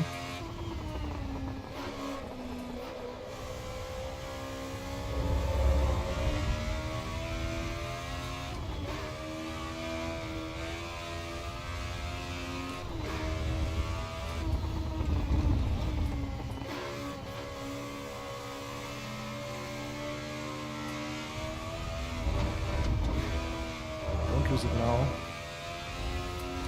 We are so close.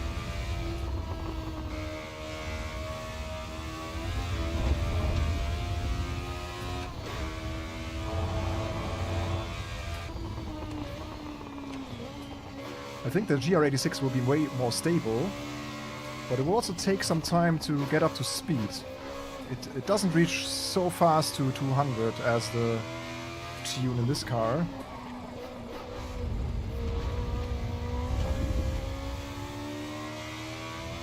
That said, it will be way quicker. Oh, no. That was close. It will be way quicker than the Audi Quattro.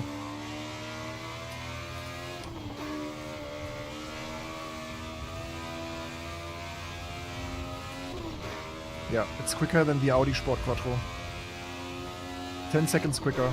Okay, 244, 744, 628.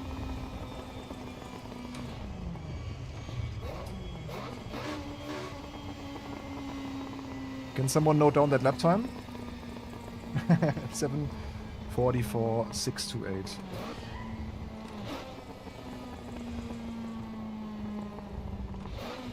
Okay. Wow, I haven't expected it to be so much faster than the Audi Sport Quattro. I mean, the Audi Sport Quattro, we had one off track. But let's see. Exit to menu. And now we are driving the Trueno edition. Is there a difference between the two? I think it's the absolute same car. Can I also ditch the car from my garage? Yeah, I can remove the car. So this is the absolute same, right? As the other one. Because I had one in open mode and one in career mode. That's why I have two. I can remove the one here. So this is the homage. Let's see how close the homage can get. 744 bridge to gantry is pretty damn quick. I don't know if the GR86 is capable of doing that. The Trueno edition. I mean, it has the bigger Brembos. That already helps over the stock GR86. Yeah, but I also don't know... Oh, thank you guys for the lap time. Yeah, I don't know if we have the same level of tire. But if I remember correctly, it also has the supercar tires.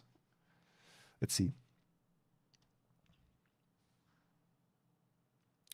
My expectation is it will be slower. It just takes longer to get up to speed. So Ah, yeah, supercar tires. So we have the same tires. That's already a good comparison. Oh, it's nice, the logo animation.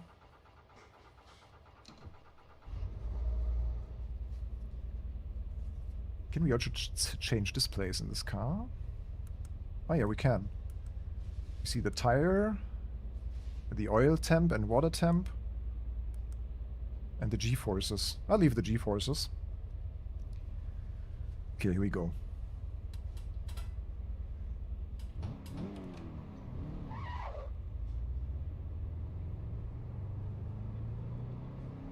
Yeah, I'll leave the car in track mode, maybe. Yeah, let me first choose the correct mode. Yeah, that's the track mode. TC1, so that's like sports TC. It will only really help us when we mess it up. That's good.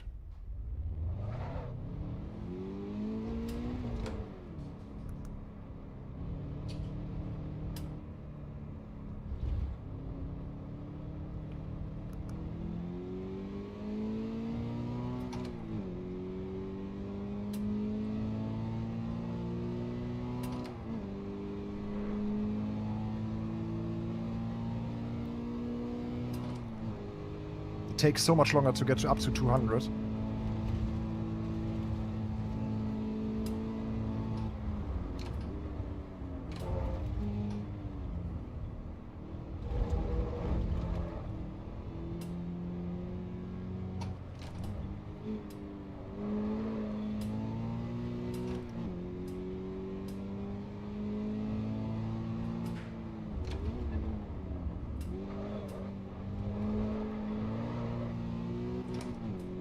Such a different level of excitement. It's also super cool to drive this.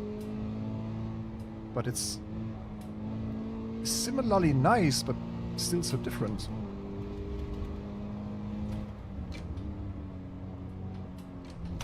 I feel like with this car you can be a bit more on point, like you can drive a bit cleaner.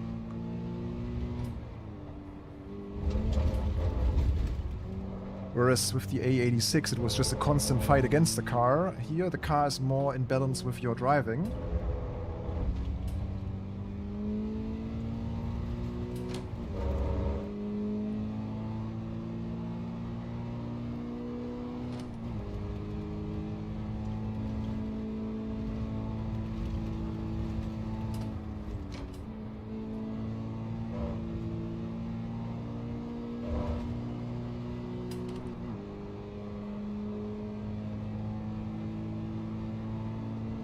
Yes.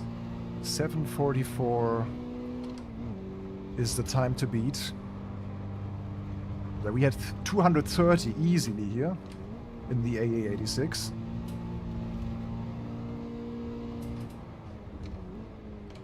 But the GR is so much more planted and modern. You can really feel it. Like, having this experience, see the difference in characteristics of the cars is already something that not many simulators or games get so right, especially when you have two cars of the same engine and layout and stuff.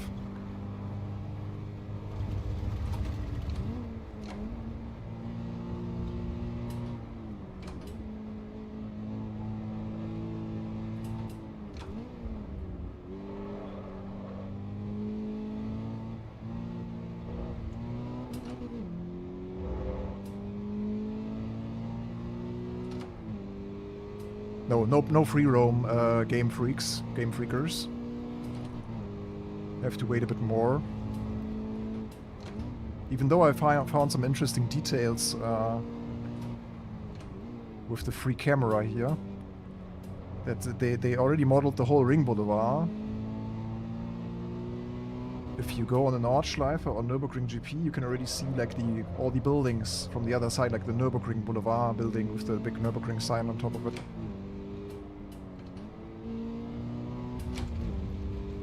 Yeah, fourth gear would have been sufficient.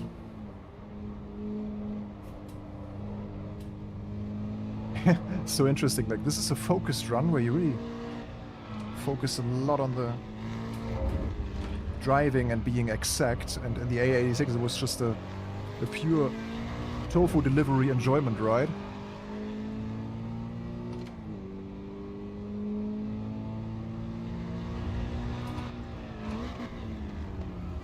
A lot of reverb sound here.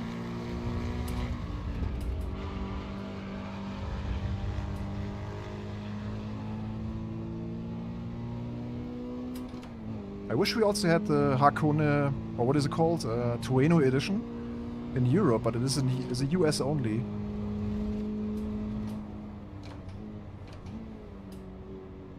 Hakone edition is the green one.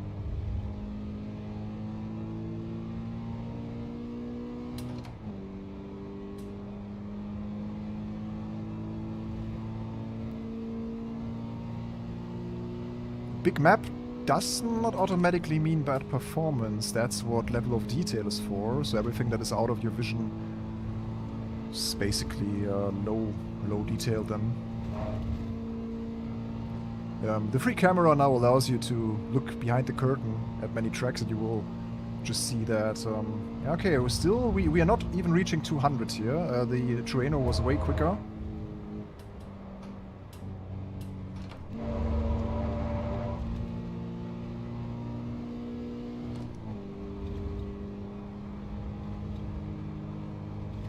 This is always a bit tricky here in the 86.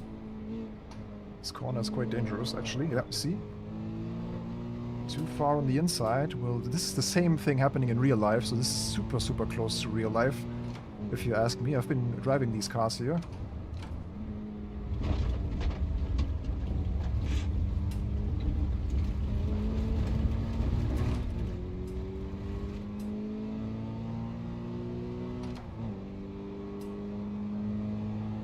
That's my favorite part now. So this again, like this green floor on the right will disappear on the real Nordschleife this year. This is more fourth gear. Yeah, this is really the problem with this car, is the missing torque in the mid-range. It would need like 500 additional RPMs to be more performant. But yeah, this car is not really built for the Nordschleife either, so...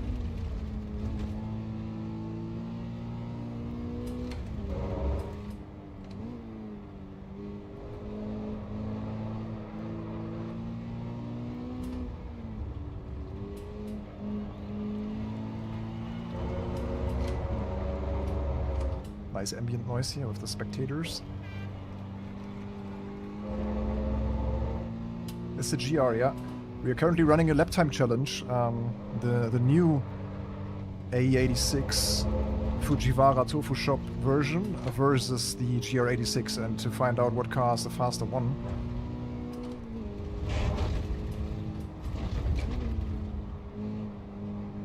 We're putting them to the ultimate test here on the Nordschleife.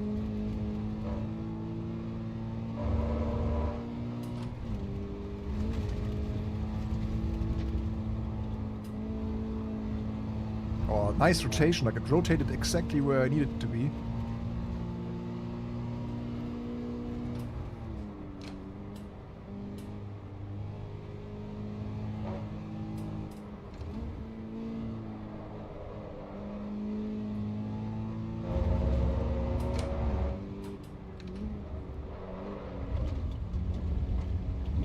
I think our cornering performance, our racing line, was much better now, but we will not match the AE86, not even close. We are already above.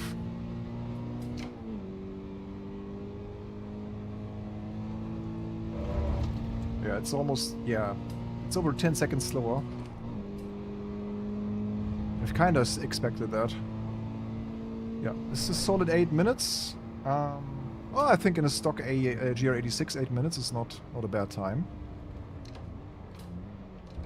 Bridge to gantry, of course, so yeah.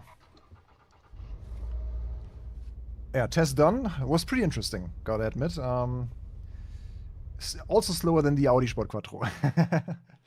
Let's watch the replay for a little bit.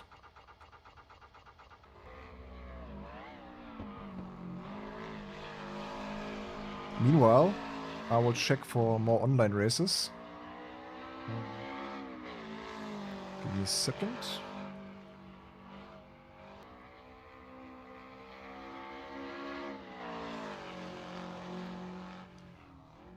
GT3 Sprint Cup in Suzuka.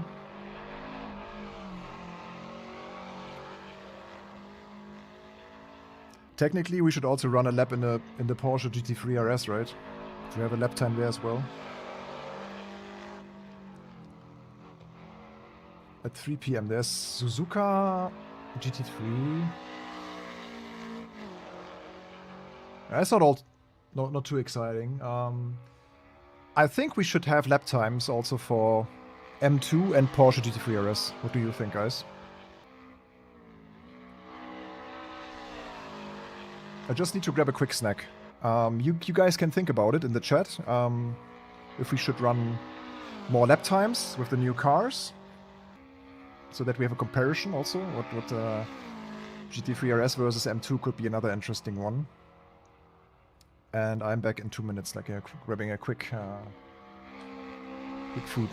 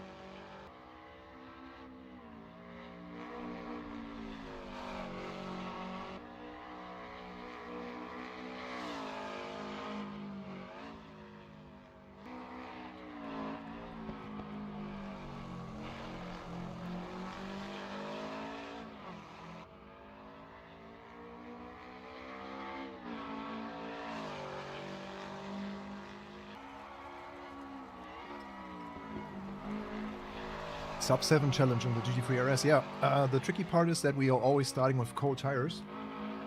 So the GT3 RS probably needs a second lap to unfold its true potential. But we can try. We can try. Let's go back and set probably the fastest lap time of the day then with the GT3 RS. Sub 7, I don't know. If the real world is close to the sim, I guess I'm far off the time. But what is the record of the GT3 RS? Is it 6:45? But that's even the whole lap. I don't know bridge to gantry if there is even an official lap time for the GT3 RS. So it's you're referring to the full lap, right? But then we could also, yeah, I don't know, maybe. Yeah, let's just do the bridge to gantry now to have a comparison also towards the AE86 and stuff. And it's also a matter of how good does the car perform in the first sector with the cold tires. It's also an element of the car that we can kind of look at. Yeah, the boss has arrived. So let's take it for a spin here.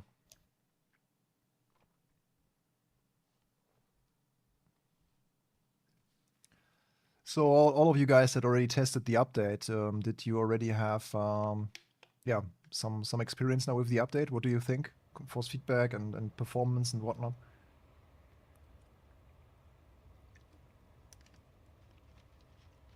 DLSS didn't do much for me though. Okay, 6:30 should be possible. Okay. Yeah. Tires. Hypercar. Yeah, 30 liters is a good baseline.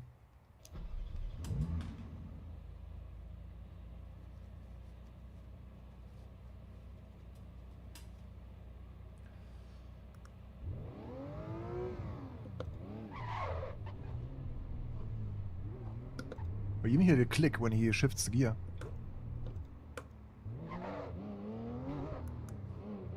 Okay, GT3 RS. What mode? Track mode. Yeah, track mode is fine. Like when there's a track mode, we'll use the track mode.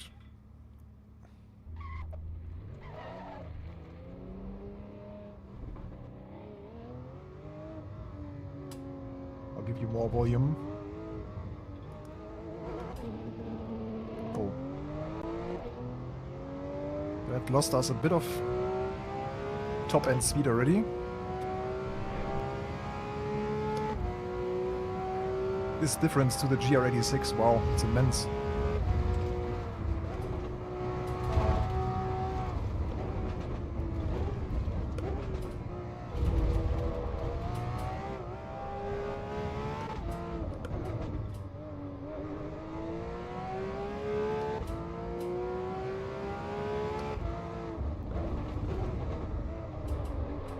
This car is built for this track. I can tell immediately.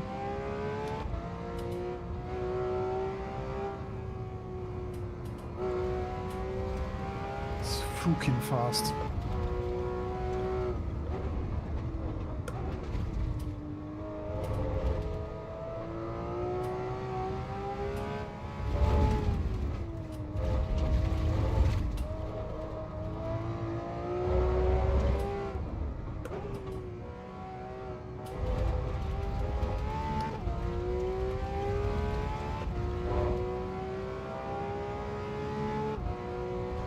Okay. Good impression.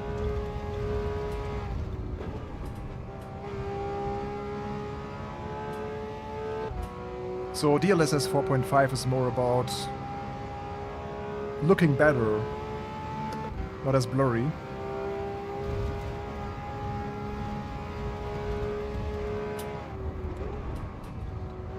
What a weapon this car is.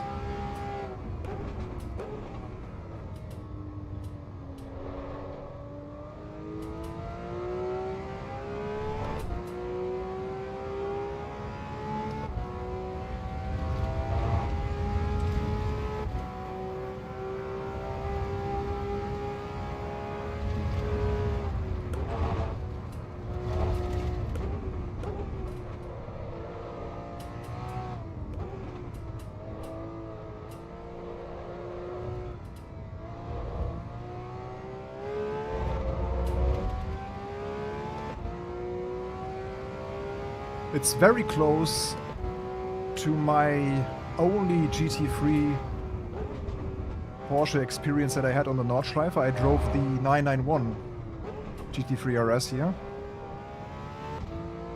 together with René, some years ago. And it felt as usable and easy to understand as this one.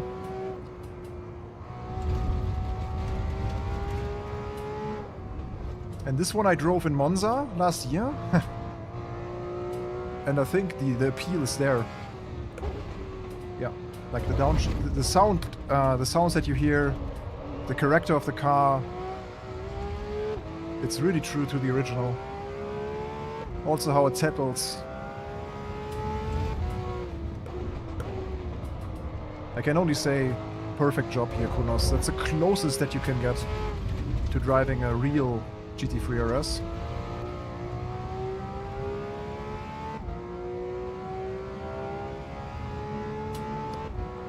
Yeah, it is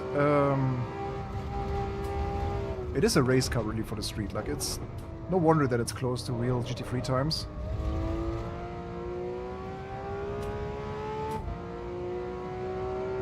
I mean, it has massive aero. The wing is as big as a real GT3 wing either, so... It's all about aero and tire performance. You know what car I want to see in AC Evo? The Mustang GTD.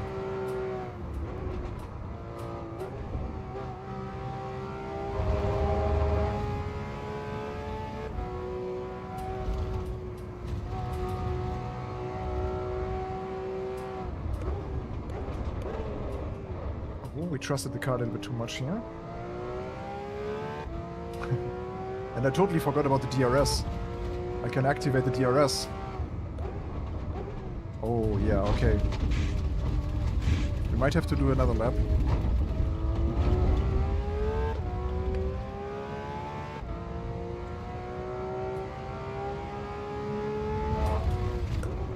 Let's think about DRS for now.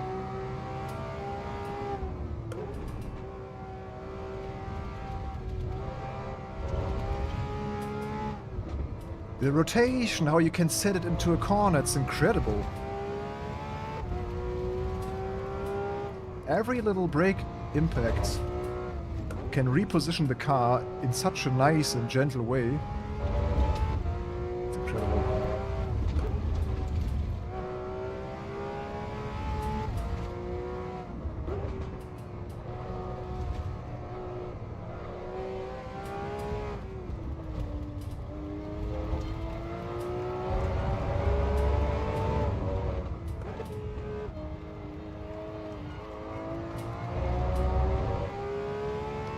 Woof woof, yeah. We're doing well, I hope everyone is doing well.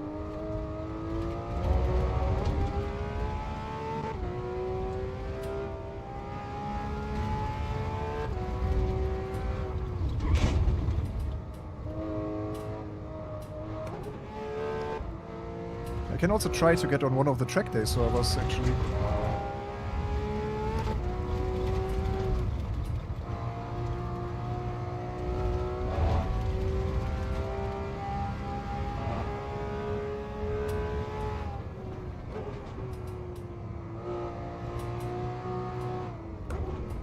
What a car, man.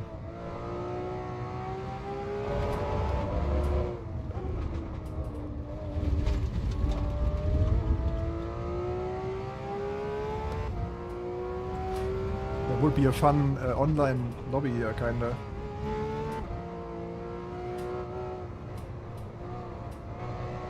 Yeah, if you put slicks on this car, it's over for the GT3. Okay, we managed 647. So we are still 10 seconds of the pro performance that Monty mentioned. But to be fair, we also started with cold tires, so that's fine. Next one on the list would be the M2. Well, that was a fun lap. Yeah, what a car.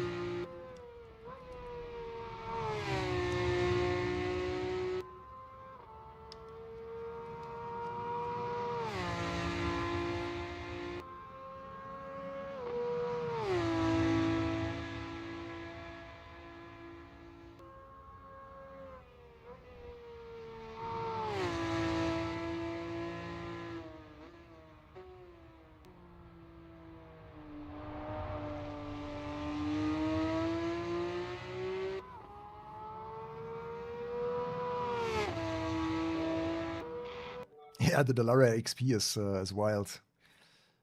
It was one of the first cars we drove today. It's yeah, it will be nice in online racing, I think, the Dallara. I mean, the Stradale was already, but let's see. Yeah, BMW M2. We have spec'd out a BMW M2 already today. Let's see how close it can get to the GT3 RS. I think it's, of course, a less performant vehicle, but still very serious and beefy. I mean, it has also carbon ceramics. It also has the hypercar tires, and it also what does the M2 comp? Is not the M2 competition, right? It is the normal M2, BMW M2. Was it a 510 something? BMW M2 Coupe, 530 horsepower.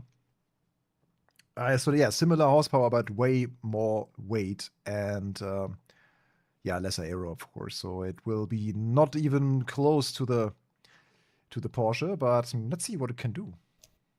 Can it do we had now 745, right? 745. So let's see what it can do.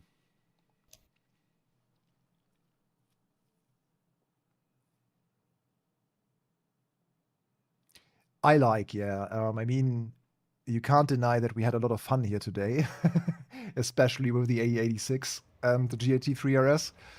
So I think for me personally, the update just hits the nail because they just introduced 3, 4, 5 cars that I really, really love. So for me, it's one of the better updates, and I also like that you can finally have your cars spec'd for the multiplayer and stuff.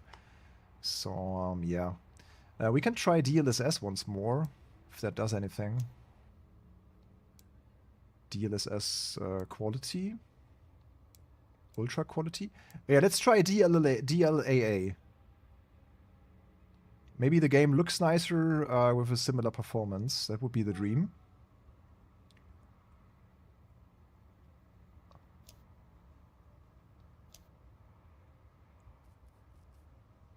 Yeah, I put it on now. Yeah, track mode. This also has a track mode.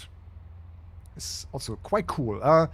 When they first announced the BMW M2, I was a bit skeptical about it.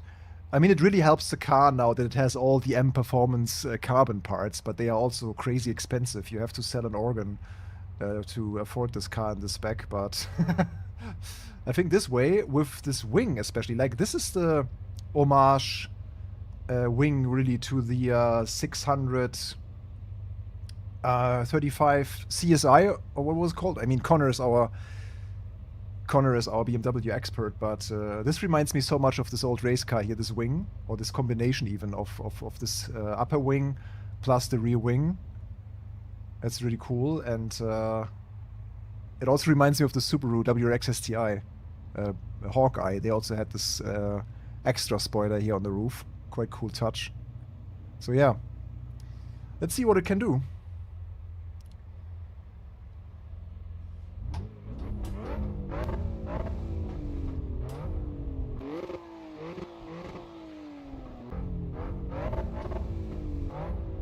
Sounds quite beefy from the inside. 3.5 CSL, yeah. That race car from the 70s, right? Nissan vibes? I don't know, Nissan. I mean, technically, I think this car is also available with all-wheel drive. I think then it's quite close to a Nissan GTR, right? It's kind of heavy. Front engine, 3-liter, 6-cylinder. It's not V6, but inline-6. But yeah, I get the idea. Why does it not shift? Oh, it's manual. Okay, it's a manual car. Oh, that makes it a bit harder. Okay. It's not automatic. That's a huge difference then to the Porsche.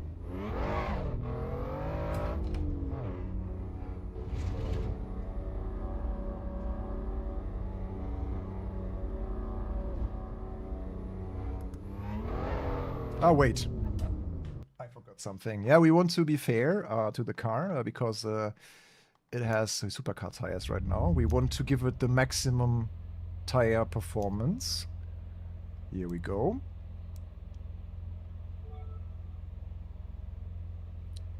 Oh yeah, Scandinavian. We should definitely do that right? So let me check here quickly. The question is only if I have to restart the game afterwards.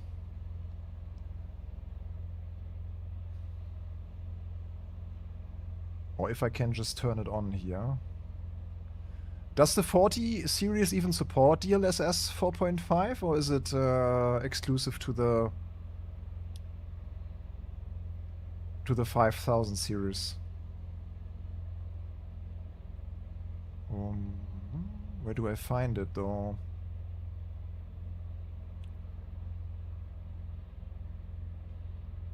DSR.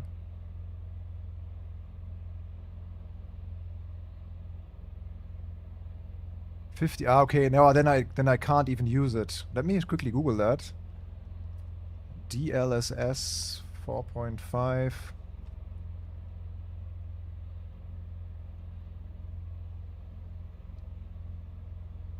It works on all 20, 30 and 50 series.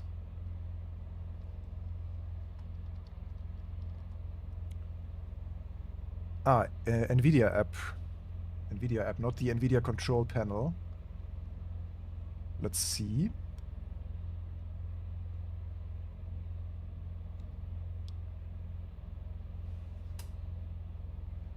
It's the newer drivers. I need a beta for that. No, right? It's just Google AI doing strange things. How to enable DLSS in 1 minute. I will quickly turn this on just to really... It's part of the update, we have to do it. I just didn't know that I had to turn it on with an extra option or something.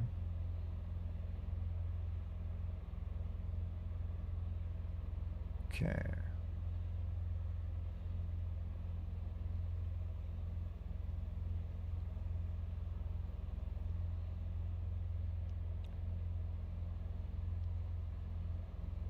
Settings. About. Opt into beta access probably.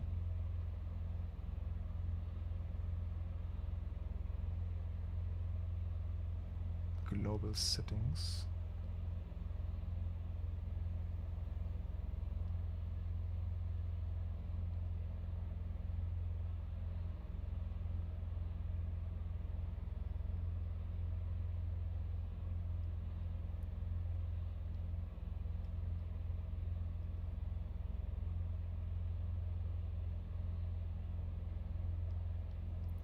DLSS override mode. Recommended. Apply. That's it? That should be it? I have no idea. Now my window is gone. I don't see the chat anymore, but that's not a problem. Yeah, I think that should be it. If you know more in the chat, let me know. Otherwise, yeah, we'll just continue with the driving. Super res. So it was already activated. Anyway, it should be okay now, I hope.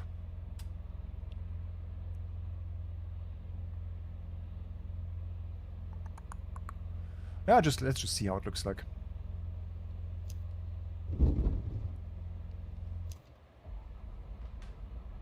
Okay, now with hypercar tires and DLSS 4.5 maybe. Probably have to restart the game, let's be honest, but I will just drive now.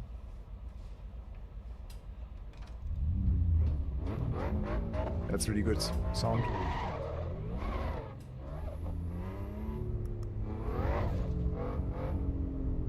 How do the different displays look like?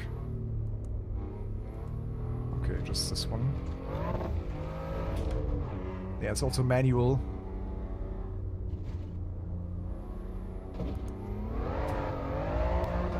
Oh, it's really struggling for grip.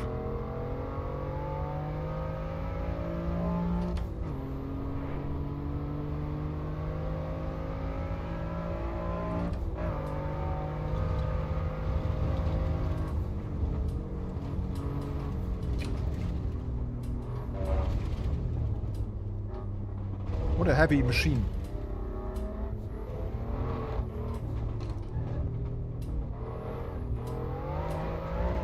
It's like driving a bus.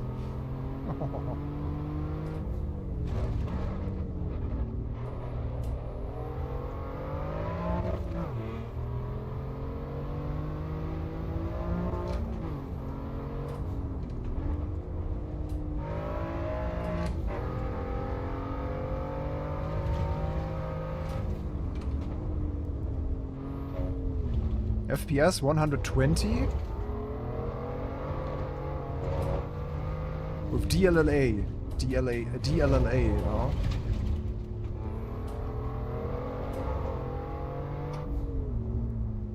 The thing is, I just don't really see a difference because I'm just focusing on the drive. but maybe you spot a difference. You can see the FPS on the top left, by the way. I know it's very small, but I have the Steam overlay on.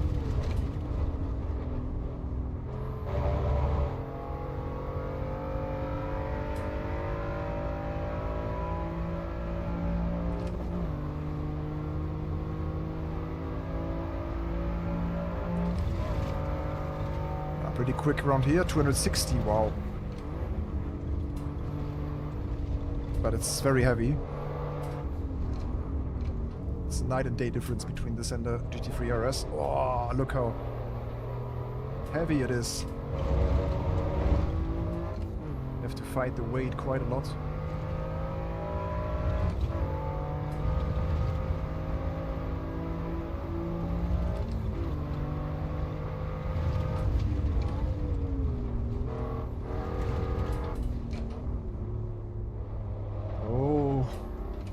Chunky boy.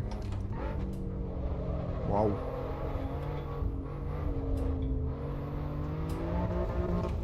This is not something that I would enjoy, to be honest. A car where you constantly just have to manage the weight of the car. I don't understand the philosophy at BMW to make the car so heavy. Like, this is 1.8, 1.9 tons.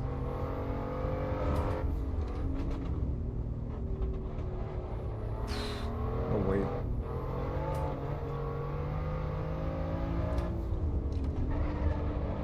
Oh, no. That's already the better tire.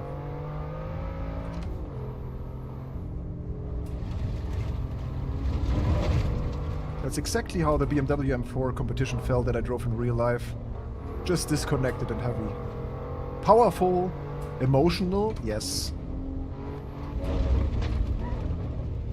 But not for a car, for a driver that really enjoys a light car, enjoys the driving, because you are really managing the weight of the car more than anything else.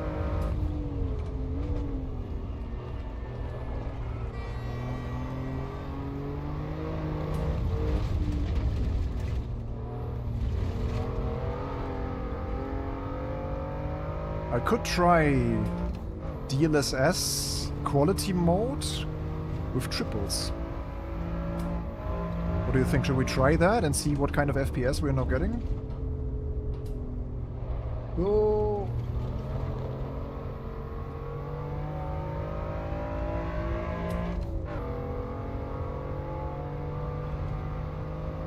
Yeah, this car will be around 730. Bridge to gantry, I believe. With me behind the wheel, of course. Yeah, but here the power really helps you to 250 up here is super fast. Oh, we have a tree bug. Have you seen the trees?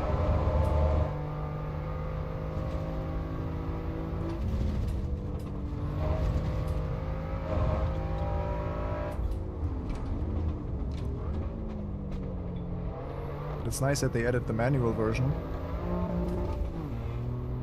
I think the M4 was the dual clutch, right?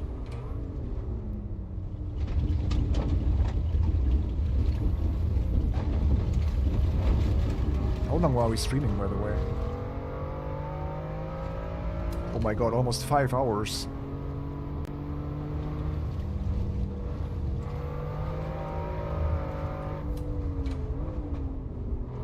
That's a good sign, because I completely lost my feel for the time, and that's mainly because I had a lot of fun.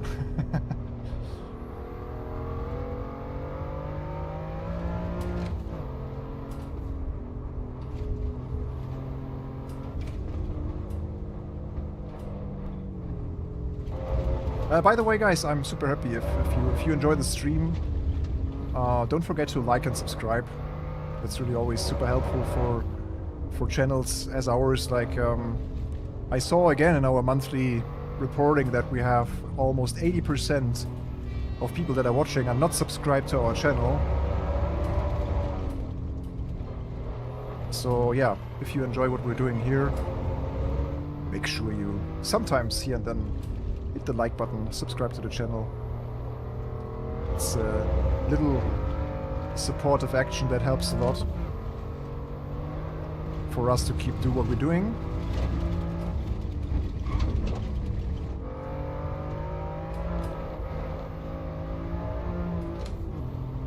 Yeah, but I really love that AC Evo. Oh, the lap is invalid, but we can still count it. Oh, the DLSS is doing strange things.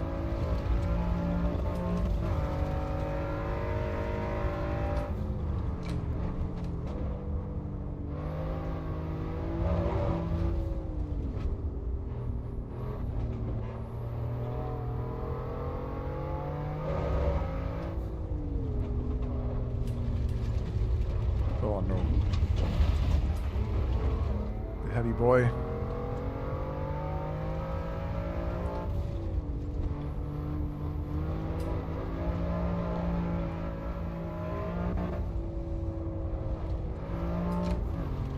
Yeah, 720. Around there, 720, 23. 222. 21.9, okay. So, wow, that's a world. Just keep in mind that the Porsche GT3 RS has the same power and no turbos. Or similar power, no turbos, and is 35 seconds quicker. Okay, let's see. Should we do the triple test? Triple FPS. I will restart the game. Yeah, so yeah, I will guide you through this now. So right now we've been playing with this, yeah, 2560 by 1440. These are my graphics settings right now. We have DLSS and DLLA mode. I will put it down to quality. We have multi-sample anti-aliasing off. Should I turn this on? Like 2 times? I think I tried 2. Then anisotropic filtering is on high. Level of detail is on high. Vehicle high. So everything is high basically. Volumetrics medium. This, I don't know, volumetrics are not that important, I believe. Yeah, everything is on high. So that's pretty easy. No motion blur. I'm not a fan of motion blur. And the mirrors are also medium to high. So medium to high, 2 times anisotropic, no, 2 times anti-aliasing. You see the chat now as well. Mr. Lasaus, how has it been? Yeah, great. Yeah, I have a lot of fun, especially the AE86 is a blast to drive. So is the GT3 RS.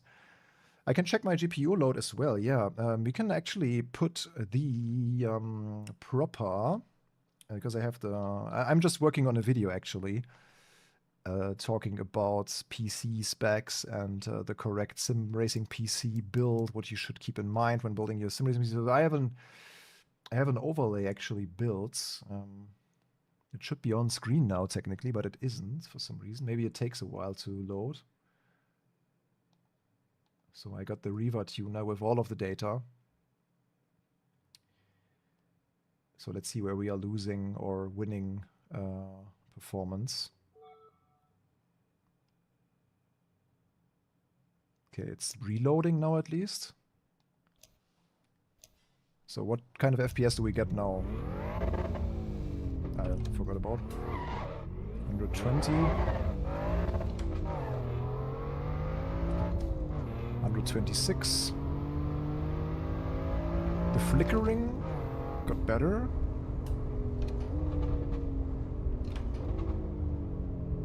Yeah, still like 120. Okay. Yeah, let's try all of this again with triples. But where's my performance overlay? I'm a bit confused. Where is it?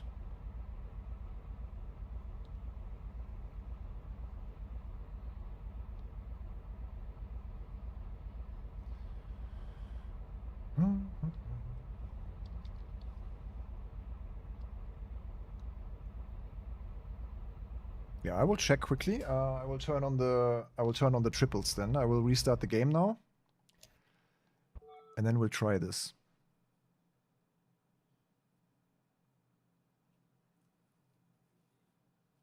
The anisotropic improves the quality at long distance and barely hit performance in modern cards. Yeah. Yeah, it looks a bit better then, right? Okay, let me restart the game. I really want my performance overlay. Let's check. So I enabled now the recommended setting in NVIDIA app. So DLS override should be enabling the DLSS 4.5, as at least according to the tutorial that I saw. I have to turn on the MSI Afterburner to get the statistics, I believe. Okay, so I will now run AC Evo in triple mode in a second. Triple tests! Yeah, let's see how much FPS we can get from triples now. On high. High settings, DLSS quality. Let's see. So first I have to turn on the triples here. On. Apply. Now it will look super strange, probably. Or maybe it doesn't. Now I go to this wonderful SWRE thing, select Assetto Corsa EVO, and activate the profile. And now I don't have triples at all. Oh no, I have. Okay. Now we also have the performance overlay. Woohoo! Cool. So you can see everything now, right? You see my cores, you see my GPU temp, you see my GPU usage, my CPU temp, and my CPU usage, and my frame rate. So frame rate in the menu is obviously locked at 60. And now we'll drive the same combination again, just with a slightly more enjoyable car, maybe. Yeah, what do we still have to test? Let's go with the GT4 RS, actually. See how that was swing. How different it is, at least also from the GT3 RS. Okay, let's see. It will be interesting. My GPU is a 4080 Super. 80 to 90 would be really good, but I doubt it.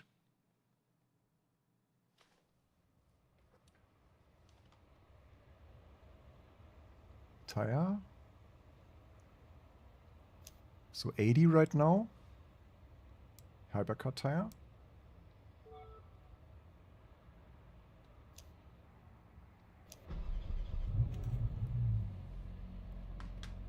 Just turn off the HUD. Yeah, 60 FPS. Wow. So cut in half still to what you get with single screen. Usually, like in other simulators, it's not cut in half. It's like you lose like 30%, 30 to 40%, not 100%. Also my whole... Yeah, okay. Yeah, the whole thing changed now with triples, obviously. Let me quickly check something. I want to sit kind of correctly here. FOV is about right. Just want to sit a bit back. Yeah, this is way better. This is now perfect. Okay, apply. In case you didn't know, you have the triple screen menu here. You can set the data of your screens and stuff. So that. Okay, let's see. It will be 60 FPS now, which is not impossible. I will also set everything to medium and see how much we can gain there. But let's just first drive, get a feel for how it performs. GPU is the bottleneck, right? Yeah, it's the rendering that takes the resources, basically, from the graphics card.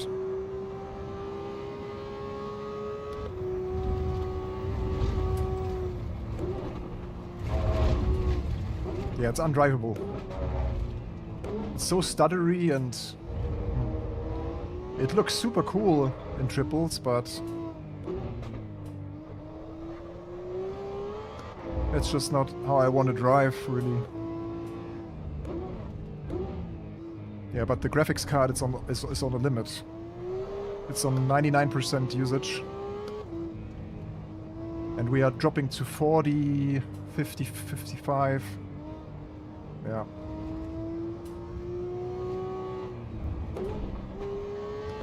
Let's lower the graphic settings to medium.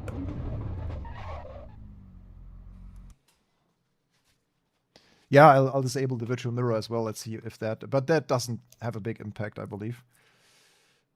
I tested that before. The mirror does not do a lot, actually. Where is the mirror, by the way? Is it here? Mirror, mirror, mirror. Mirror, mirror on the wall. I don't see it. I think it's somewhere here as well, right? Let's see. Medium.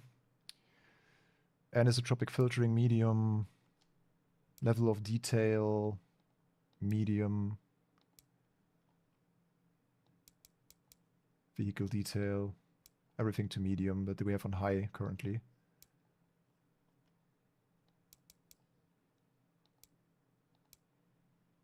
Yeah, but probably if you have like a 5080 or a 4090 with a 7800 X3D, you are probably okay to run triples. Otherwise, everything below seems to be pretty low performing still. Depth of field quality. Can turn that off. I don't know if it takes the graphic card too much to render, but yeah, mirror mode. Single mirror. But the mirror is somewhere else, actually. Mirror LUT quality, you can also put to medium. And then we're good to go. I think there's another setting. Ooh. There's another setting for the mirror somewhere. Oops, I did something with the exposure. Exposure? Did I put it? Ah, the triples got deactivated again. What happened to the exposure? It's -1. I put it back to 0. Mirror to single render. Disable the virtual one. Yeah, I'll try. Have you noticed my performance improvements? No, not really. Not yet. Let's try now. I have to just put back the triples, it seems. It deactivated the triple spanning. Now it's back. I just want to find the virtual mirror. I think it's here. Mirrors, here it is. Yeah, disable the virtual mirror. And then let's see what we get. If it's a significant increase. Yeah, I think it's +10.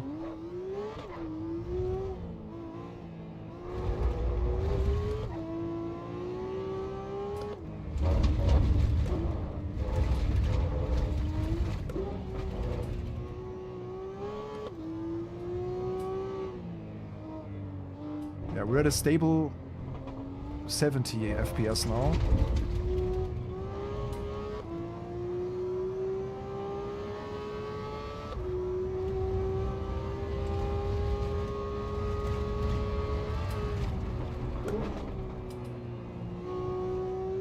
Yeah, stable 70 FPS. That's all what I get. And the game already looks significantly worse.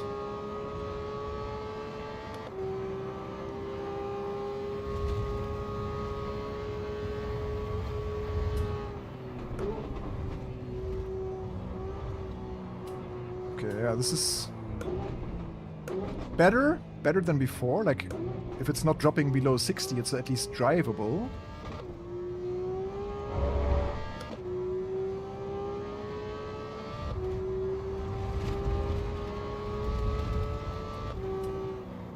Let's say we use even more DLSS support, kind of. Let's see. DLSS to balanced. Let's say DLSS performance. Let's see what that does. Yeah, CPU is super bored, actually. It's really interesting that a 4080 is so under pressure by this. But yeah, it's just rendering 3 monitors. I mean, LMU is running pretty well. Like in LMU, I get okay, we got 10 more FPS now from this. But the game also looks ass.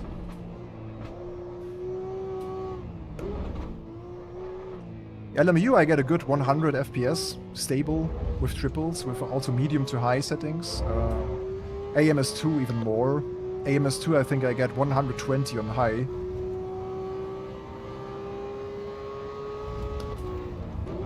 AMS2 is just such a treasure. when it comes to graphics versus optimization and what you get visually. Yeah, but now we get at least 80 plus.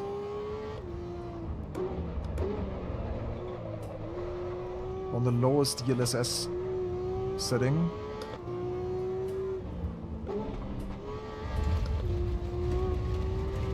And we don't yet have AI or other cars on track, yeah? Just keep that in mind. And it's not raining yet. So you always want some headroom for those scenarios. And that's why it's, for me, at the moment, not really the way to go. So I will keep it on single screen for now in Assetto Corsa EVO. Yeah, I'm looking to get a PC upgrade, maybe, let's see, maybe this year, maybe next year. But I still want to wait a little bit before I invest again into something. So yeah. What do you think, guys? Is that enough of triple testing? Yeah, I'm not streaming on the same PC. The stream is taken care of by another PC. Yeah.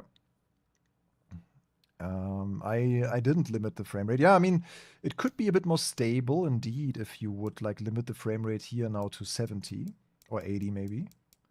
Let's say 70 because we know we can reach a good 70 FPS now with the setup. If we would limit it, let's see how it changes the feel.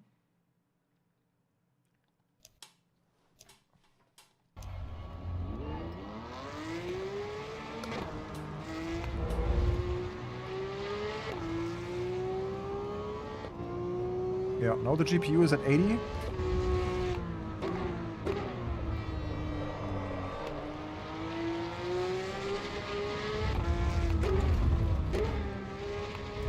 So you avoid those peaky stutters and stuff.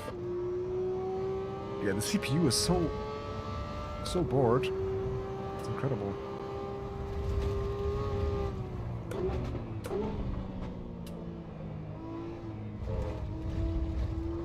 Yeah, this is quite enjoyable actually. Let's go back to the... Let's see how bad it really looks, because we are driving down the shadows here. It looks a bit nicer maybe here in the paddock.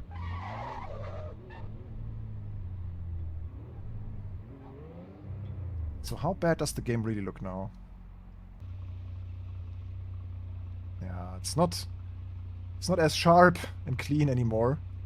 I mean, it's not bad per se, but yeah. I mean, it's still fine though, but still, 70 FPS is not really what I'm hoping for when sim racing. It's okay for showcasing it or having the experience sometimes, but I wish for at least 90. Yeah, everything is a bit blurred. Everything's a bit blurred. Okay, well, I go back to the main menu now. I'll go back to single screen. And I will turn off this performance monitor. So yeah, what should we do? Like, do you want to see anything else? Should we go to another online race? Should we test another car? I'll see what's in the online racing currently. If there's any interesting race going on. Assetto Corsa multiplayer.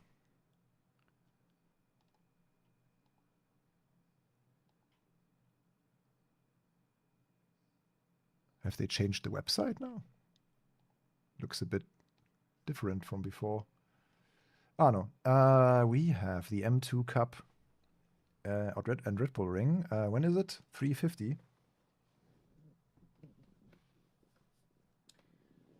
Oh, yeah. Yeah, let's join that. Let's join that one. Red Bull Ring, National, in the BMW M2. Might be nice, but it's not the new one. It's the old one still. Okay, gotta close the afterburner.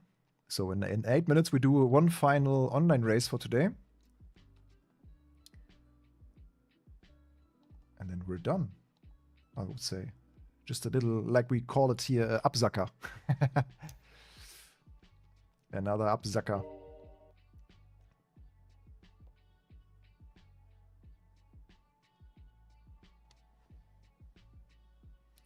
Yeah, DLS should... Yeah, I don't know if DLSS is even properly working. And my graphic settings were pretty low in the last test.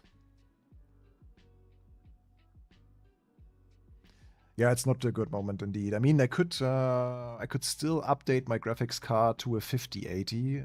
I don't know how big the jump really is from a 4080 to a 5080, especially since I'm sitting on a 5800 X3D as a maximum that I can get with my main board. So if I invest again, it is another generation then maybe. I kind of want to wait for AM6 and the next generation of NVIDIA. And I don't know if that's already arriving next year. I doubt it. So maybe it's we just have to sit this out. AI is not better, no.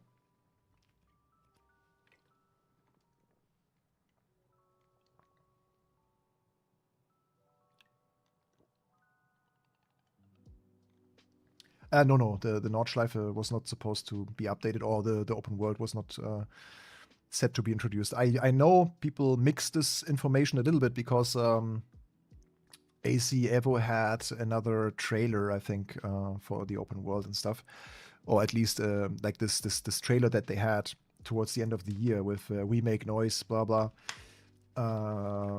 That got people probably to expect the open world coming now, but it doesn't. No. I'm closing this now. The river tuner. Yeah, 5800 is the maximum you can get. Yeah, so that's the problem.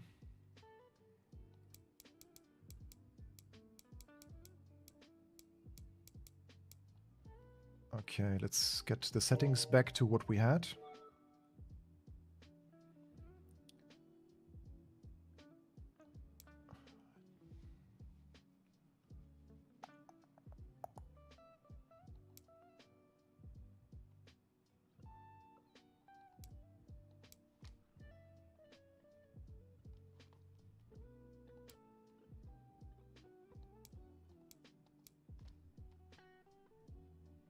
So yeah, it's a bit sad. Still no triples for me though then. Just too low of a PC performance. Oh yeah, it's what it is. But I think there will be another step of triples and VR in the future. They will certainly update this a little bit. Mirror. No. The mirror wheel will keep lower. Mirrors are taking a huge amount of graphic power mostly. So I'll keep it like that for now. Yeah, DL, AA, and everything on high, basically. That's my setting right now. Yeah, no, the jump. Yeah, I think 5070 kind of equals the 4080 Super, right? Maybe a little bit stronger with some more features, but so the only update that I could technically make is a 4090, but also 4090 is also crazy expensive, no? So no, not gonna happen. Okay, I have to keep an eye out for the time. It's in 7 minutes. So this is, by the way, the race that we're joining. BMW M2 Cup. 6 laps race on Red Bull Ring National. In 3 minutes, actually. What are the participants? Red Bull National. This is... I think I know the layout. I think we drove it on stream even back then, when we streamed the preview long time ago with all the... yeah, this one. Okay. Yeah, I remember the race where we got punted by Jimmy Broadbent in the M2 as well. So I know this combination.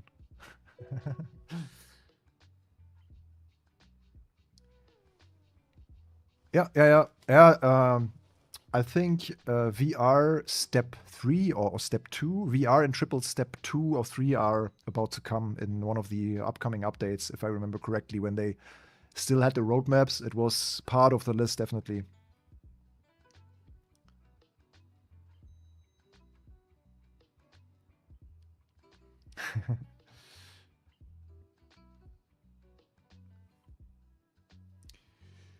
Yeah, before they introduce the open world, they will probably have more performance optimizations needed. Actually, I wanted to check something before we jump into the race. Just 1 minute. It's 1 minute still, or 1.5. So for the AE86, the standard edition, I wanted to see what kind of colors we can get. So that's the Zenki two-tone. It's just perfect, right?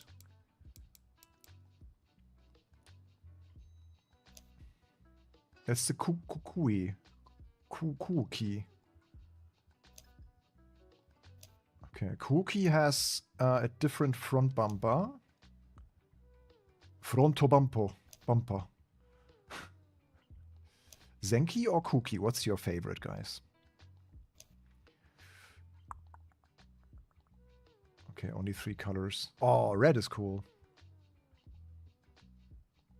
Red carpet. Oh. Watanabe is a must. What is the snowflake wheel? Ooh.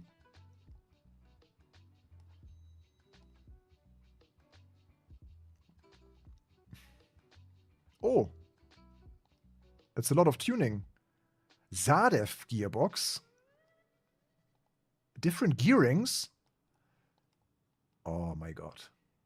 GT Apex fog lights. GT Apex side skirto. Saido skirto. Mudguards. Oh my. Fronto splitter. Nice.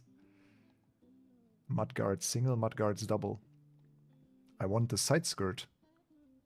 And the double mudguards? Yeah. And GT Apex exhaust. Admiral steering wheel. Oh my god, this is my highlight. Okay, let's get into the race. I have to join the server again manually. Right. Where's my race? Should start now.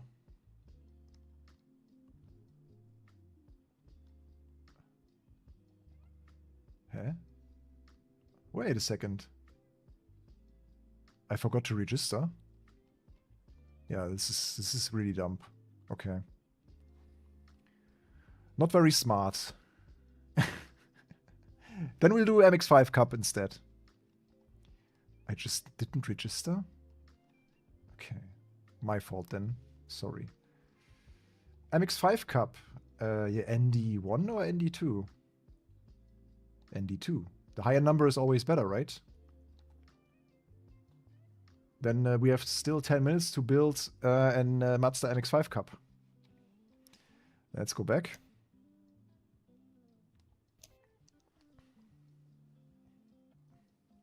It's nice, right? Yeah, I will not finish the configuration of this AE86. I have to test the different gears and stuff on my own, I think.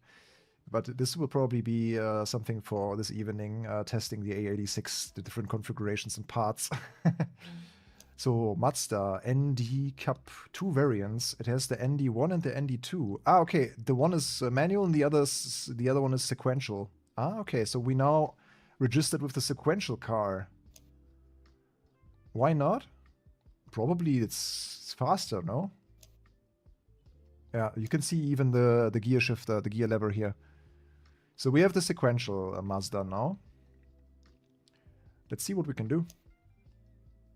I haven't used this car too much here on AC Evo yet. But on Laguna Seca especially, it will be fun, I guess.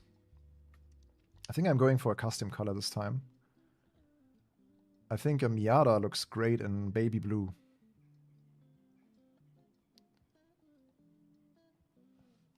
I think this head has to be a bit less reflective. Less clear coat. Yeah. I want to replicate Miami blue kinda for this one. I think that goes in a good direction. Ah yeah, the roughness helps a bit. Ooh. Mm-hmm. Yeah. Okay. Metalness. Metalness is my favorite word, kinda. Like, if you're a metal, like a heavy metal fan, like, how much metalness do you have? Looks quite cool. Oh man, I have to change the showcase again.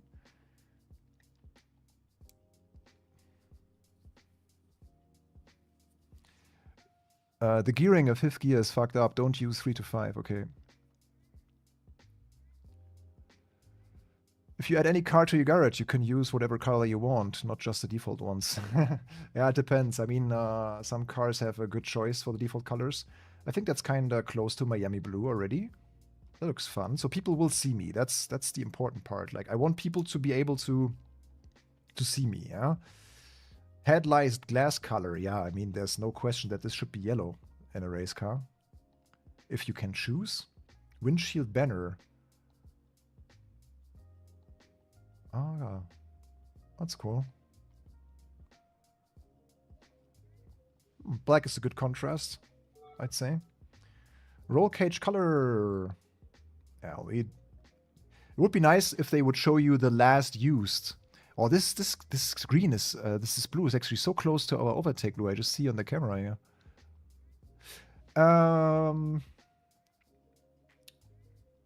Interior, the roll cage.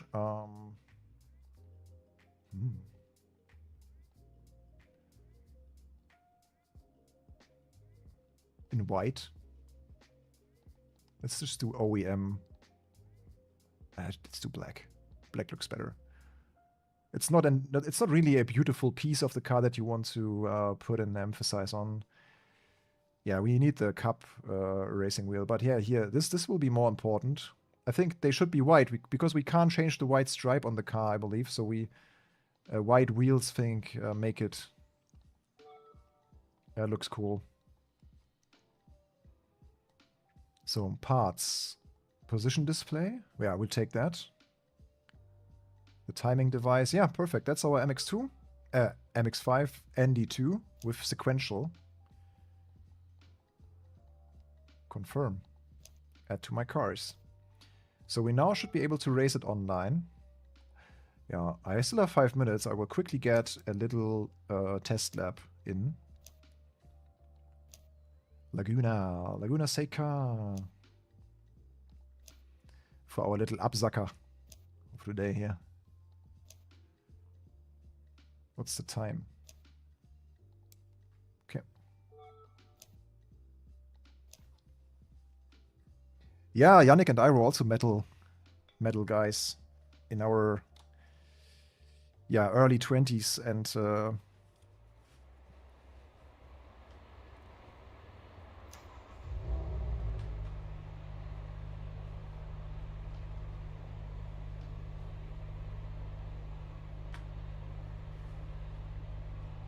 oh. Oops.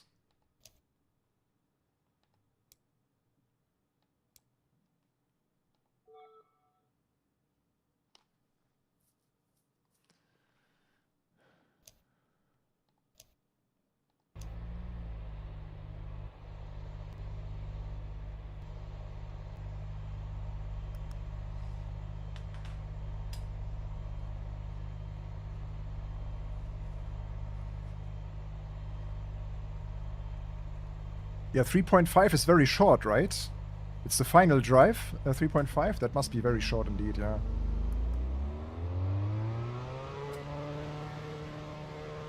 Okay, Mazda MX-5 Cup on Laguna Seca. Just getting one lap to warm up a little bit.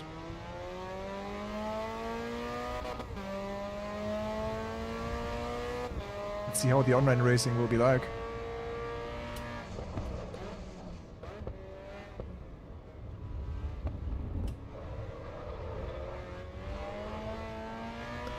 Yeah, this car is controllable.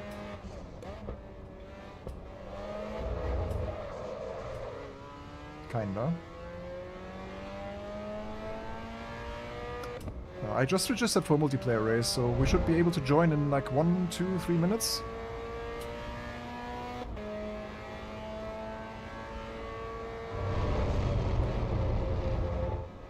It's the final thing we do here on the stream today.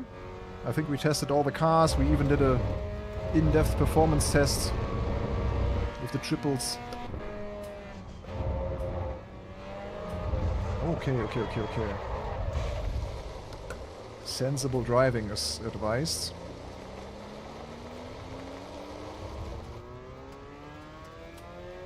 I already did one online race today. It worked back then, so I hope it will work now.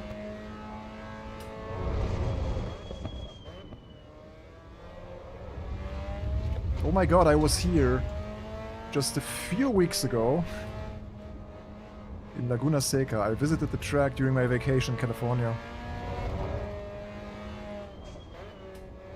It's just so nice that I have this memory now whenever I race here virtually.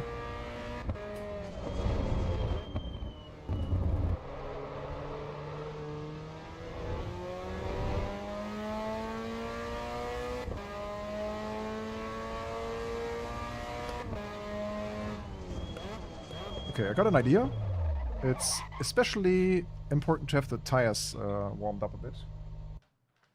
Let's see if we can already join. Yeah, we have to join manually again, so I've kind of forgot.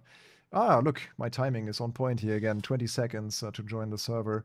So it will be in the server overview again. So we have to go to multiplayer. Let's see if they are online. Loading. Ah, yeah, maybe it's down. Oh, maybe not. Okay, MX5. What is it called? What is it called? Server info.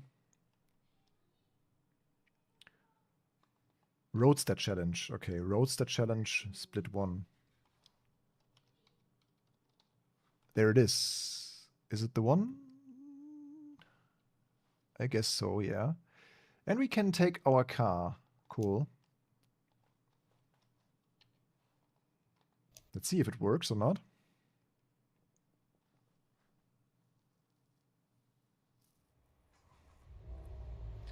Yeah, I sometimes thought about getting a lower final drive for my BRZ. Because it's 4.8, I think. Whereas the US model has 4.4 or something. Or no, the US got 4.1, and the European variant got 4.4 or 4.7 or something. I'm not quite sure. If I was starting sim racing, I would start with AMS2 demo. Yeah, that's a good choice actually. And Race Room is also a good choice because it's also free, where you can access a lot of free stuff. Okay, that's a practice for 1 minute. I take it.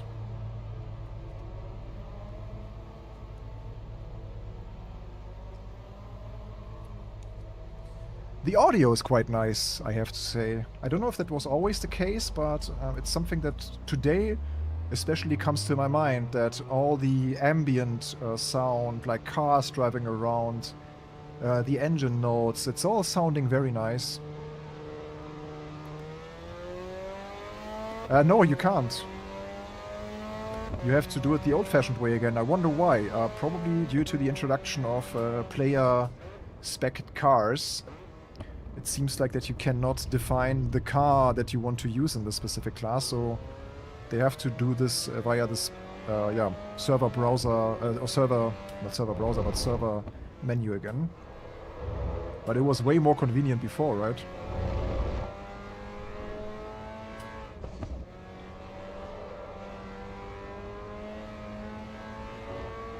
Let's see if we stand a chance.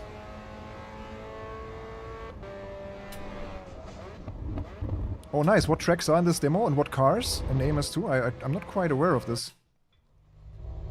That's really nice, like AMS2 is a great choice. Okay, yeah, this worked. Yeah, less fuel for sure. I mean, it's qualifying. Who needs 30 liters? 5 minutes, maybe you can get 2 laps.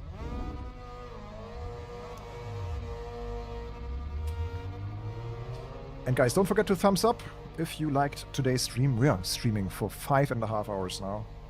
Holy cow.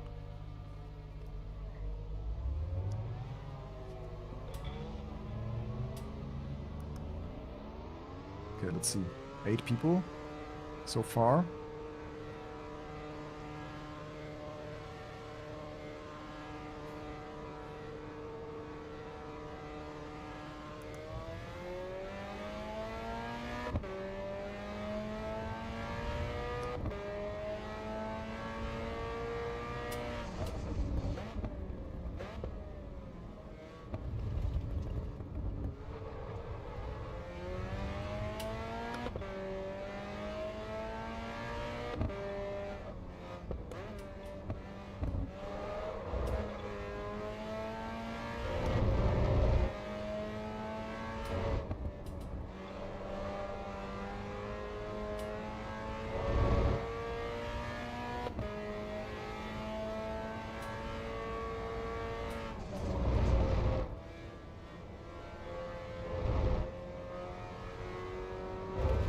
Oh, heel and toe. Have fun.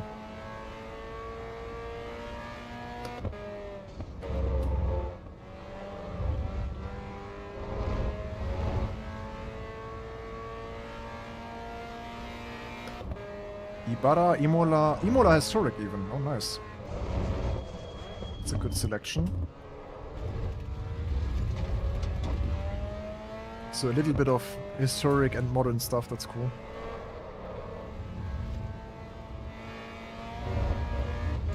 I think a demo is pretty fair, especially for sim racing. You never know if your gear works as you would imagine it, and if your PC can properly get the results you want and so on. So I think it's super fair to give people demo versions.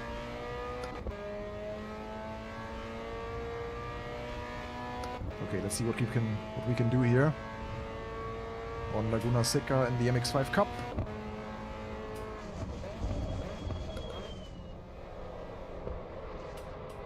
Beloved grassroots racing, purest form of racing. Perfect beginner's car. If you are new to sim racing, I can highly advise you to race MX-5 Cup. It will teach you a lot about vehicle dynamics, tires, tire wear, tire load.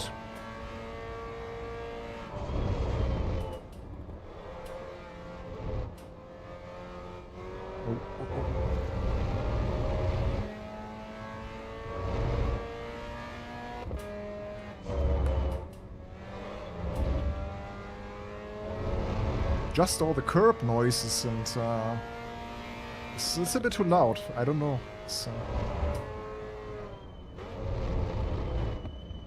I tried to tone it down already, but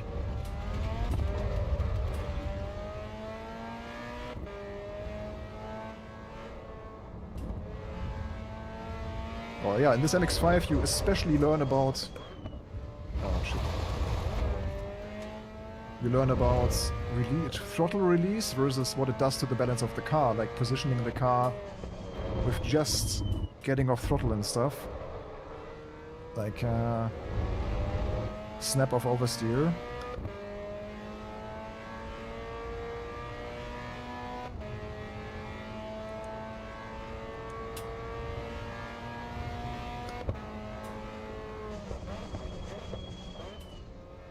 That lap was invalid, so this is our final shot.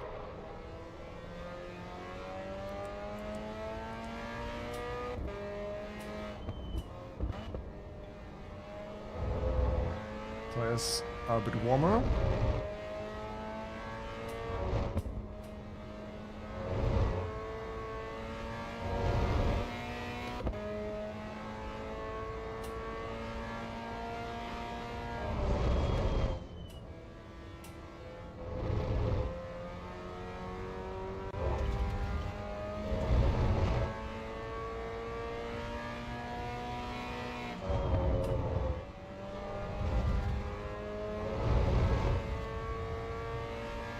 I think Assetto Corsa EVO can still succeed. Also as a pure multiplayer title, if they just make a better and more affordable iRacing, this could catch people people's interest.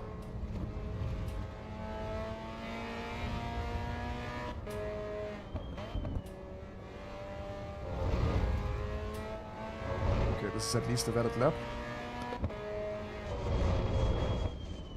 And I got a pretty good feel for the car and the track during this lap.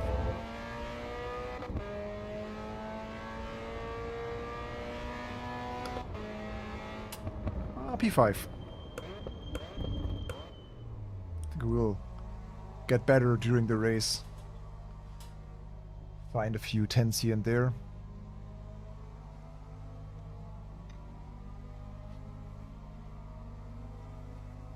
Yeah, this car especially this car here is a recommendation, I would say, for beginners.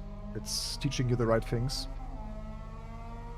Yeah, I think these guys had a few races before. They look a bit more experienced now here. We'll see. Should be a good race then. 6 laps just. If I would only remember my fuel consumption, then I could set the correct fuel now for this race. But yeah. For 6 laps, what do we need? Like, I don't know, 20 maximum, right? 20 liters should be alright. If we mess it up, we messed it up. Okay, let's see. Can we actually... Yeah, we can even use the free camera in the grid. It's quite cool.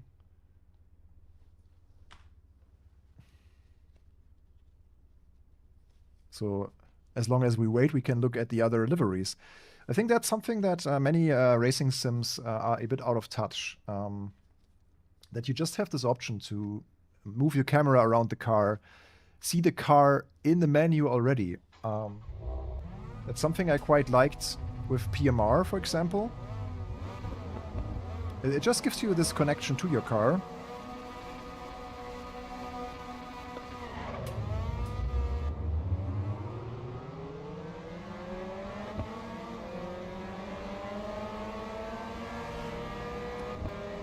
I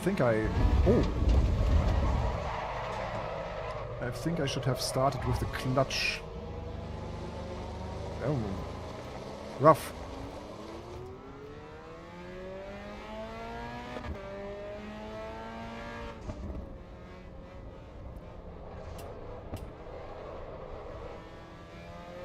The next lesson for beginners: never give up.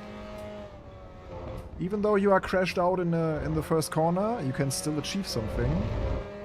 Be it learning how to drive with a slightly broken car, or be it just more laps, focus on your lap time, and wait for people to make mistakes. And you can still meet someone on track, like I will do now.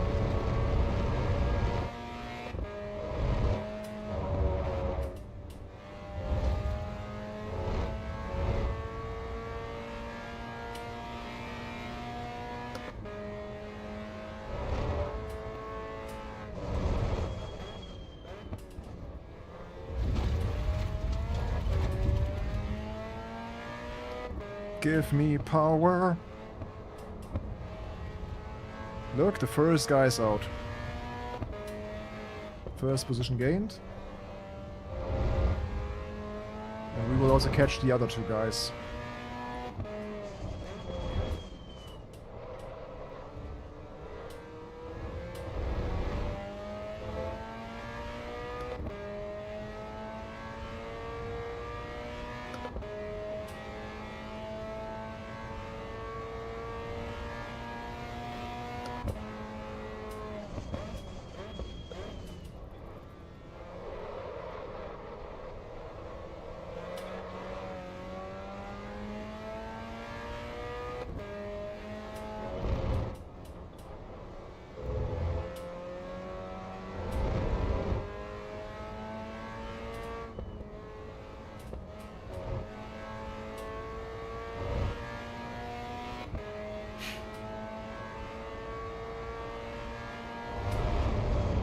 Yellow.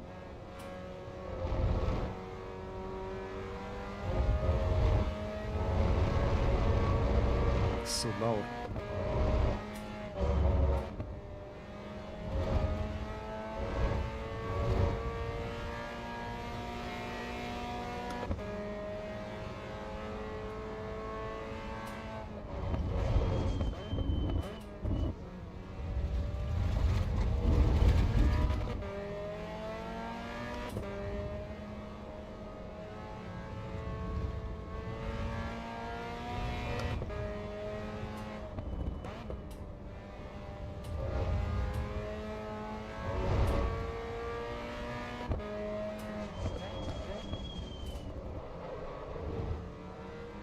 Yeah, this car needs momentum. You want to carry as much speed as possible.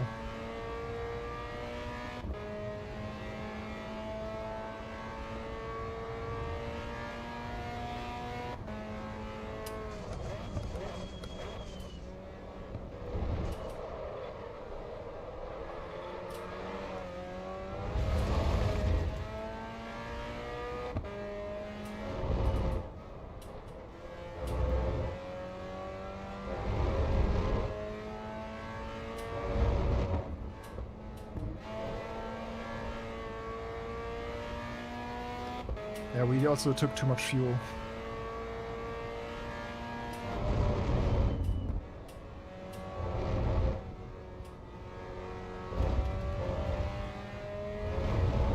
Slightly bad apex here.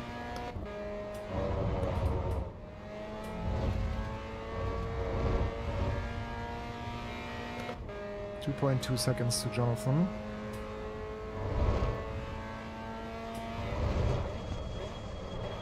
Was a little bit too optimistic here into corkscrew.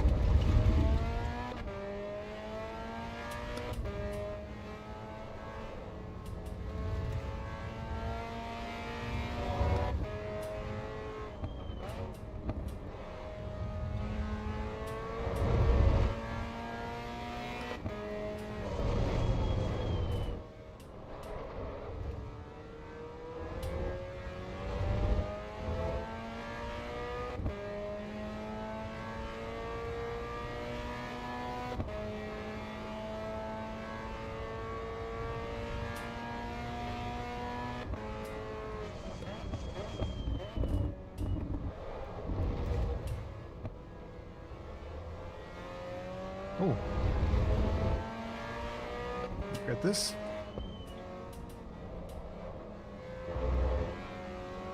Another position gained.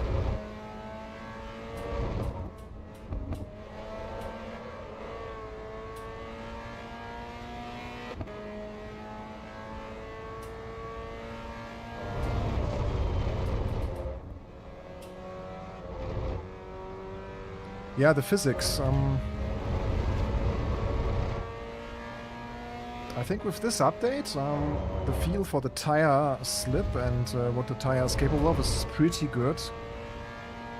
I also really like all the little telemetry effects that you get. I have a brilliant car control feel in AC EVO with this update. I think the tires do almost have the performance that they should have to their real-life counterparts. You can see how I really catch slides and let the car move around here, the MX-5, so it's really enjoyable. It feels dynamic, it feels active to drive. So I can't really say a lot of bad things about AC EVO right now from my experience, from my perspective. It's only one perspective. I know people like James, Gamer Muscle, they have a different take on this, but I would say, I personally, I enjoy AC EVO more than the original AC. That's a bold claim maybe for some of you, but yeah, this is just what it is.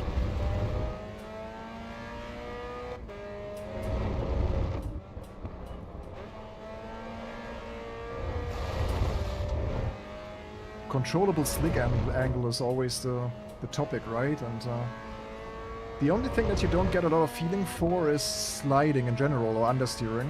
So you don't really know what the tire is doing on the limit, but you can still somehow feel it.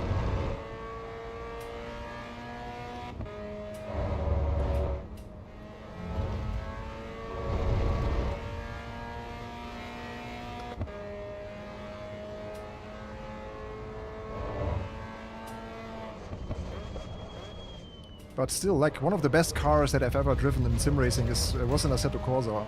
That was the mod that built PCs, and Bill, the owner of Build PCs, brought to Sim Gaming Expo Chicago.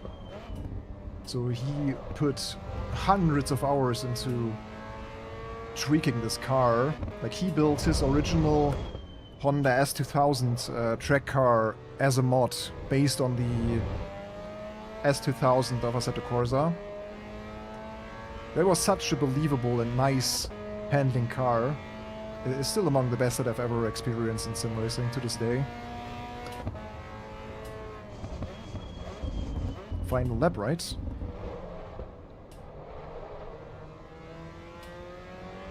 So I could have survived with 10 liters less.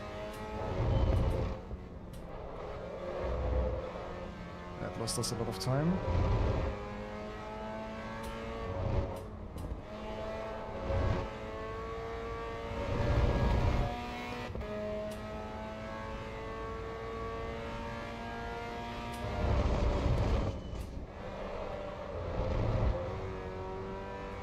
No, that will be a penalty. It is. Penalty pending.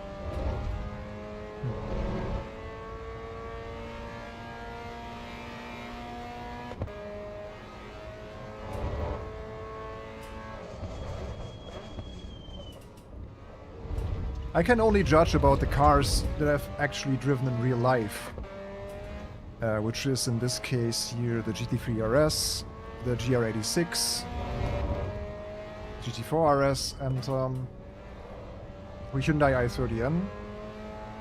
And I think the level of detail and how close they are to their real-life counterparts is quite remarkable in Assetto Corsa EVO. And that's the only really usable experience that I can compare it to.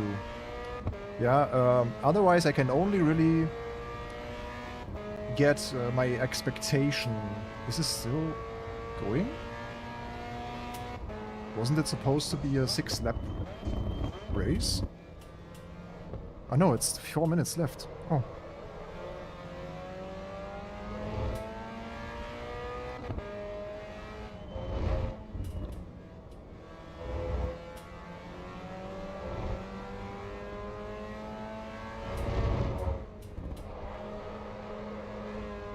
I should speed up a bit. The guy behind is pushing a bit.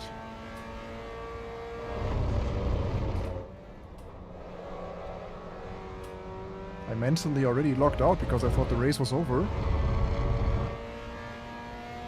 But it's not.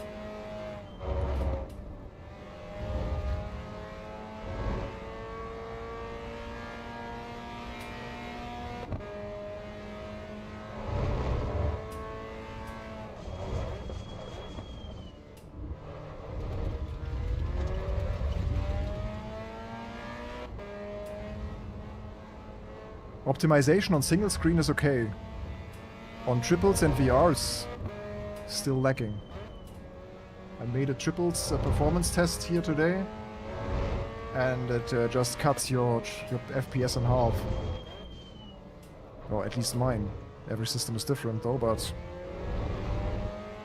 I turned the digital mirror off.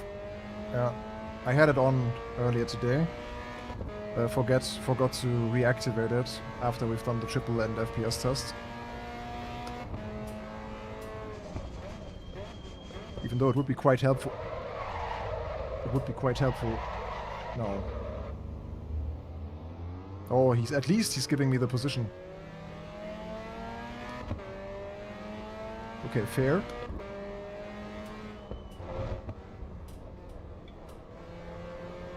Gentleman move there.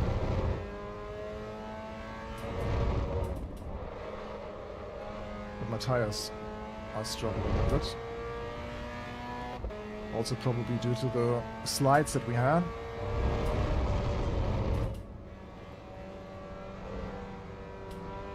Yeah, what I'm also still missing is a look back button.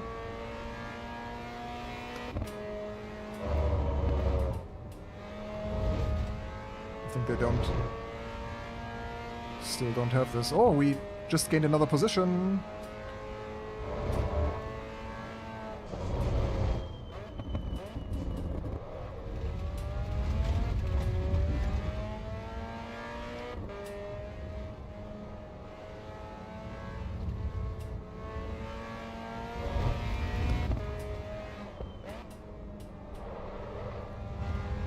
Just keep the nerves.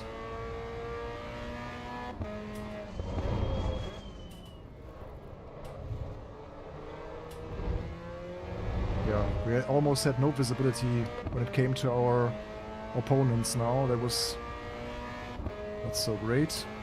Okay, final... No, not the final lap. 2 more.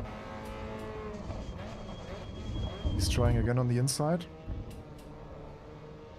Yeah, he got a bit better with the braking point in turn 1.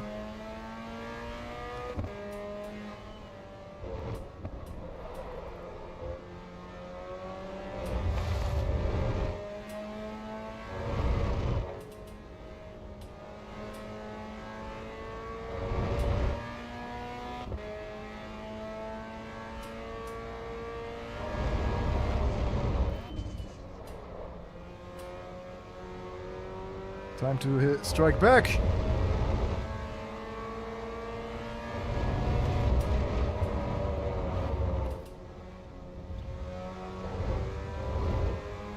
Oh, that's really cool.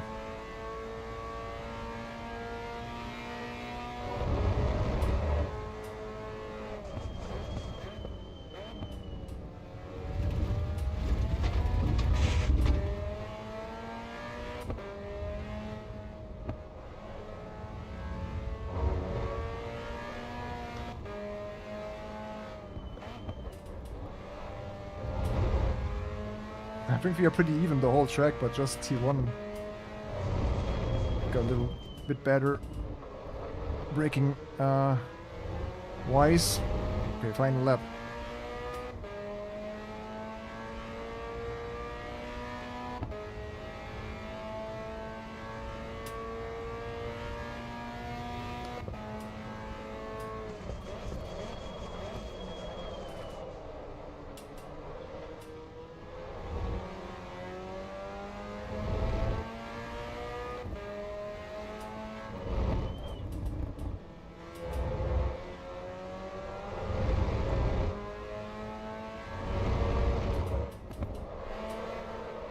No. I really wanted it. I wanted it a little bit too much.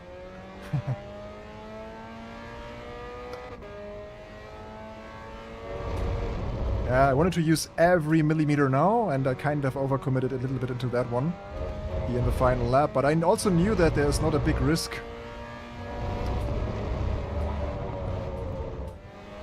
Because we have a 38 second gap.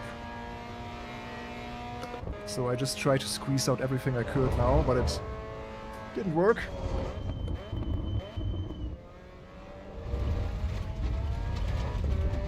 The tire at one point just said, oh no, I'm out. And now, oh, he got a 5-second penalty. Oh no. Yeah, wow. I could still gain that spot back if I would just race cleaner. But I think he still got it. 4 poor. Huh, I don't know. Can we still get it? Ah. Damn. Damn. Yeah, GG's. Oh. Nice one. Yeah, let's see what is the result. Yeah, we are... Oh, look, if I didn't make the mistake in the final turn, I would still be 5th. Yeah, it is what it is. It might be with some more people in a big lobby. That might be fun. Okay. Guys, we had a great stream today. Hope you enjoyed it. Yeah, we tested a lot of stuff actually today.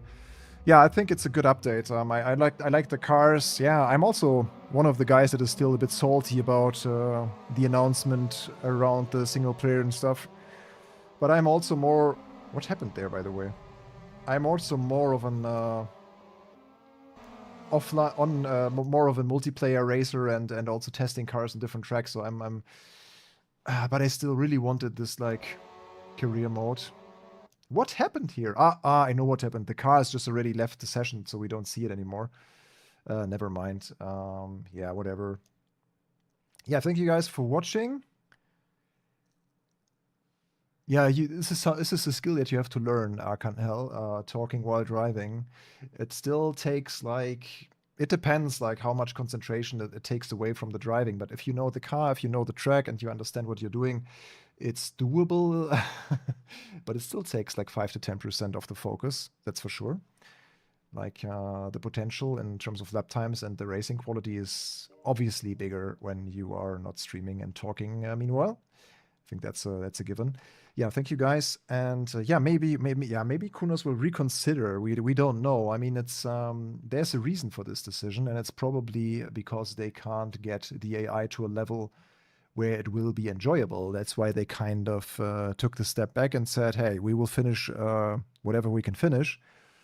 Yeah, maybe in the future they might offer something for single player. I mean, they will still. Yeah, they never said that they cut the career entirely. They just said it's not a economy-based progression. That's all they said. Yeah, it could still mean that there is some sort of career, and they also said that we will have a revamped driving academy. So if that driving academy is nicely presented and has some nice little mini stories in it, hey, this could also be a cool thing. So we don't know.